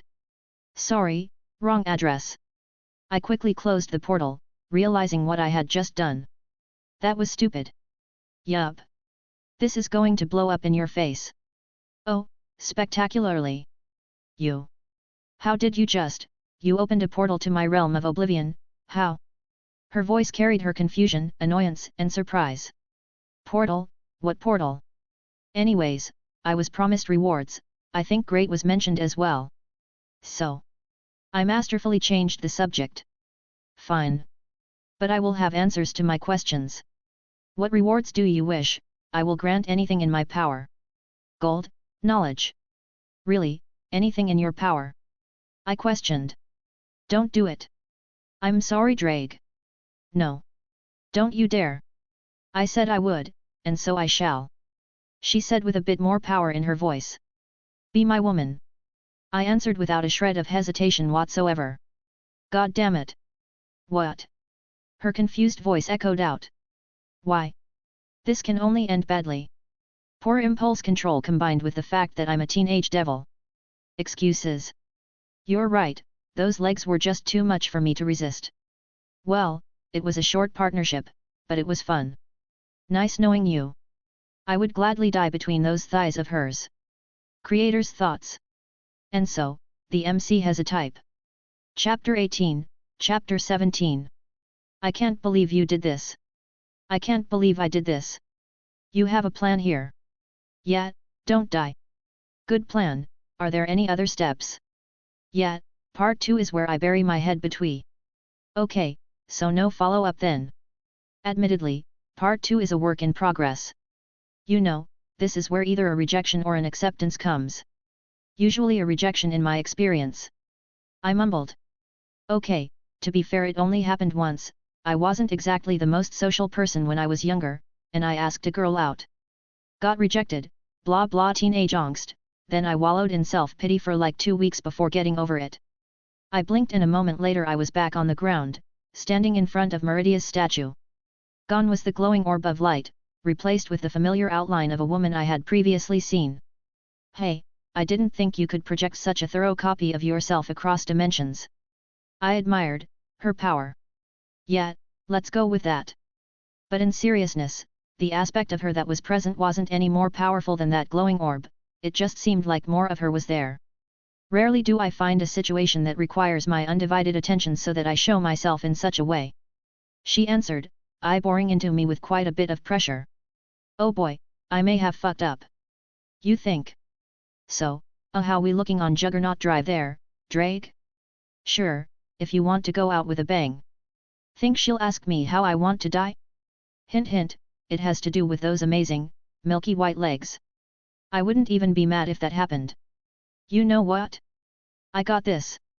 I adjusted my tie, brushed off any dust on my clothing and fixed my hat. It's a pleasure to meet you, face to face. I believe this is the second time we are meeting, after you had torn a hole into my realm. She said dryly. Doesn't ring a bell. I just shrugged. Anyways, does a rejection need a meeting like this? My feelings won't be hurt, maybe my pride a little bit, but that's life. Do you think my words are a jest? She raised an eyebrow and the temperature got a little bit warmer around me. To be fair, I didn't really think this through. I guess she's someone who doesn't or can't go back on her oaths. Her word being beyond reproach and all that. Frankly, I'm surprised you didn't have some kind of contingency for a situation like this, or even offered such an open reward. I usually don't. She practically hissed. But I was understandably distracted, having just witnessed a mortal tear a hole into my realm. Is it weird that even her angry face looks cute, getting distracted? Perhaps I should have checked to make sure you weren't in a relationship first. Gods, I hope she wasn't, that would just make this a million times worse. I don't spend my time chasing after mortal whimsies. She crossed her arms, frowning. Do you dislike me then? Okay, not a bad start, communication is good. There are no physical traits of yours that I find particularly distasteful. And eyed me again, seemingly relaxing just a bit. Your lifespan, mortals only exist for a blink of an eye, we are eternal, we will watch this world burn and turn to ash as every soul eventually returns to the void. She was surprisingly gentle in her tone. My base lifespan is at least 10,000 years. And it isn't very hard to prolong it past that. I replied. I was already ancient when this world was still young. You haven't even seen 2 decades yet. She said bluntly. I like older women. I countered with a smile. And isn't that something to suddenly discover about myself? It seems I do have a preference. This isn't even my true form, I have no set gender. I could look however I wanted. But it's the form you chose to identify yourself with, it's who you think yourself as and who I find physically attractive. She wouldn't have looked like that in the comfort of her own home if she didn't want to look like that. I have enemies, other lords who wouldn't hesitate to strike out at you for even speaking to me. Those who would take your soul and torture it for eternity. I'm pretty strong, and I'll get even stronger. I could end your life with a snap of my fingers. She hissed. There was no killing intent in her voice, no true desire to harm me. I have confidence to take you with me. I summoned my boosted gear and let Drake's power flow out. She looked at me and then at the gauntlet. Akatosha's child? No. I don't think she really cared too much about it for the moment, she looked lost in her own thoughts. Why? She finally asked me as if all the momentum she built up had suddenly deflated. You're going to need to be more specific. Why are you intent on making me your woman, as you so aptly put it? Is it some sort of twisted fantasy of yours to have me under you? Or maybe you are under some delusions that this will give you some control over my spheres of influence. If you're looking for some underlying scheme or rational reason, I don't have one. I just stared into her eyes for a moment. I simply like you. You like me? She repeated, almost in disbelief. Are you not going to profess your undying devotion and love for me? She waved her hand flippantly. Don't be ridiculous, I don't love you. Oh shit, I hope you're going somewhere with this. I saw her frown, possibly even get close to getting annoyed. Love isn't something so hollow, nor do I believe in that nonsense about love at first sight. It's something built through a bond shared between two people, from trust and communication combined with a mutual affection. I don't love you, I like you. I have romantic feelings towards you that have started budding from the moment we met. I have the desire to spend time with you and get to know you better. If and only if our relationship ever progressed to that point, then I will say those words to you and mean them from the bottom of my heart. Hey, I guess I never put my own feelings into words before. Do you think all it takes is some honeyed words to win my affection? Her voice was quiet and for some reason she didn't look at me in the eyes. No. I think you deserve to be properly courted. I took a step forward, she glanced at me but didn't show any discomfort as I got closer. I can't always leave my realm like this. There may even be days, weeks that we wouldn't be able to meet. I also have responsibilities that would take me far and force me away. I slowly reached out and took one of her hands, she was hesitant but allowed me. But I'm willing to put in the work. She looked down at our hands, and I may have been seeing things, but it looked like the faintest color of pink dusting her cheeks. She lightly pulled hers away, taking a step back. I must return, keep my sword with you at all times, so that I may keep an eye on you and contact you if needed. She quietly said, looking rather distracted. Does that mean you accept? She looked back at me one last time, I didn't see any anger, discomfort, or even annoyance on her face. I think she was at most, conflicted and unsure of what to do. I do not go back on my word. And she suddenly left. I felt a thump in my heart, watching her depart. How the hell did that work out? Refuge in audacity. No, seriously, that was some bullshit, you are lucky as hell. Yes, yes I am. I was humming to myself, and I had a small pep in my step as I walked towards solitude. I had been prepared to go find the old man at the tavern, but I saw him sitting down in his cart, looking a mite pissed off. You don't look too good. I said. Oh lad, you're back. He stood up. I lost me a good bit of coin betting on dice. You look like you're in a good mood, deal with that stuff at the temple. Yup, just a necromancer causing trouble. That can't be all, I've seen that look before, lad. A lady was involved, Geez what a horn dog. Fine, I may have gotten myself a woman. He laughed at pat me on the shoulder. Gotta give an old man more than that, what was she like, how was big was her? Alright. I quickly cut him off, something told me he would have gotten a bit smitten if he continued. I'll say this, she had legs for days. Legs for days. He raised an eyebrow. They were magnificent. I heard the old man just burst out laughing. But I didn't care, I was more focused on my new sword burning just a little bit brighter all of the sudden. Alright lad, where you headin' next? How about we go back to Winterhold, I need to check back in at the college. Well, if you got the coin, I got the cart. To Winterhold then, but we're talking the long way round, I don't trust the mountain paths this time of year and them trolls be coming out of their caves, hungry something fierce. No problem, I have all the time in the world. Creator's thoughts. Wilhelm used audacity, it was super effective. Chapter 19, Chapter 18. I walked towards the very familiar towers of the college. The bounded field around the whole building was a much welcomed reprieve from the harsh weather outside. The trip had been long and rather dull. Too long to do a single straight shot, we had to rest a few times so all in all, it was about 3 days before I got back here. I carried my new sword, Dawnbreaker in my hand. I had wrapped it up with some cloth, I didn't want an obviously magical blade shining everywhere I went. I also felt a bit awkward about putting it into my storage ring for now, I didn't know how that would react with Meridia's sight, or whatever she was doing to watch over me. I would need to get a scabbard made at some point. Ah, just the person I wanted to see. I heard a familiar voice and turned around. Enther. I greeted. Did you make any progress on what I had asked? It should have been, what, almost a week ago that we last met? Indeed, I was lucky and someone answered back on my inquiries. It seems that I found someone in possession of an entire sword made out of the glass material you are looking for. A whole sword, that's more than I expected, but welcomed nonetheless. I thought for a moment, dimensions, size, and estimated how much I actually needed. How much? I hadn't received a price yet, the seller is of certain status, I didn't yet wish to approach without a firm understanding of your needs. I see. Buy the sword if you can, as I said, money isn't much of an issue. I swiped my ring and took out a bag of jewelry and the ebony axe from the undead I killed. Think you can sell this all for me? Oh my, is that ebony? He quickly took the axe to begin examining it. What wonderful craftsmanship! If I had to guess, this is a very old piece, yet it is still marvelously well kept.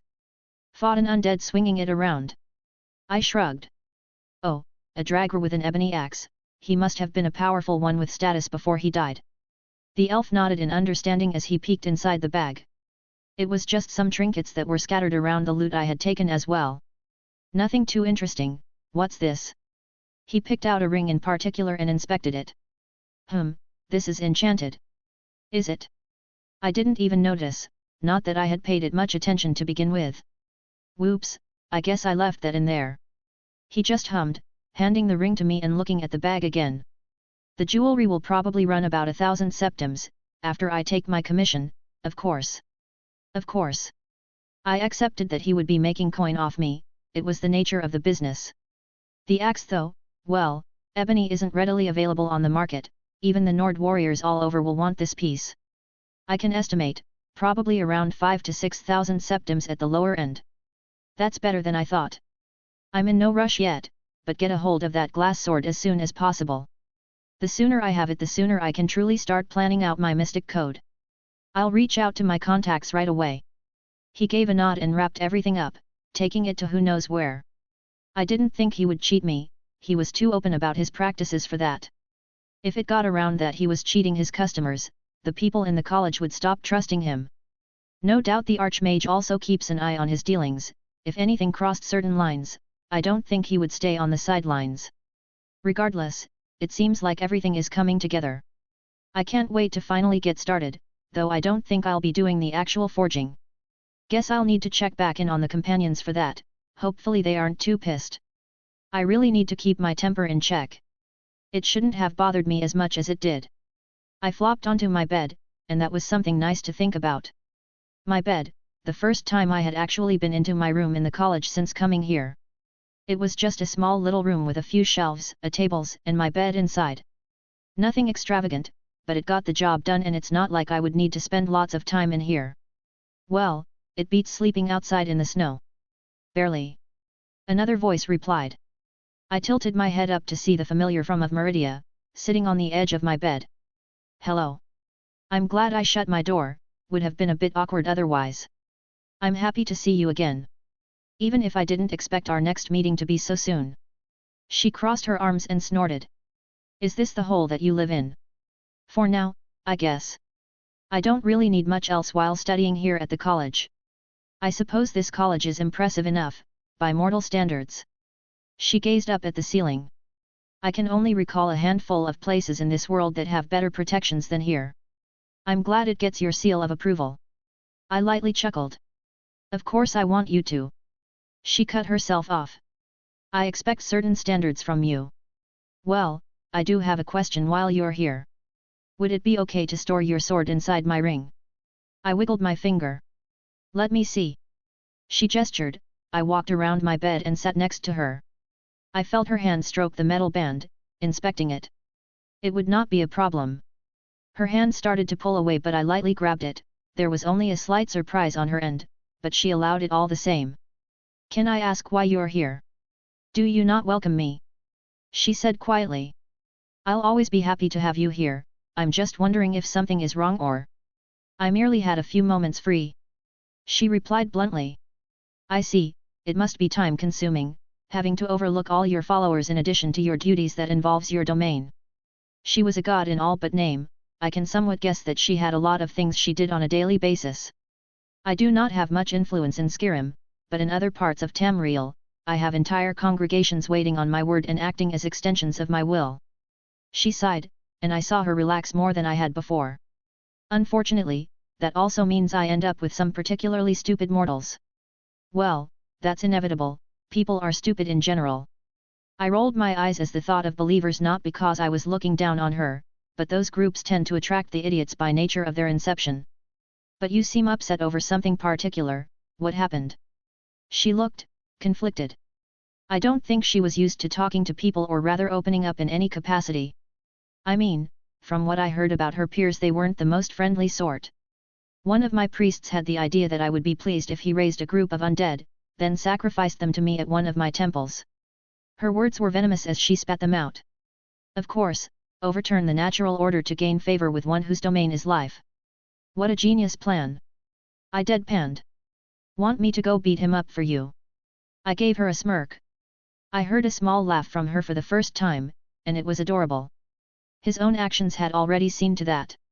While still disgusting abominations, he only managed to raise a few dozen skeletons, and improperly at that. They proceeded to attack him before his followers could intervene. She calmed herself, her stoic expression returned after a few moments of silence. She spoke again. I am unsure of how I am supposed to proceed with this foolishness. Ah, she's still unsure of how to act or what to do. The fact that she hasn't taken her hand away is a good sign though. To be honest, I don't know either, I'm kind of making it up as I go along. Why don't you tell me more about yourself? What do you wish to know?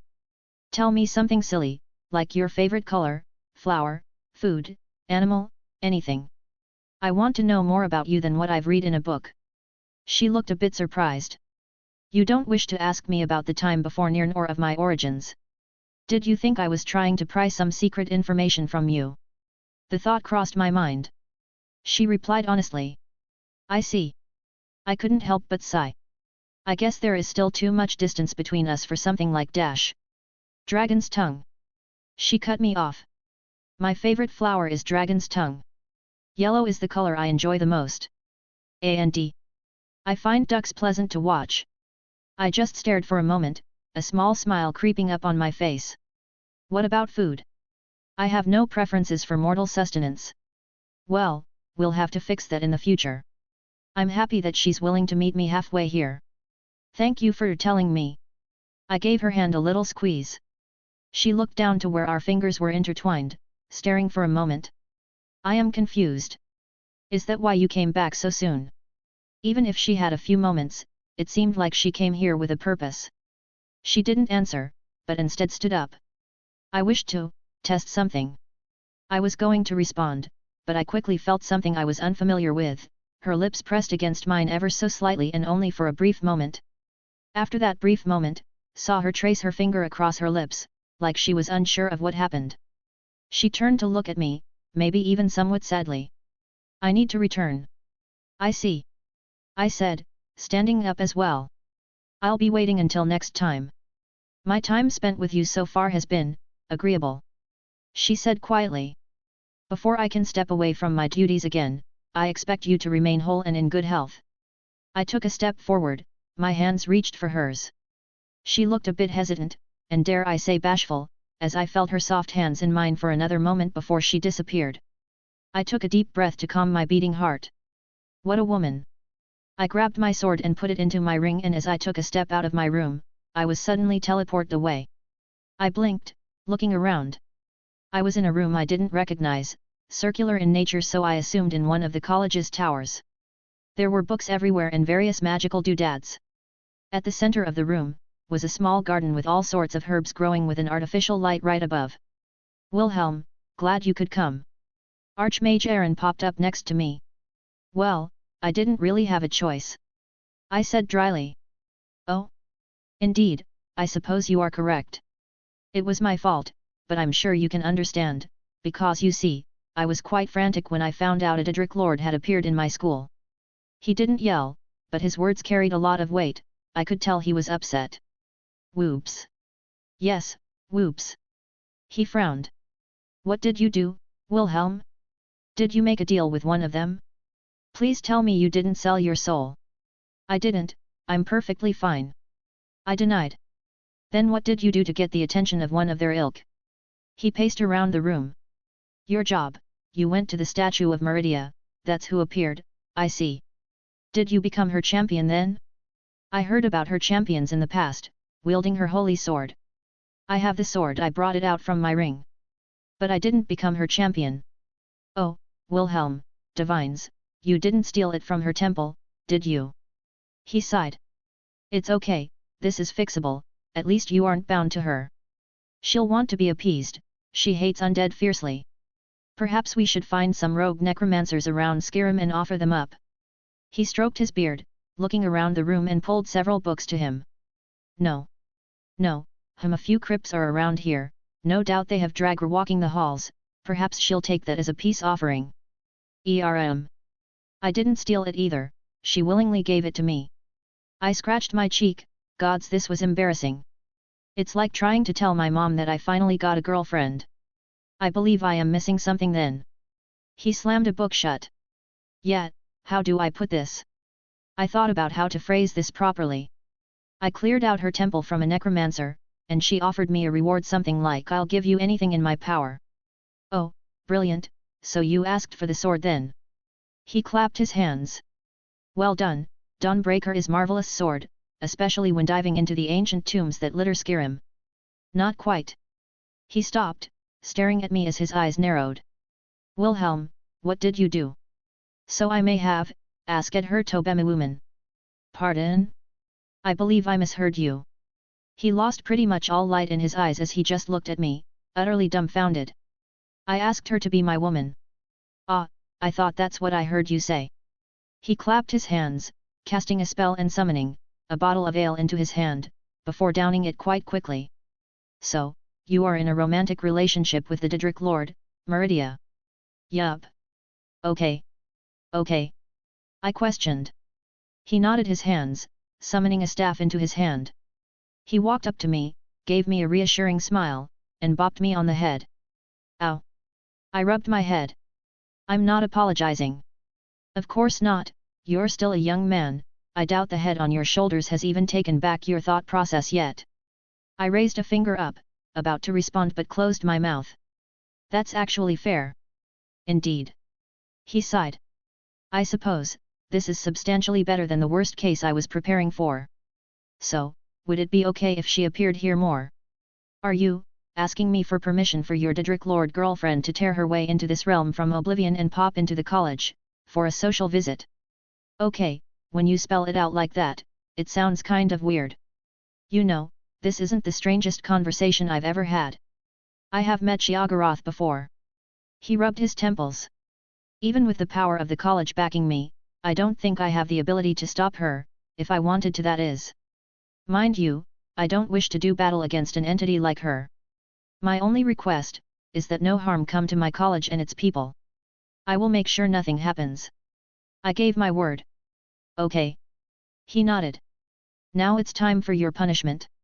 What? Did you think you could summon a Daedric Lord into my college without any consequences? He pulled out a map and handed it to me. Tolfdir was heading an expedition marked on the map. He finally uncovered the entrance to some ancient ruins and it's crawling with undead. I think it appropriate that you help deal with that considering your new lady friend. He looked at the sword still in my hand. Fine. I agreed. And, I'm sorry I didn't really think things through. He sighed and pat my shoulder. Believe it or not, I understand. While I never fell for someone quite so, I did have my own love when I was younger. Sometimes we can't control who makes us feel that way. Now. He clapped his hands. Off you go. I suddenly felt myself be pulled away again, falling down into a pile of snow in the courtyard. Okay, I'll admit I deserved that. Creator's thoughts. Started my new job today, so chapters will be coming later in the evening. Chapter 20, Chapter 19. So, Tolfdir, can you give me an idea of what I can expect? We were quietly riding along in the small caravan that departed from the college.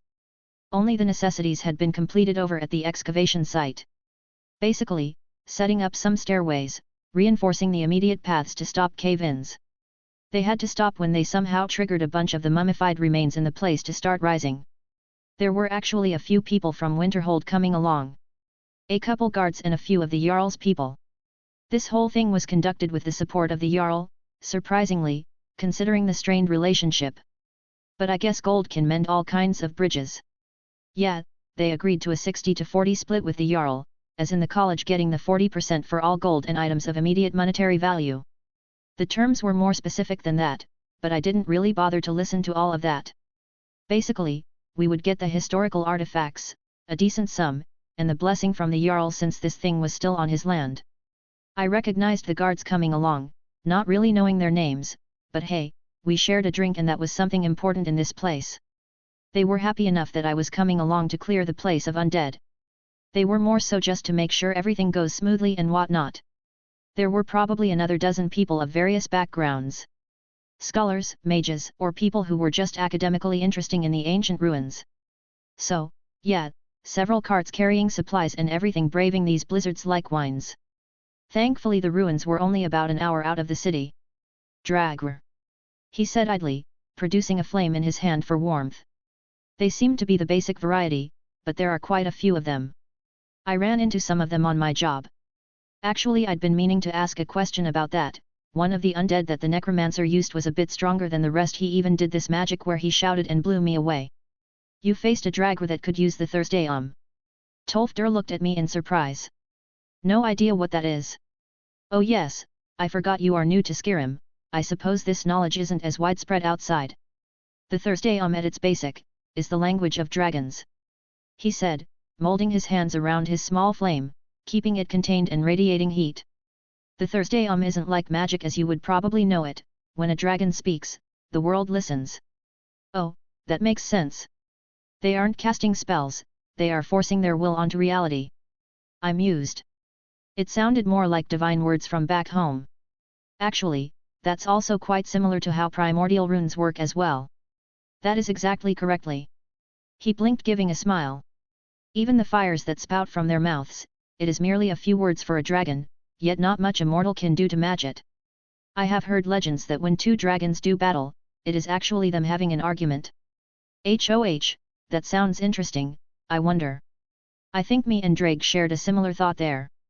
Is there a way to learn the Thursday There is, though it takes decades of intense study to even master a single word. There is actually an order of monks on the throat of the world that devote themselves entirely to do so. Interesting, very, very interesting. Well, I don't believe you should have to worry about such things here. In my research, I haven't been able to pinpoint this place as anywhere of great importance. Tolfdir reassured. Not to say that the ruins hold no academic purpose. We can only guess at what history is underground here. Ruoar, a voice boomed out over the snow.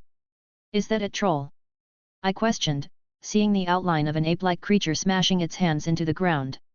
So, it appears. Tolfdir nodded. Hey, I haven't actually seen one before.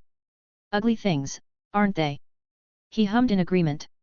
And they serve no true purpose. If it were a bear or some sort of animal, I may have just deemed it appropriate to scare them away. But a troll just burdens whatever region it decides to settle down in. You want this one? I eyed him. I wouldn't mind taking care of it, but... He gave a small chuckle. I wouldn't mind stretching these old bones for a moment. The flame in his hand danced around his fingers, and with a flick of his wrist it shot towards the troll who was still trying to intimidate the caravan. I was expecting a fireball of some sorts, maybe even something that would disintegrate the creature, but no, the ball erupted into a pillar that shot a good 20 feet into the air and consumed everything in that small area. I guess the title of master isn't just for show, even if it is for a different school of magic. That should do it. He smiled lightly. Not even a mild roadblock, but then again, the college really does have some monsters in it. Here we are! Tolfdir exclaimed, as the excavation site came into view. It wasn't particularly large, about what you would imagine. The people all around me started to unload their carts, several began setting up tents and making a camp that was livable. The weather hadn't let up, even now, the snowstorm made it hard to see more than 50 yards in front of yourself. Is there even a name to go along with this place? I looked down into the dugout pit that revealed just a single door and some stone structures protruding out of the ground. Clearly it had been swallowed by the ravages of time. We didn't have time to research anything inside yet. The Dragr came onto us rather quickly and I was more concerned about evacuating my students and the non-mages that had accompanied us on the project. Tolfdir stated. Ah, that's why he didn't just deal with them all by himself. I'm probably not even needed here, but this is my punishment, I guess I'll do the grunt work. And I don't mind helping out Tolfdir, he probably needs to oversee the camp as well. I guess I'll get started then. Make sure you're probably prepared. Even if you have full confidence, you should always have the basics with you. Tolfdir lightly chastised me, almost in a grandfatherly way. I have potions, food, and a lot of other supplies for emergencies. He just nodded, smiling. It's just an old man's worries. If you don't feel like you can handle it, just come back out. He gave me a small pat on the back. I can handle this. I waved him off. All right, off you go then. He gestured me away, letting out a small laugh. What a nice guy. Definitely my favorite teacher at the college so far. Well, here we go. I walked down and opened the doors, leading to a half-caved entranceway. It looked like it had been reinforced already, allowing for people to come and go. There were a few light sources everywhere, some magical-looking candles, a few lanterns here or there with what looked like fireflies inside. I think there was some light coming from the ceiling as well. I couldn't quite see how it was working, but I think it was magical. Well, when in doubt assume it's magic. The first true room was a bit odd, like a huge stone pillar with a winding staircase and a bunch of doors everywhere. The staircase looked very weathered, practically falling apart at the seams. I think this room was about as far as the previous expedition got before being chased away. There were a couple scaffoldings around, keeping the walls nice and sturdy. I did admire their precautions. It wasn't like this in the olden days of my old home. They were more concerned about finding treasure than securing something for historical significance. Well, it would suck, for people without wings. The refreshing feeling of my wings being exposed to air was always nice after not using them for some time. I did make a mental note to give them some more exercise every now and then. They were technically a body part even if they were magical in nature. A simple glide down to the bottom and I was met with the immediate attention of a dozen or so entities. They were already up and about, skulking out from the corners of the room. Their armor clanking with each step, metal weapons being drawn from weathered sheaths. I did make sure to put my wings away, don't want a luck hit to nip them. It seems like something that would be excruciatingly painful. Well, showtime. My body circuits flared, reinforcement covered my body and I drew Dawnbreaker from my ring. Its warm flame was very reassuring, even if I wasn't at all intimidated by the situation, it was soothing to hold in my hand. Hey, Meridia, are you watching? I whispered lightly. The light at the center of my sword pulsed with a faintly ethereal glow. Well I offer these to you. Does this count as being romantic if she hated undead with a burning passion? The first dragger ran up to me, hand fully extended back in a swinging motion. I barely paid it any mind as my sword swung out before it could finish. Its body was cleaved in two, and practically disintegrated into ash on contact. I had barely felt any resistance, even with its metal armor in the way. I realized just now how powerful this sword truly was in the correct circumstances. The nature to be anti-undead, to be conceptually stronger when facing opponents that meet those criteria. Even if the steel armor wasn't anyway necrotic, it was still but paper in front of my weapon. Meridia loathed undead with a passion, I could practically feel her jubilation transfer from the sword. If this really makes you so happy, we should make a date of it. I laughed as they clamored towards me. My sword pierced through another undead, bursting it into flames. This was the bare minimum of what the weapon could do, yet it was such an overwhelming weapon for its fated enemy. There were further enchantments on it though, ones I couldn't even begin to unravel without years of research. It was a weapon created by a goddess, intended to be wielded by mortal hands. Perhaps not a divine construct, but it was something that could trade blows with a noble phantasm and not lose. I moved through the mob of undead creatures, their swinging not much more than childish flailing. Every swing of my sword, and another walking corpse was released from the prison of unlife and whatever powers bound were free. It was exhilarating, wielding such a powerful weapon, and it was all mine.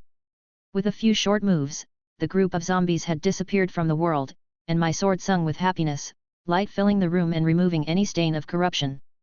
Creator's thoughts. Dawnbreaker, breaker of all things undead, mostly.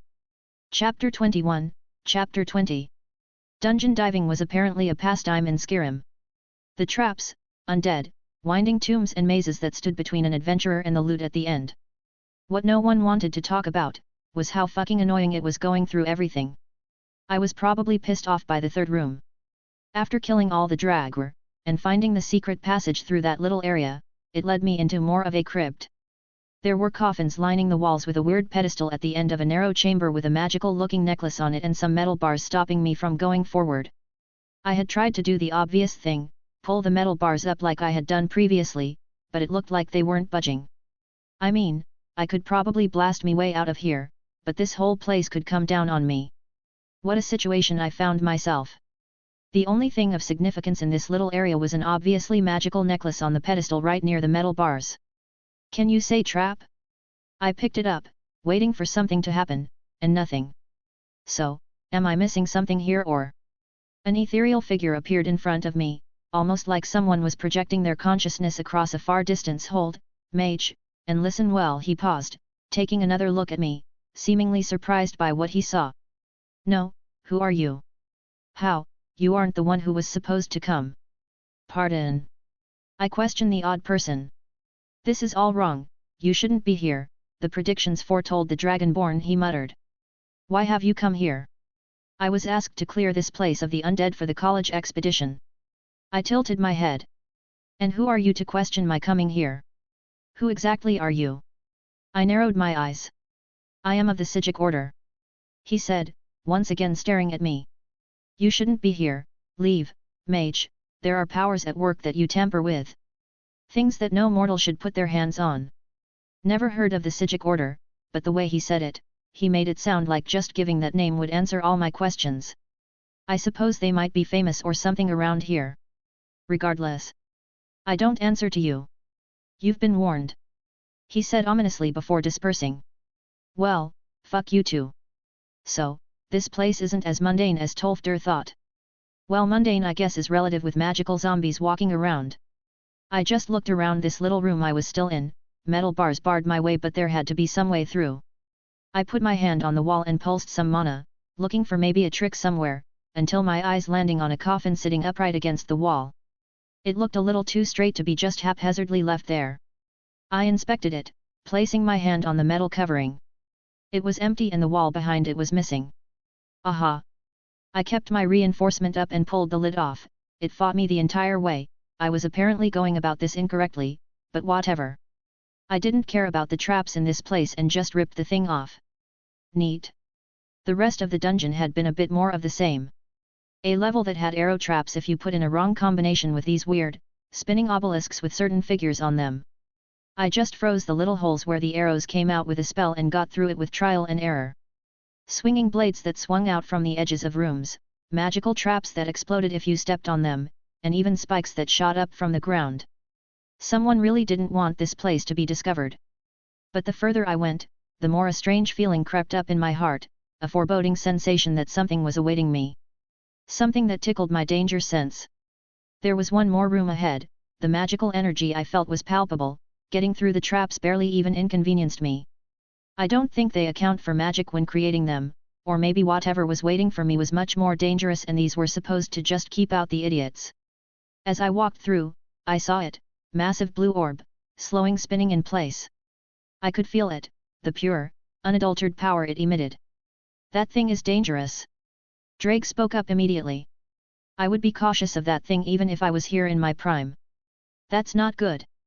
So much magical energy in the air here, it was practically stifling. I was a bit cautious to even cast a spell, I had no idea what reaction would occur. I took a step down the stairs, and as soon as my foot touched the wood I heard a cracking sound, as something ancient had just moved for the first time in many years. It stood up from a chair, the familiar figure of a draggor, but immediately I could tell this one was different, like the one I fought at Meridia's temple. I hurriedly threw up a ward as flames spouted from its hands. It can cast magic, okay. With another thought, oak flesh covered my body and I made sure to double-check my reinforcement. My ward met its torrent of flames as I closed the distance, Dawnbreaker in my other hand. As we got close enough it tried to swing its own axe at me, but I ducked, overloading the ward and dispersing his flames spell. It's over, I swung my magical sword underneath him. Only to be intercepted by a magical barrier. A magical barrier strong enough to fight against the weapon a literal goddess gave to me. It pushed back the cleansing flames of my sword and a small explosion erupted at the focal point, blowing the sword out of my hand and causing me to stutter back. I saw it clearly, the torrent of power that was being streamed into this undead from the floating orb nearby. It was siphoning power from the thing, pure magical energy enveloping its body making it practically invulnerable to damage. I tried my trick from before, pushing a turn undead and a telekinesis together but they fizzled out when the barrier touched them. The steel axe in its hand swung with a fury as I stepped back, its free hand summoned ice that rained from the sky. Runic letters spun around my arm as I pushed them into the ground bindings of Gaia. But it wasn't working. Even with the roots springing forth, they withered and drained of any magical energy inside of them as they tried to grab a hold of the undead. Even physical damage was negated by the shield of magical energy, my attempt to restrain the undead had been repulsed. Maybe an explosion that doesn't directly target him? I swiped my ring, pulling out a couple jewels of varying quality. I overloaded them with magical energy and actualized my intent, throwing them towards the undead walking to me. Jumping back enough to not get caught, or so I thought. The explosion was larger than I had anticipated, feeling the shockwave and almost getting blown back. But once again the undead shrugged it off like it was nothing. I had hundreds of spells I could call upon, yet my mind raced trying to think of a solution. It seemed like I only had one option left. I withdrew my cane sword from my ring. It was soaked in my blood, so it was perhaps the best thing I could use as a catalyst for my true magic without using my body, which would be the height of foolishness. I pulled on the kaleidoscope, filling my sword with the dimensional magics. It shuddered under the strain, but I kept pulling from a multitude of parallel worlds, all filling inside. Condensing, collecting, and synthesizing the correct spell sequence. Pointing the tip of my blade at the undead, several spell circles spun around the metal, amplifying the sequence. Ether cannon. I let it all go. The blade shattered in my hand as the beam of light fired off, exploding into tiny pieces as even the handle burst open in my palm. It struck the barrier of magic, fighting against it, but it looked as if my hypothesis turned out correct. The barrier was pieced through and the undead's chest was blown open. I caught myself from falling forward. My body arched before stabilizing myself. I had to do something stupid there at the last moment and partial shoulder some of the burden from the actualization of the spell, otherwise my sword would have blown up prematurely. I don't know what happened, but the energy of this orb started going crazy. The magical energy in the room fluctuated, bursting in every which way. Was it because of my use of the kaleidoscope? Did it have some adverse reaction on this strange orb? What have you done? I turned around and saw that person appear again. He looked more whole than before. Just as he said it, a beam of light shot up from the orb and pierced the ceiling. The whole underground ruins shook, rocks and debris began falling everywhere. You have potentially doomed the world. Have you any idea what your meddling had caused? He shouted in anger. Several more figures appeared around the orb, gesturing to it as if they were about to cast something. We will take this away and deal with the aftermath of your incompetence. What? I took a step forward but was hit by a combined spell from several of the figures. I found myself unable to move and I just watched as they gathered in a circle around the orb and were about to transport it away. You want to steal from me? This is mine, I won it by combat. No. I said firmly, summoning my boosted gear. Boost me, and Drake roared at the same time, drawing their attention. This doesn't concern you anymore, mage. The leader, I suppose, the one who had spoken before, stood in my way. You were not destined to be here and you have ruined everything. You aren't even truly here, trying to play with spatial distortions in front of me? Come back in another 1,000 years. I looked him dead in the eye and snapped my fingers. The spell, the folding of space and time that allowed them to be here while also not being here, shattered when I pulled over the correct world flow with the help of the kaleidoscope. Coward didn't even have the courage to show up in person. The ethereal figures had all disappeared in a blink of an eye, pulled back to where their real bodies were as time and space synced back up correctly. The only one left was the one who spoke to me. You want to steal my spoils after I had cleaned everything up? Maybe if he had spoken to me with some manner of respect, explained to me his circumstances, this might have ended differently. I looked at him. The way he projected himself was different, like how Meridia did. I looked at the tether that was acting as a bridge. Cute. Begone. I did the equivalent of yanking him back towards the source, sending him hurling through space back to his point of origin. You got a plan? Drake asked. I do have a plan. It isn't a very good plan, but it is a plan. What do you need? He was being oddly cooperative. I just need your help. You should know what my magic does, the dimensional refraction phenomenon. Being able to pull an infinite amount of magical power from an infinite number of worlds. Indeed, we're going to do the opposite here. This thing is also drawing in an unfathomable amount of magical energy, possibly even infinite in scope, but it's all from this singular world. It might drain this place dry if we let it, or it could blow up. I have no idea. You want to use the gauntlet? Sorry, it's all I got. Okay, let's do this. I'll help where I can from inside. I just nodded at the dragon, playing my gauntlet-clad hand on the magical orb and pulled open the kaleidoscope. Creator's thoughts. Alternative name for the story, MC ruins canon everywhere he goes. Chapter 22, Chapter 21. I opened my eyes, staring at an unfamiliar ceiling. My body ached something fierce, and I felt a burning sensation in my chest, like I had put a heavy toll on my magic circuits. You are finally awake, then. I looked up to see Meridia sitting next to my bed. Well, this wasn't my bed, I've been here before, this was the Archmage's quarters. Hey there. I smiled only for her to scowl back at me. I find myself conflicted. She didn't look pleased. Usually if a mortal does something to anger me or disregards my words, I can merely punish them. But what am I supposed to do now? She looked at me expecting an answer to her query. What? I told you to remain whole and healthy before I departed last. Tell me, what part does being bedridden constitute healthy? What happened? My head was pounding as I recalled what I had done. The magical sphere, it was discharging so much magical energy that it became a danger, so I had to divert the flood out of the world line. Oh, the strain on my body that was particularly painful, and I think I passed out as I finished. Well, since everything is still standing, then I suppose it worked out. But were you worried about me? Her scowl deepened and she looked away. I am a goddess, I do not worry. She said firmly. Would a goddess accept a hug and apology for making her not worry? I sat up on the edge of the bed. Such a thing may make a goddess less angry. She whispered.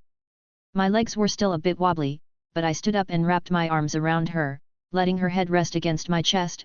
I felt her own arms squeeze around me. I'm sorry. Do not think you will escape my ire with just a few words. Of course, I will accept any punishment you give. I chuckled. Humph, to make light of my words, you are bold. I can't help it, you're too cute. I gave her a kiss on the forehead. See cute? She whispered. Once again you dare say something so flippantly to me. No mortal has ever had the courage to say such words to my face. She huffed, adorably. Was I also the first one to confess to you as well? I smirked at her. Of course not, I am known far and wide through the realms. I have had kings and great warriors profess their undying love and admiration towards me over the centuries. Many have attempted to woo me with such treasures and gifts that the world would wage war over. And what makes me so special? I lowered my head closer to hers, our lips were just a breath apart. Never had I met a man with such audacity to say they simply like me. She looked a bit bashful. I hummed thoughtfully. Has any man had the audacity to steal a kiss from the goddess Meridia? I stared into her eyes, they glowed slightly with recognition from my words. I think I saw her breathing hitch just ever so slightly. No man has ever dared. She said with nothing more than a whisper. Well, she didn't reject me, so I took that as confirmation. I placed my hand on her cheek, seeing her act almost expectantly like this. Why are you so cute? I pushed my lips against her lightly, letting her dictate how far she wanted to take it. She reciprocated and met mine. This wasn't like before where she just gave a peck on my lips and left. This one was full of affection and perhaps even longing. You conflict me, Wilhelm. She said quietly as our lips separated. I should have been happy to see you possibly die, to escape from the oath I had given to a mortal. I should have demanded answers from you about the odd circumstances you seem to perpetrate. I should not be longing for your presence when we are separated, nor get flustered when I'm finally standing with you. I tilted my head at her words, a bit surprised. I see, I'm actually her first real boyfriend, her first time having a romantic relationship. She doesn't quite know how to act upon her feelings. Regardless of her status as a goddess, she is still a being with emotions, feelings, and some have come to the surface that she is unused to. Even if the time had been short, it didn't seem to mitigate all these suppressed feelings suddenly rearing their head. Or maybe it was something a bit more than that? You've been by yourself all this time, haven't you? I gently pushed a strand of hair out of her face. She paused, staring at me. I don't think she quite knew how to answer that question. Only giving a cute little sound in confirmation. Well, I'm not going to let you be alone anymore. I smiled at her. You're my woman after all, and I don't want to be alone anymore either. Maybe that's why we both were so taken with each other? We were both lonely. I suppose it can't be helped then. She said quietly. But do you truly wish to pursue this courtship? Are you asking me this now? I think I made my feelings quite clear. I'm not a mortal. There are things I won't be able to give you that someone of your own kind can. Are you not capable of love? I lightly poked her cheek, much to her chagrin. Of course, I am. She gave a little squeak of embarrassment. I think she was feeling much more comfortable in my presence now. I guess we had been floating around what our relationship truly was until this moment, and she finally accepted it in her own heart. Then what's the issue? I can't give you children, she said plainly. Is it not the desire for mortals to carry on their own lines with offspring? I guess that is something important to people who live in a world like this. It's true, I guess I even had thoughts about a big family in my future. But, I care more about you than something like that. I don't. She paused, having trouble finding the words. I will not get angry if you find a mortal to produce offspring with. I just blinked, trying to process what she said. I think this was perhaps a sore point for her and something she may have had on her mind for a bit now. I'll deal with it later. Can you say those words to me again like our first meeting? She leaned into me. I like you, Meridia. I whispered gently into her ear. I like you too, Wilhelm. She replied. I see Lady Meridia has finally departed. The archimage popped in only moments after Meridia had left. Sorry, I said sheepishly. No doubt she pretty much took over the area while she was here. He pursed his lips. Well, I can't quite fault her, you gave several of us quite the scare. His lips curled upwards. I dare say even Lady Meridia did not leave your side for the entire 2 days you were unconscious. Crash. We both looked over at the origin of the noise. My dawnbreaker was sitting on a shelf, now cleared of any other items, that had just so happened to fall onto the floor. I couldn't help but smile, knowing she probably got all flustered at his comment. She really was cute when that side of her came out. The Archmage wisely chose to ignore it. The phenomenon that occurred, I think all of Skyrim saw it. Yet, I wouldn't be surprised. I rubbed the back of my head. What happened to the orb?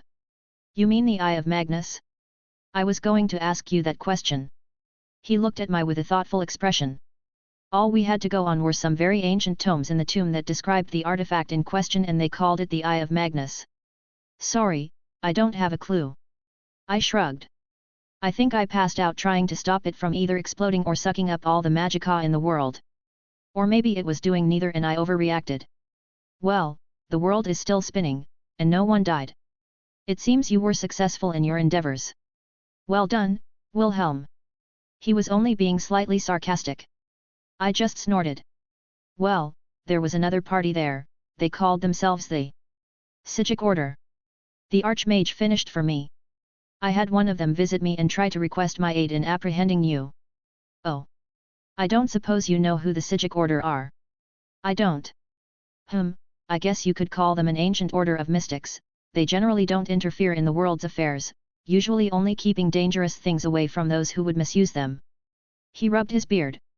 I was excited when one popped into the college for the first time in 100 years, they actually would give counsel to previous archmages before they went into hiding. He's here right now. I scowled. Well, if he wants a round 2.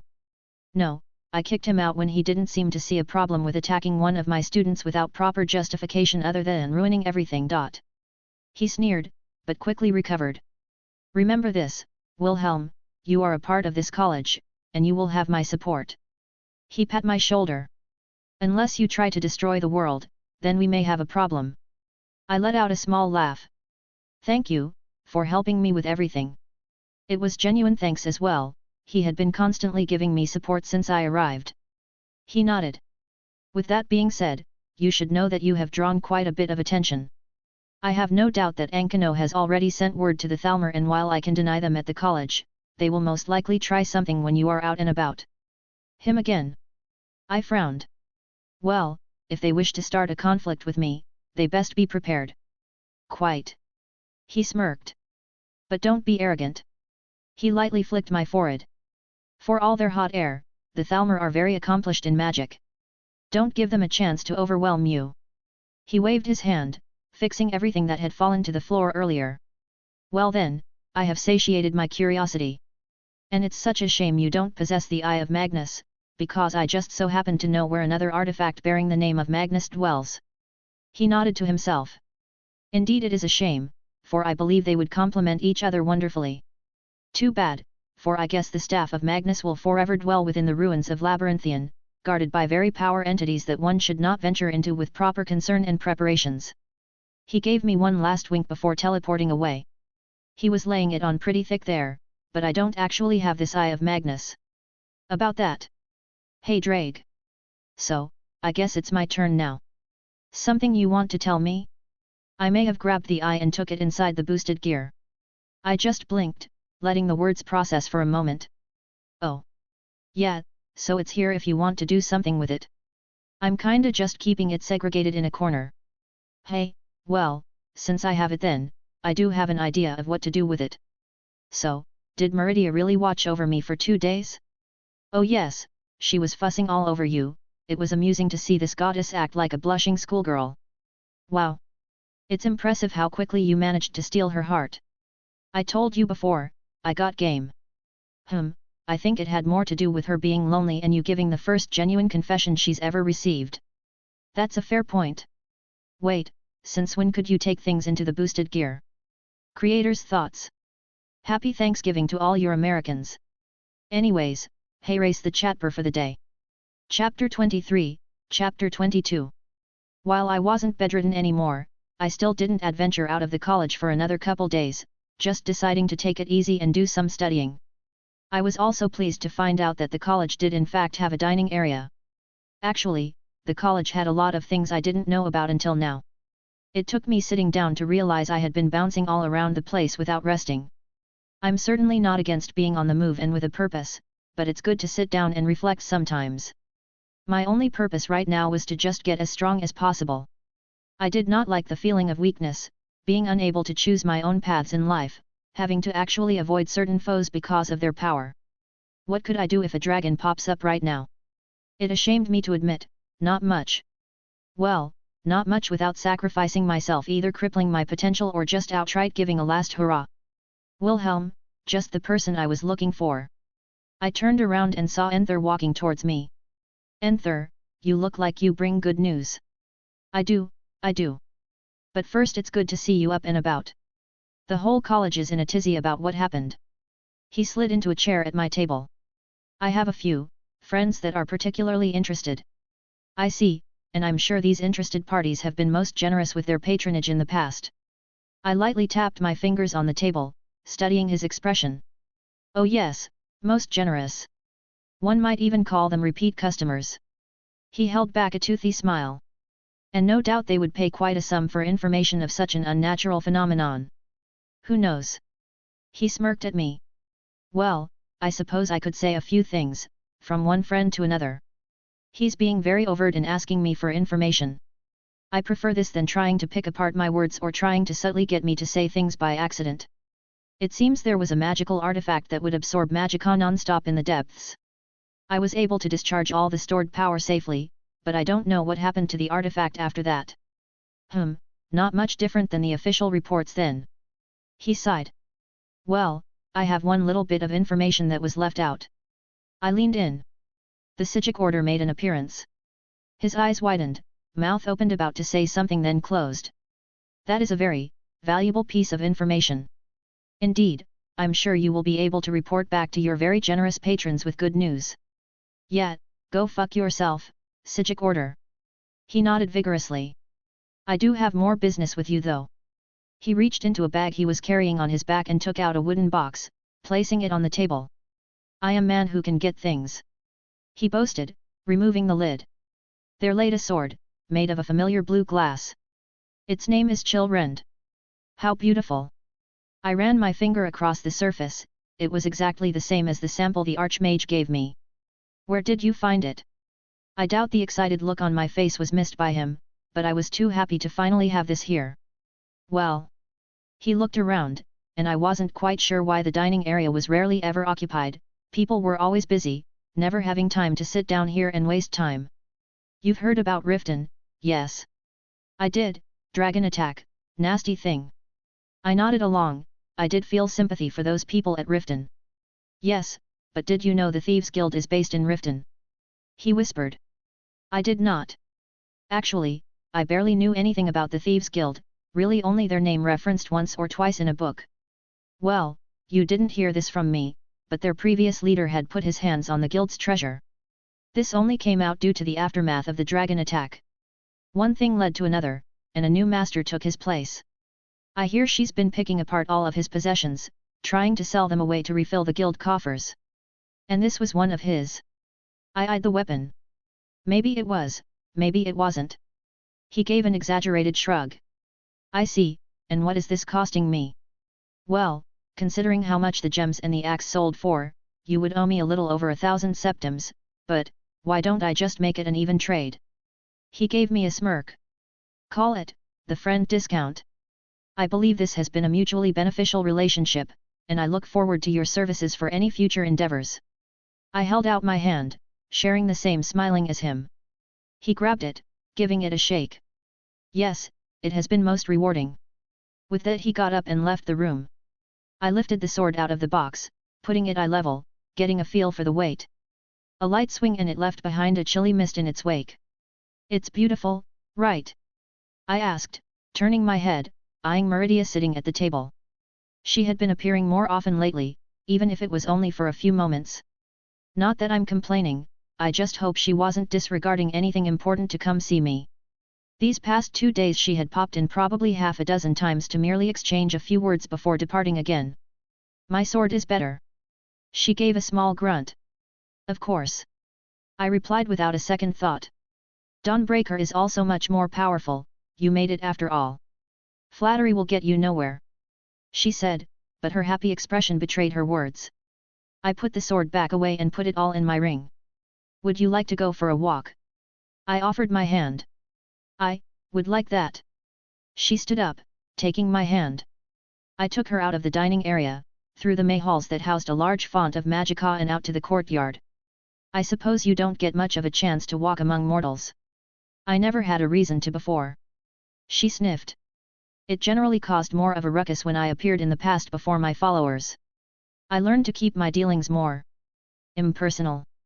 She admired the view, peering over one of the ledges. But I suppose there is a certain satisfaction, walking through Nirn with my own feet. You know, you don't have to always be the one coming to see me. I gave her hand a little squeeze, and a small smile. She paused and looked at me. Are you referring to how you were able to connect to my realm of oblivion without my permission? She raised an eyebrow. Whatever could you be talking about? I looked at her in mock confusion written all over my face. Of course. She pursed her lips. I may know a thing or two, perhaps I could even be susceptible to a bribe. A bribe is it? Am I to assume the nature of this bribe involves my legs in some manner? She eyed me suspiciously. I can neither confirm nor deny that your magnificent legs might play a part in loosening my lips. I gave her a smirk. Admittedly, this is not what I expected you to request.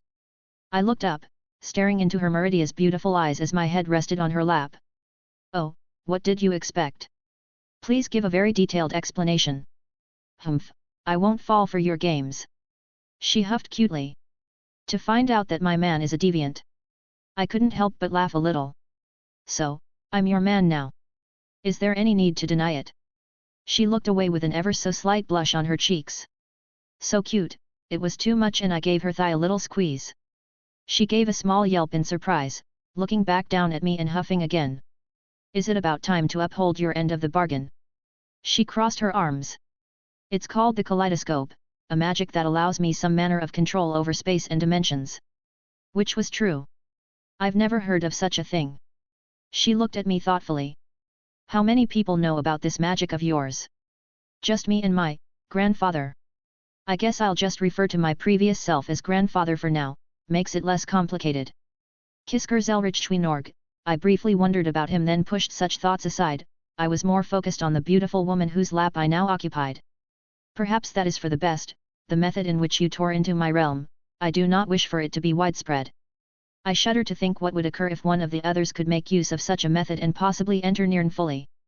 I finally sat up, adjusting myself next to her. You know, I wasn't joking when I said I could come to you as well. You would venture into my realm of oblivion. She looked at me incredulously. I am not lessened there like I am here. I could do anything to you I desired. Anything, hey? I raised an eyebrow. As long as you're gentle about it. It would be my first time after all. That isn't what I meant. She puffed up, Truly, your mind is only filled with perversions. I blame the goddess who seduced me. I wiggled my eyebrows for extra effect. I did not seduce you. She huffed out with exasperation. I still remember that beautiful woman beckoning me, displaying her legs in all their glory, offering me anything I wished with that come hither look. I gently ran my hand down her leg. I looked up into her eyes, they were not unwelcoming but also a bit hesitant. If I wanted to push I probably could, but it didn't feel right. Instead, I leaned over and placed my lips against hers. She was the one who broke the kiss, reluctance was written all over her face. Will. Ah, is it time already? She probably had to head back. I must return.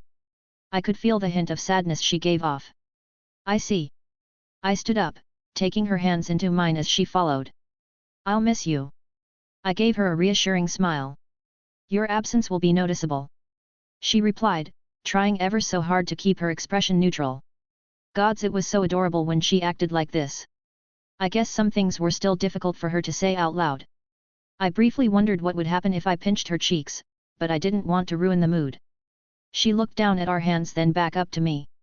I wouldn't be remiss if you found yourself in my realm. She said quietly, disappearing back into oblivion. But I saw that small rosy complexion on her cheeks. That woman, how can she be so cute and so scarily powerful at the same time? I just want to bully her a bit and see her reactions. Well, she probably would be able to step away again for a few days, at least. I may as well head to Whiterun and see if I can finally get this sword made now that I have all the pieces. Creator's thoughts. Sword next. Chapter 24, Chapter 23. I casually strode through the entrance of Whiterun. It was about midday, the sun was high in the air and the temperature was actually very comfortable.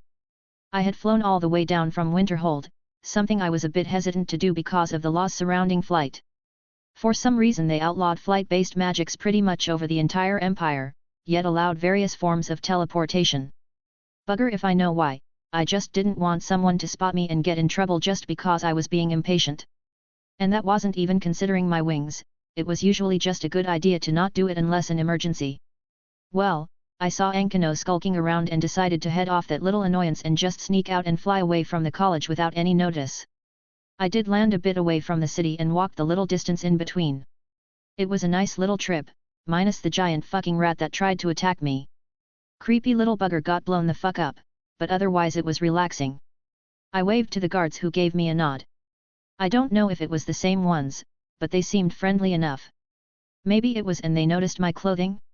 I guess I'm rather memorable when most people wear robes and animal skins. What a lovely day it was, I was in a great mood. I had a wonderful woman that returned my affections, I was going to see a friend I hadn't seen in a few days, and I was finally going to get my mystic code made. I put a few coins on a stall with some fresh produce up for sale, grabbing a couple apples with a wink towards the woman running it. Skyrim apples are really good, they tasted like a Honeycrisps, if slightly sweeter. I wonder if I could grow some at home? Maybe open the market for a new kind of apple, build an apple empire, become the tyrant of produce. That sounds like too much work.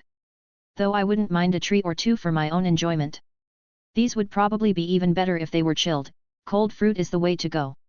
I walked up to the, what was it called again, Horvaskr, the companion's building. The boat building.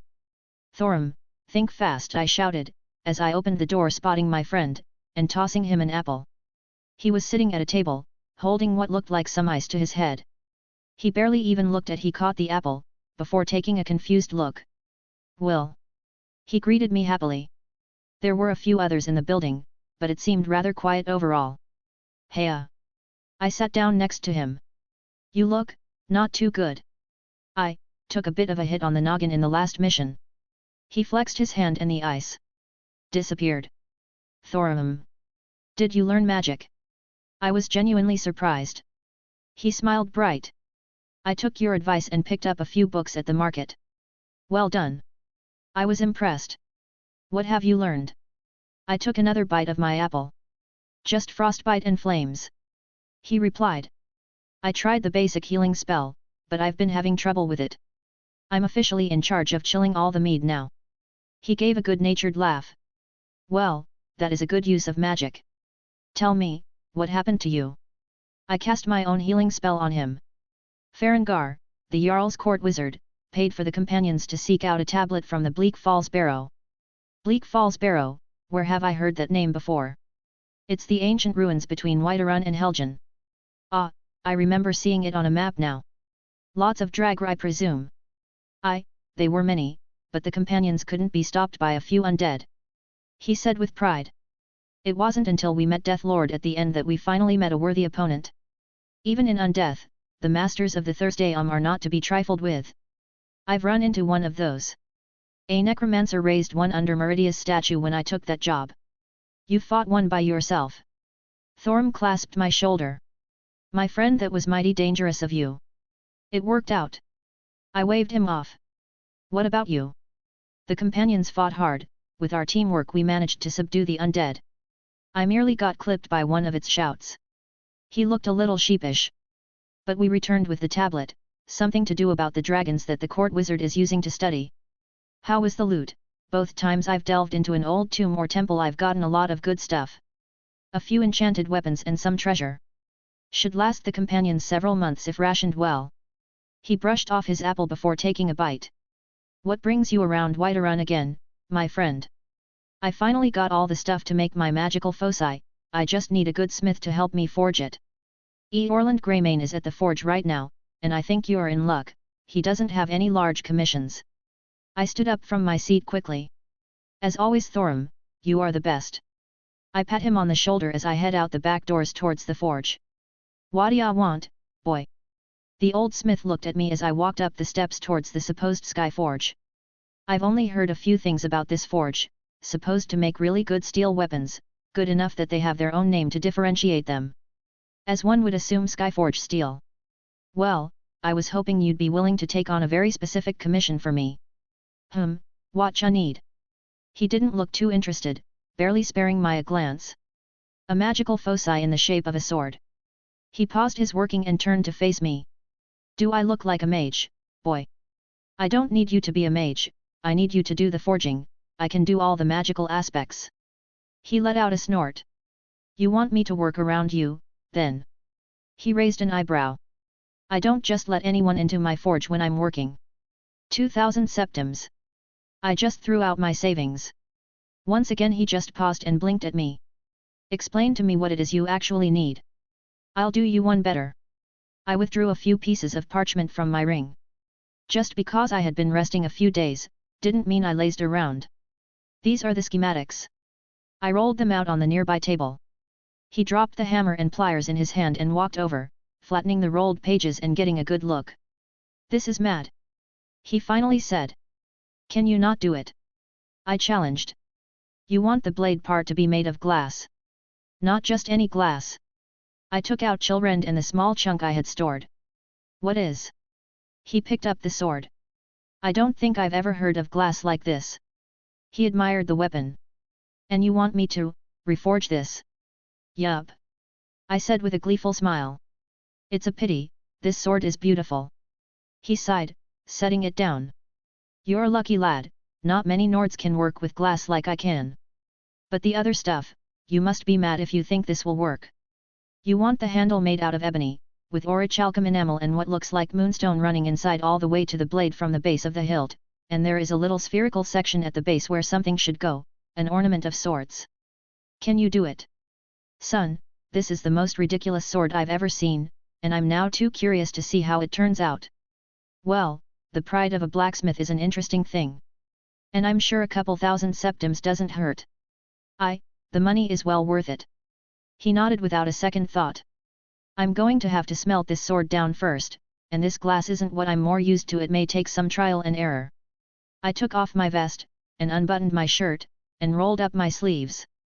I'm here to assist. You ever assist in smithing, son? I know a thing or two. I smirked. I'll get on the bellows, tell me when the temperature is good. All right, it's your money and materials, don't be crying to me when something goes wrong. He shrugged. Hold it, this glass is damn finicky, any higher and it'll shatter. Fuck, this wood is burning too quick, I'll throw some frost magic at it. Steady. It's melting good now. Good, slowly lower the temperature. Did you not see my drawing? The moonstone needs to be inlaid at the base of the glass. I'm telling you, the glass will get too brittle if you try to add the moonstone after it fully settles. Then how the hells are you going to cast the ebony and orichalcum over top if you do the moonstone first? Brat, I've been doing this before your mother even thought about conceiving you. Moonstone has a higher melting point due to its pure magic nature. We can put a mold of the ebony on after we get this bit in first. Alright, fine, you're the expert. Hold it steady, boy. I don't need you fucking it up at the last part. Just pour the orichalcum in, old man, make sure you mix some more of my blood in. First line is done, second line is done, and there's the last one. So, get ready to quench, now. Amazing. I blurted out as Orland put the finishing touches on my weapon. He held it in a pair of tongs, the steam still coming from the cooled metal. Carefully, he sat down to fully cool off. This turned out well. He admired his work. Explain to me how this works. Ebony rejects magicka, so it gets all funneled into orichalcum. Orichalcum eats up all the magical energy, but doesn't like letting it go, so the moonstone takes it and carries it to the glass blade, which can be used for spells. I listed off my thoughts on its creation. I couldn't just use the orichalcum for the handle. If I had too much orichalcum, then my magical energy would never be pushed off into the moonstone to the glass. And any other metal would generally take come magical energy into it, essentially wasting the runoff, whereas ebony is both extremely durable and doesn't want my magical energy. And moonstone suffers from being too weak a material for a more physical use. A good hit on the handle and it would have been damaged. The glass itself was stronger than steel and took in magical energy like it was starving, but it would be dangerous to make the entire thing out of pure glass. I needed to separate the part that handles spellcasting from what I was holding. But there's one last material to add. Right, Drake? You want this now? Yeah, I'm ready for it. I summoned my boosted gear, earning a look from the blacksmith, but I ignored it for now. It came out without any fanfare, no huge world-changing events. The Eye of Magnus. It was just a small little orb in the palm of my hand, smaller than even a gold coin. And that wasn't because of the excess magicka I drained from it. This thing was still going strong, just less volatile. No, the size was completely irrelevant.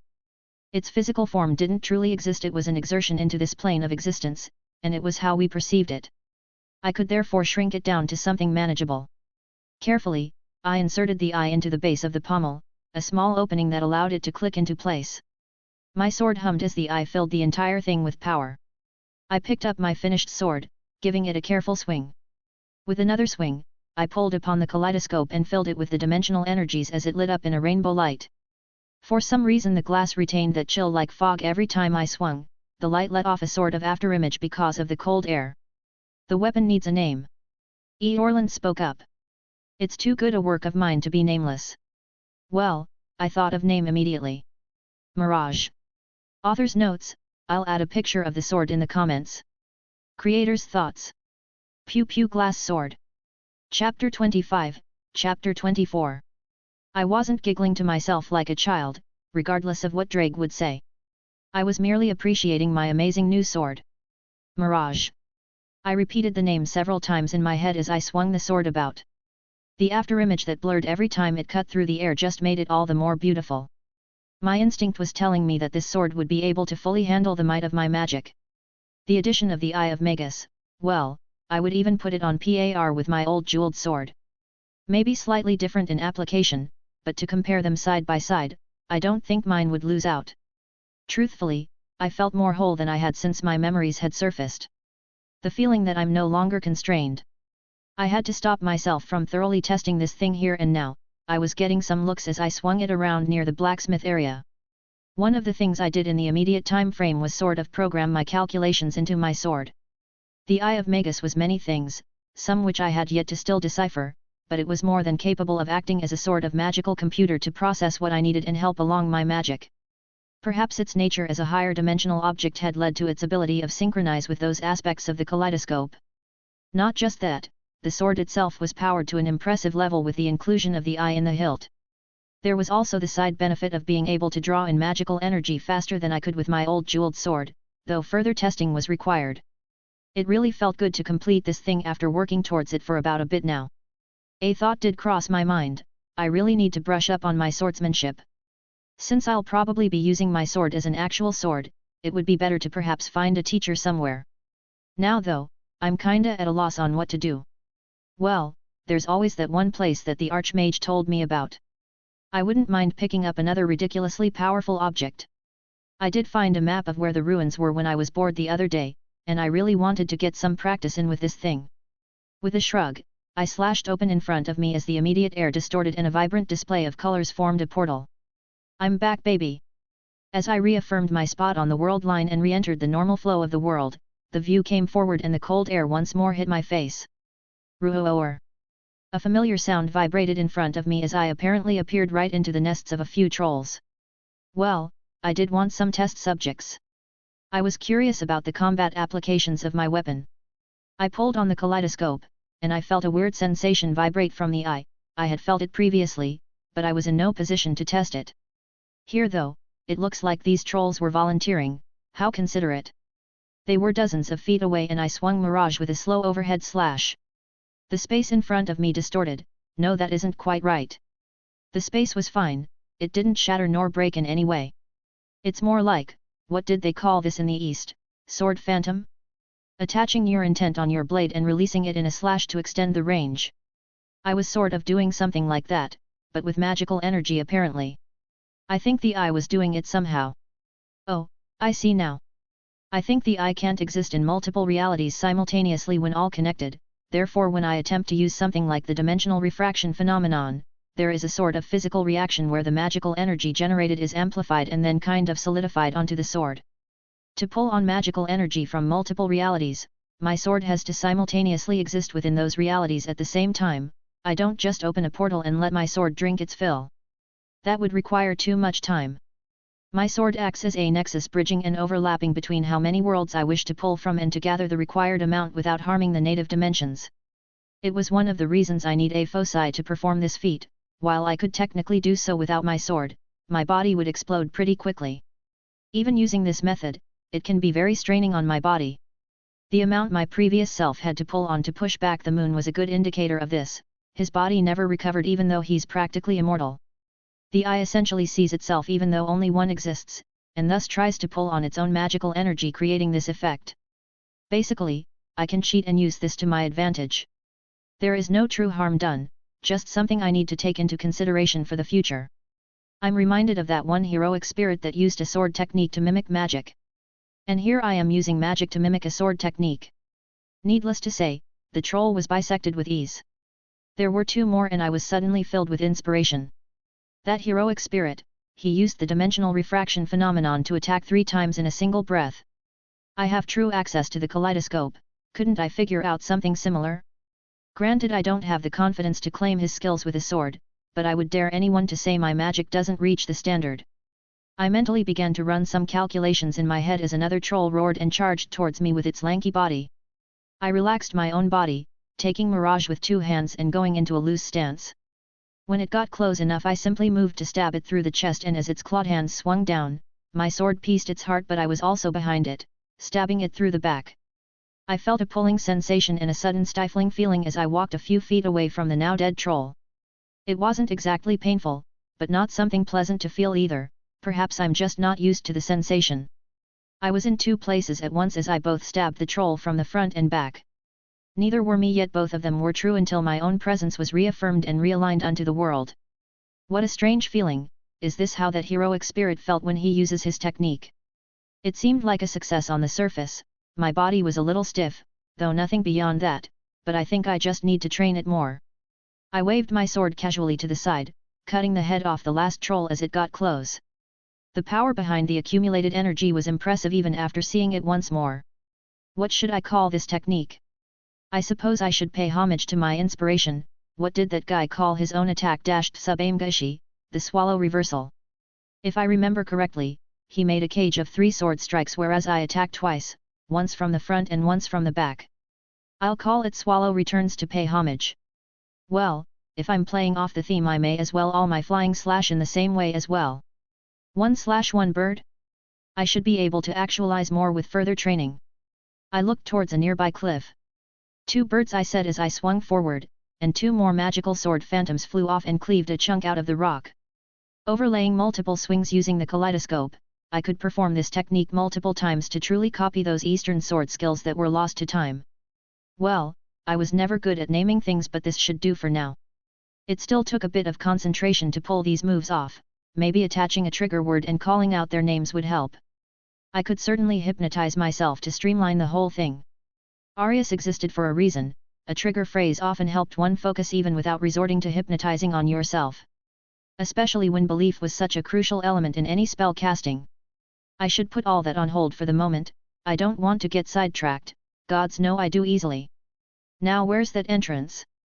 Fuck, this place was confusing, I must have run around for 20 minutes trying to find the entrance. These big stone doors were surprisingly difficult to find. Oh, how cute, it's magically locked. I put my hand on the door that didn't have any key. Boop. With the thought I appeared on the other side, only having to cast a structural grasp to see how far the stone door extended so I could know the distance I had to teleport from.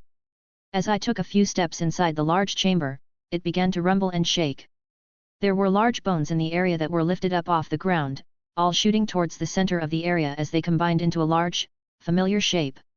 Is that a fucking skeleton dragon? I couldn't help but blurt out. It was, decently large and a bit intimidating. Except, it was a skeleton. If it were a zombie, I may be a bit more alarmed, but it was literally just bones that were reanimated and forced into the figure of a dragon. I drew Dawnbreaker from my ring and with telekinesis guiding it, I threw the blade at the undead. Easily piercing through the necromantic magics holding the thing together as a burst of white light flared up and exploded outwards. I pulled the sword back to me, looking at it. How was that? I just slayed a dragon. Your man is amazing, right? I spoke to the sword.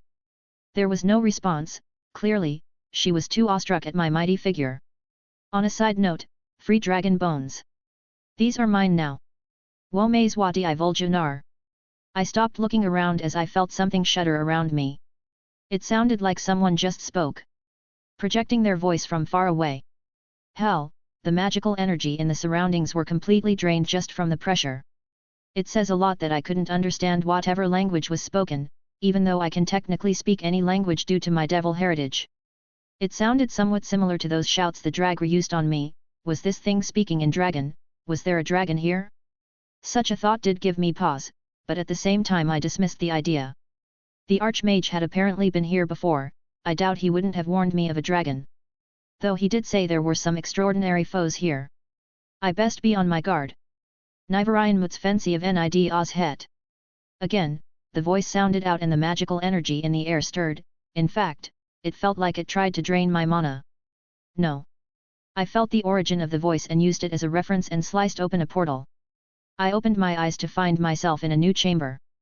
There was a strange magical phenomenon in here. It looked like two ghosts were channeling a spell to keep an undead mage in stasis. Weird.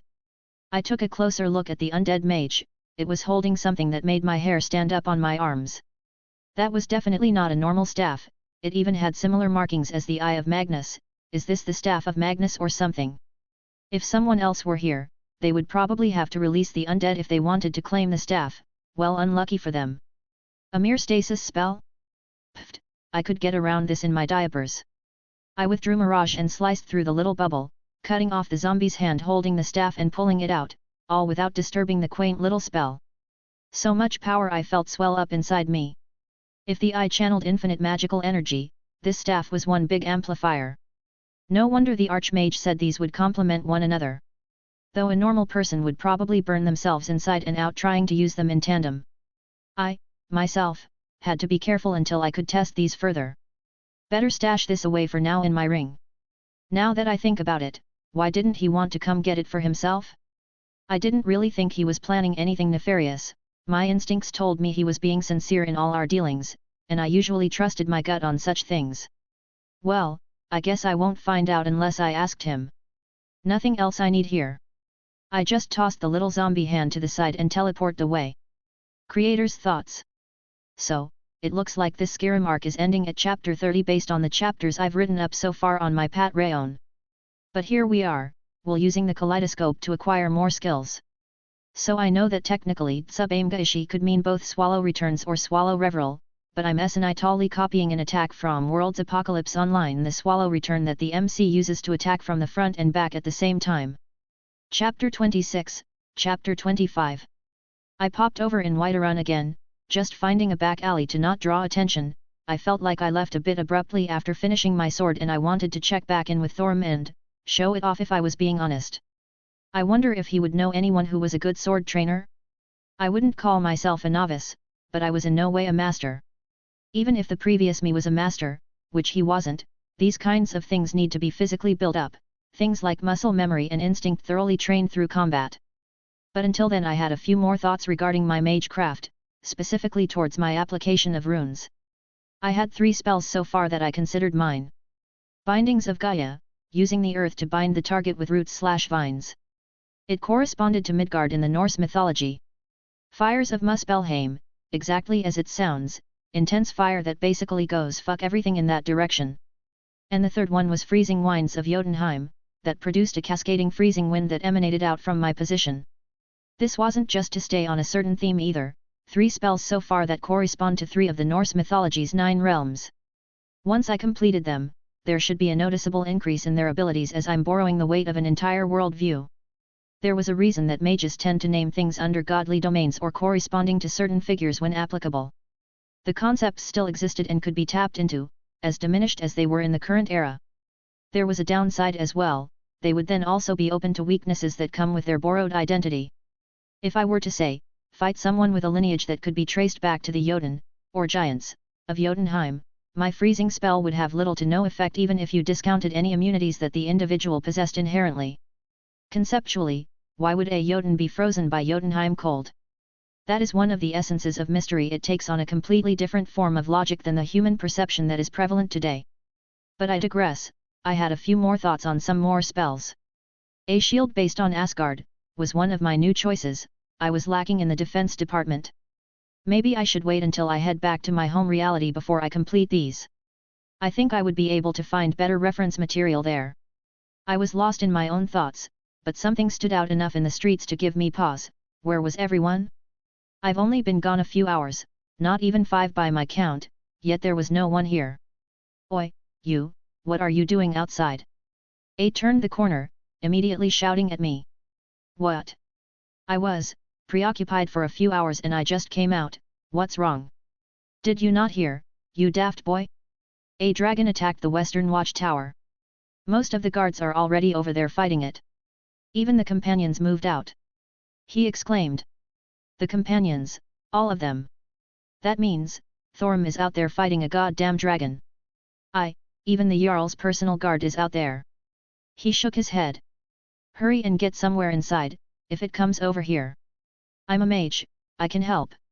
He paused for a moment, barely even giving the time to think. Fine, all right. There's another group to reinforce them about to head out, follow me.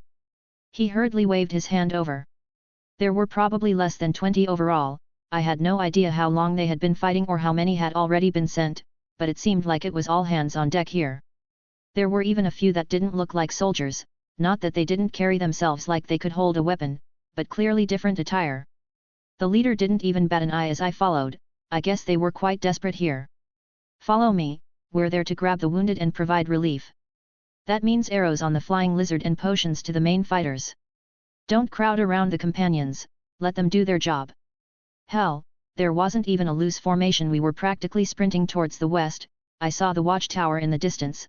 I cast a reinforcement on my eyes to get a better view. I could see someone at the top of a half-demolished tower jump off onto the dragon as it shouted. Fus-aro da! The dragon bellowed loud enough to be heard this far away, blowing apart the remains of the large stone structure. Thorum! I shouted in disbelief, seeing the familiar figure of my friend having the brilliant idea to try and mount the goddamn dragon. Divines, that man is crazy. A man next to my shouted. He's a fearless one. Which companion was that? Maybe he can hurt the thing from on top. The dragon took to the skies, practically piercing the clouds, spinning and flipping. It didn't take long for Thorum to lose his grip and fall, and it was a long way down, so much so that he was barely even a dot with my reinforced eyes. I saw a few of the guards look away, not wanting to watch. I tensed up. Was this shock? For a brief moment my body wouldn't even respond. Wait, why was I even hesitating? Who cares if people know I'm a half-devil? Why was I even hiding this aspect of myself? Because I was embarrassed? Because I didn't like their origin? Who the fuck cares about any of that crap? I actually have people I care about now. My wings exploded out from behind me. My body reinforced, and I didn't stop there. Boost me, and Drake roared as the gauntlet appeared on my hand. I pushed off the ground and the air around me distorted, pushing the guards next to me away. Fast, that was all I could think about. Faster. I saw his body falling, helpless, flailing in the air. Faster. Boost. I had no time to even consider the second boost as a boom erupted behind my back, accelerating to a speed unprecedented. You damn idiot, I yelled, catching Thorm only a few dozen feet off the ground, my momentum all disjointed as I crashed with him in my grasp. The dirt kicked up, stone and rubble burst out from our landing as I took the brunt of it. Will. He coughed, blood leaking from his mouth. I felt my wing bend at an angle it wasn't accustomed to as I stood up. The pain was something hard to describe. I don't think I can fly with it like this. No, I definitely can't. Even dismissing my wings was excruciatingly painful. Thorm also stood up, shacking, knees almost buckling under the strain as I shoved a healing potion in his hands. He looked at it, then to me, eyeing my wings before gulping it down. You have wings. He just said dumbly. Yeah. It was all I could say in response, looking away. Is it weird that I have enough self-reflection to realize I'm self-conscious about my wings but can't actively get over it even if I recognize how stupid it is? Fuck, my wings hurt, no time to think about dumb things right now, I'll have a pity party later. He shook his head, wiping some dirt from his eyes. The others, the dragon went up into the clouds. It picks off anyone who tries to run away. We had to keep the wounded here. He pointed towards behind a large piece of rubble where I saw dozens of people sitting, standing, laying as wounds covered their bodies. That wasn't to mention all the corpses I could see and chose not to comment on, they were everywhere. Burned, frozen, impaled, or simply squashed under weight of a several-ton dragon. It's playing around. I could only helplessly admit. The way it destroyed the watchtower, it had the kind of power to do that, there was no reason it would leave these people here like this otherwise. We figured that out already. He grit out. I can put a shield up around them, how many others can fight? There is no one else. Thorm lowered his head. It only let me last this long because it found me amusing, in its own words. I've never seen Thorm like this before, it's like all the hope died in his heart. I felt an indescribable rage in my heart, it completely overshadowed the pain I was feeling. How dare this damn dragon harm my friend like this? It dares to touch something of mine? You have me now. I reassured him, gritting my teeth and pushing down my anger. He gave a sad smile. What's the plan? It's probably watching us now, I'll put a shield around the wounded so we can fight it out. I wasn't lying, it was probably watching us. If it was really just playing around, it would probably let us set up for more amusement. I withdrew the staff of Magnus from my ring. Moving to the center of the wounded, I saw their eyes fall on me. I recognized a few guards I had met before, the companions who I had talked with, and even the old man who was close to death had come up. He looked bad, running on fumes here. How many of them were even conscious? How many faces did I recognize that were now missing body parts? My mana swelled and burst out, enough to affect everyone around me. I liked these people, they were good to me. Skyrim, in general, was a place I wouldn't have mind calling home, and now something dares to make a mess here, right in front of me. The runes emerged, dozens, hundreds of them all floating around as I coalesced the spell.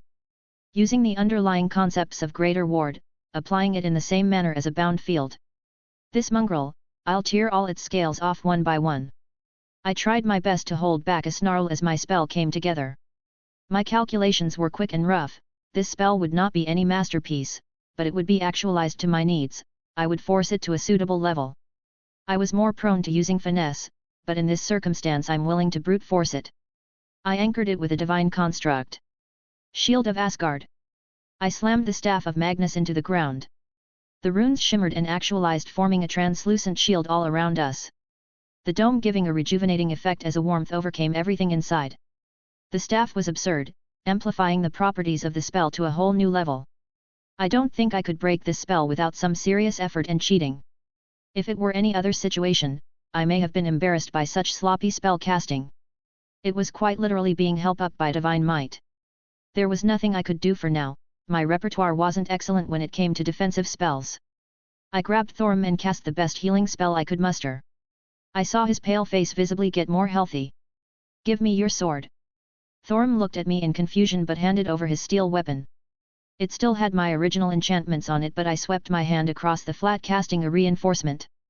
"This is temporary but should last long enough. It's a lot more durable and sharper now." I tossed it back. "This isn't the worst way to die." Thorm chuckled, staring at his weapon. "Ha!" I let out a long breath. "I never did tell you, I got myself a woman, and she's going to kill me when she finds out I picked a fight with a dragon." Thorm snorted in laughter. "If we could, I would give you a toast. What's her name?" "Meridia." I smiled, picturing her face. "Is she named after the Didrik Lord?" he asked. "No." He tilted his head, a look of understanding covering his face. "Oh, you did have that job back at Meridia's statue by Solitude, didn't you?" "Yup." My lips slowly curled up as I knew he put two and two together. "I think that deserved 2 drinks at least." He laughed harder. "It may be better to die by the dragon's hands then." I couldn't help but chuckle. Well, her angry face is cute, it at least gives me something to look forward to. If there was something that could calm me down, it was the thought of her. "It's coming." He suddenly jerked his head up. I blinked, looking up. Thorm somehow detected the dragon before me. The colossal beast of scales and death landed on a large piece of rubble that had been the destroyed tower, opposite of us. "Hi Kos Nu." The dragon spoke, looking towards me. "Hi smell du duva, Kos hi diizima? Or los nii on duvakian, niad." I stared at the dragon, looking at its body while it wasted time. There were some marks and even some blood draw here and there. It looks like the people here did some work on the beast, but it was still practically unscathed. Must I use this language, then? The dragon once more took my attention. "Why do you smell like duva, little mortal?" "Because I fucked your mother." I replied without skipping a beat. Truly my days on the internet had not been wasted. Thorm looked at me, absolutely shocked. The dragon looked at me, just as surprised I blurted that out. "You mortals, such bravery in the face of death." The dragon finally spoke with a laugh. "It is why hunting you is so much fun." "Fun? All this is because of fun." I hissed, hearing it actually speak. Those words made my blood boil. "You will beg for death by the time I'm done with you." I growled. "Little not duva, does this make you angry? Then come, battle me, clash your steel against my scales." "You didn't need to tell me," I moved as the ground below me burst apart. Grabbing Mirage from my ring. "One bird!" I shouted, slicing the air in front of me as the sword phantom shot out. "What?" The dragon shouted in confusion as a few of its scales were torn apart at the impact, drawing blood from the creature who no doubt hadn't expected it. "2 birds!" I focused again, swinging my blade as 2 more shot off. "Would Nakest," the dragon shouted, moving from the ground up into the air high above within the blink of an eye. It dodged with ease as it gained speed and flew around the battlefield. "Yultur Shul!" Its loud voice echoing in my ears, the flame spouted from its mouth and burned towards me. 10 birds! I shouted again, swinging my sword. It was 10 swings overlaid upon one another. No, it should have been so, but only a half-dozen manifested, flying towards the dragon as I clenched my hand as tightly as possible as to not drop my sword. I felt muscles tearing in my arm at the strain, blood vessels rupturing under the surface. Arrogant fucking dumbass. I couldn't help but chastise myself. I hadn't even fully tested this yet. My calculations on the initial creation were bare fucking bones. I was too caught up in my own bullshit and didn't think it through properly. The dragon seemed content on trading, letting its scales get split in several places as it swooped down, avoiding any true damage, and bellowed out its flames. I hurriedly grabbed Thorm and moved out of the way, the flame turning the stone to slag as it passed over. "Let me see if I can bring him down, wait for a chance," I told him as he nodded and ducked for cover. He didn't have much long range, so he would have to play the role of a last resort. I had a few cards to play if I had someone waiting in the rear. I aimed Mirage at the flying dragon, spell circles spun around my blade. Ether cannon, it was the biggest one I've performed since my memories returned. It was big enough to blow the head off the dragon. Perhaps that's why the dragon realized the danger. Tired Klo Ui. I could feel time distort around the dragon as its wings tucked it and it rolled under my spell, dodging it within a hair's breadth before unfurling its wings again and taking back higher into the skies. I frowned in annoyance, flicking my hand and sending another dozen spells soaring to it, all helplessly splashing against its scales. My runic circles were doing nothing but distracting it for now as lightning shot forth, fire crashed against its body and ice spears tried to impale it, all to no avail. My scowl deepened. I didn't have any more talismans to utilize the creation cycle and bolster something worth a damn, and it was keenly aware of my ether cannon now, something that would most definitely be able to harm it. Damn it, this was one of the worst opponents for the current me. Most my magic does nothing and my ether cannon is useless if I can't hit it, my wings making it so I couldn't take the fight into the air. I had thoughts about perhaps portaling high up then casting something, but that would just leave me too susceptible to counter-attacks. I briefly thought about grabbing the staff again, but the thought of Thorm losing all his friends made me hesitate. Distort I quickly cast, allowing a few dozen copies of me to flood out in every direction, giving me a moments of breathing room. Fuck me, I cursed under my breath, because I could swear I saw it smile as it intentionally went after all the fakes. Motherfucking lizard was playing with me. There is an obvious choice here. Drake finally spoke up. I didn't think you would offer it to me. I reined in my temper, getting impaired due to my anger would be unwise. I hadn't planned to. Until recently. I pulled out a health potion, drinking it to the last drop. I kept my spell barrage up on the dragon, to at least keep its attention. This would be easier if my wing wasn't crippled for the moment, this health potion not doing much to mend a metaphysical limb. And what changed? I grit out. The way you rushed in to save your friend. Really? I didn't think you cared about such things, is that why you allowed me a second boost? Were you inspired by the power friendship? I snorted, my body was already aching from that little tidbit, but I was ignoring it for now. It's not like I wasn't hurt in other places worse. I didn't allow it, you did it yourself. I told you before, I forced the boosted gear back into its twice critical status, that meant the normal conditions still applied. Desire and willpower, those are the two aspects that trigger sacred gears. You were acknowledged by the boosted gear, you pushed past the false facade and were able to access my power. I acknowledge you, Wilhelm Henry Schweinorg. Not because of who you were, but because of who you are now. You are still rough around the edges, but I don't regret being taken by you. Now, there is a path open to you right now, do you wish to take it? I couldn't help but laugh, a smile forming on my face. All it takes is giving up a piece of myself to you, isn't that right? Indeed, that is the condition for using the balance breaker before you can unlock it the normal way, but that isn't much of a detriment for you, now is it? My normal host would need help to expel the draconic power from his body at certain intervals lest he goes wild, but you are not a normal host. I could take Thorm and run, but then the others would die. I could maybe buy time and send them away as well, but then the dragon would attack the town. I didn't consider myself a hero, but I had my own pride. And at this particular moment, I wanted to pull that dragon down from the skies and make it beg for mercy. There was only one option. My heart, take my heart.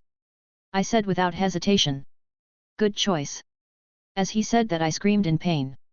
My heart physically changing inside my body. I could only claw at the ground beneath me, my fingers dyed in blood as the skin was ripped at the tips and my eyes almost rolled back from the alteration to my heart. I swung my body wildly, doing anything to keep myself conscious. It seemed like an eternity, yet I doubt even a minute had passed before I finally regained some manner of my self-control. Little whelp, you asked why he smelled like a dragon. Drake spoke outside the boosted gear for the first time as I did my best to regain my senses and control over my body. The dragon paused his assault, gliding overhead and staring down. I am why Drake Gotch, the Red Dragon Emperor, and he is the one I have chosen as my partner. Show him, show this little whelp our power. I stood up straight, eyes locking with the flying beast who had forced me into this state. We shouted as one. Welsh Dragon, balance breaker.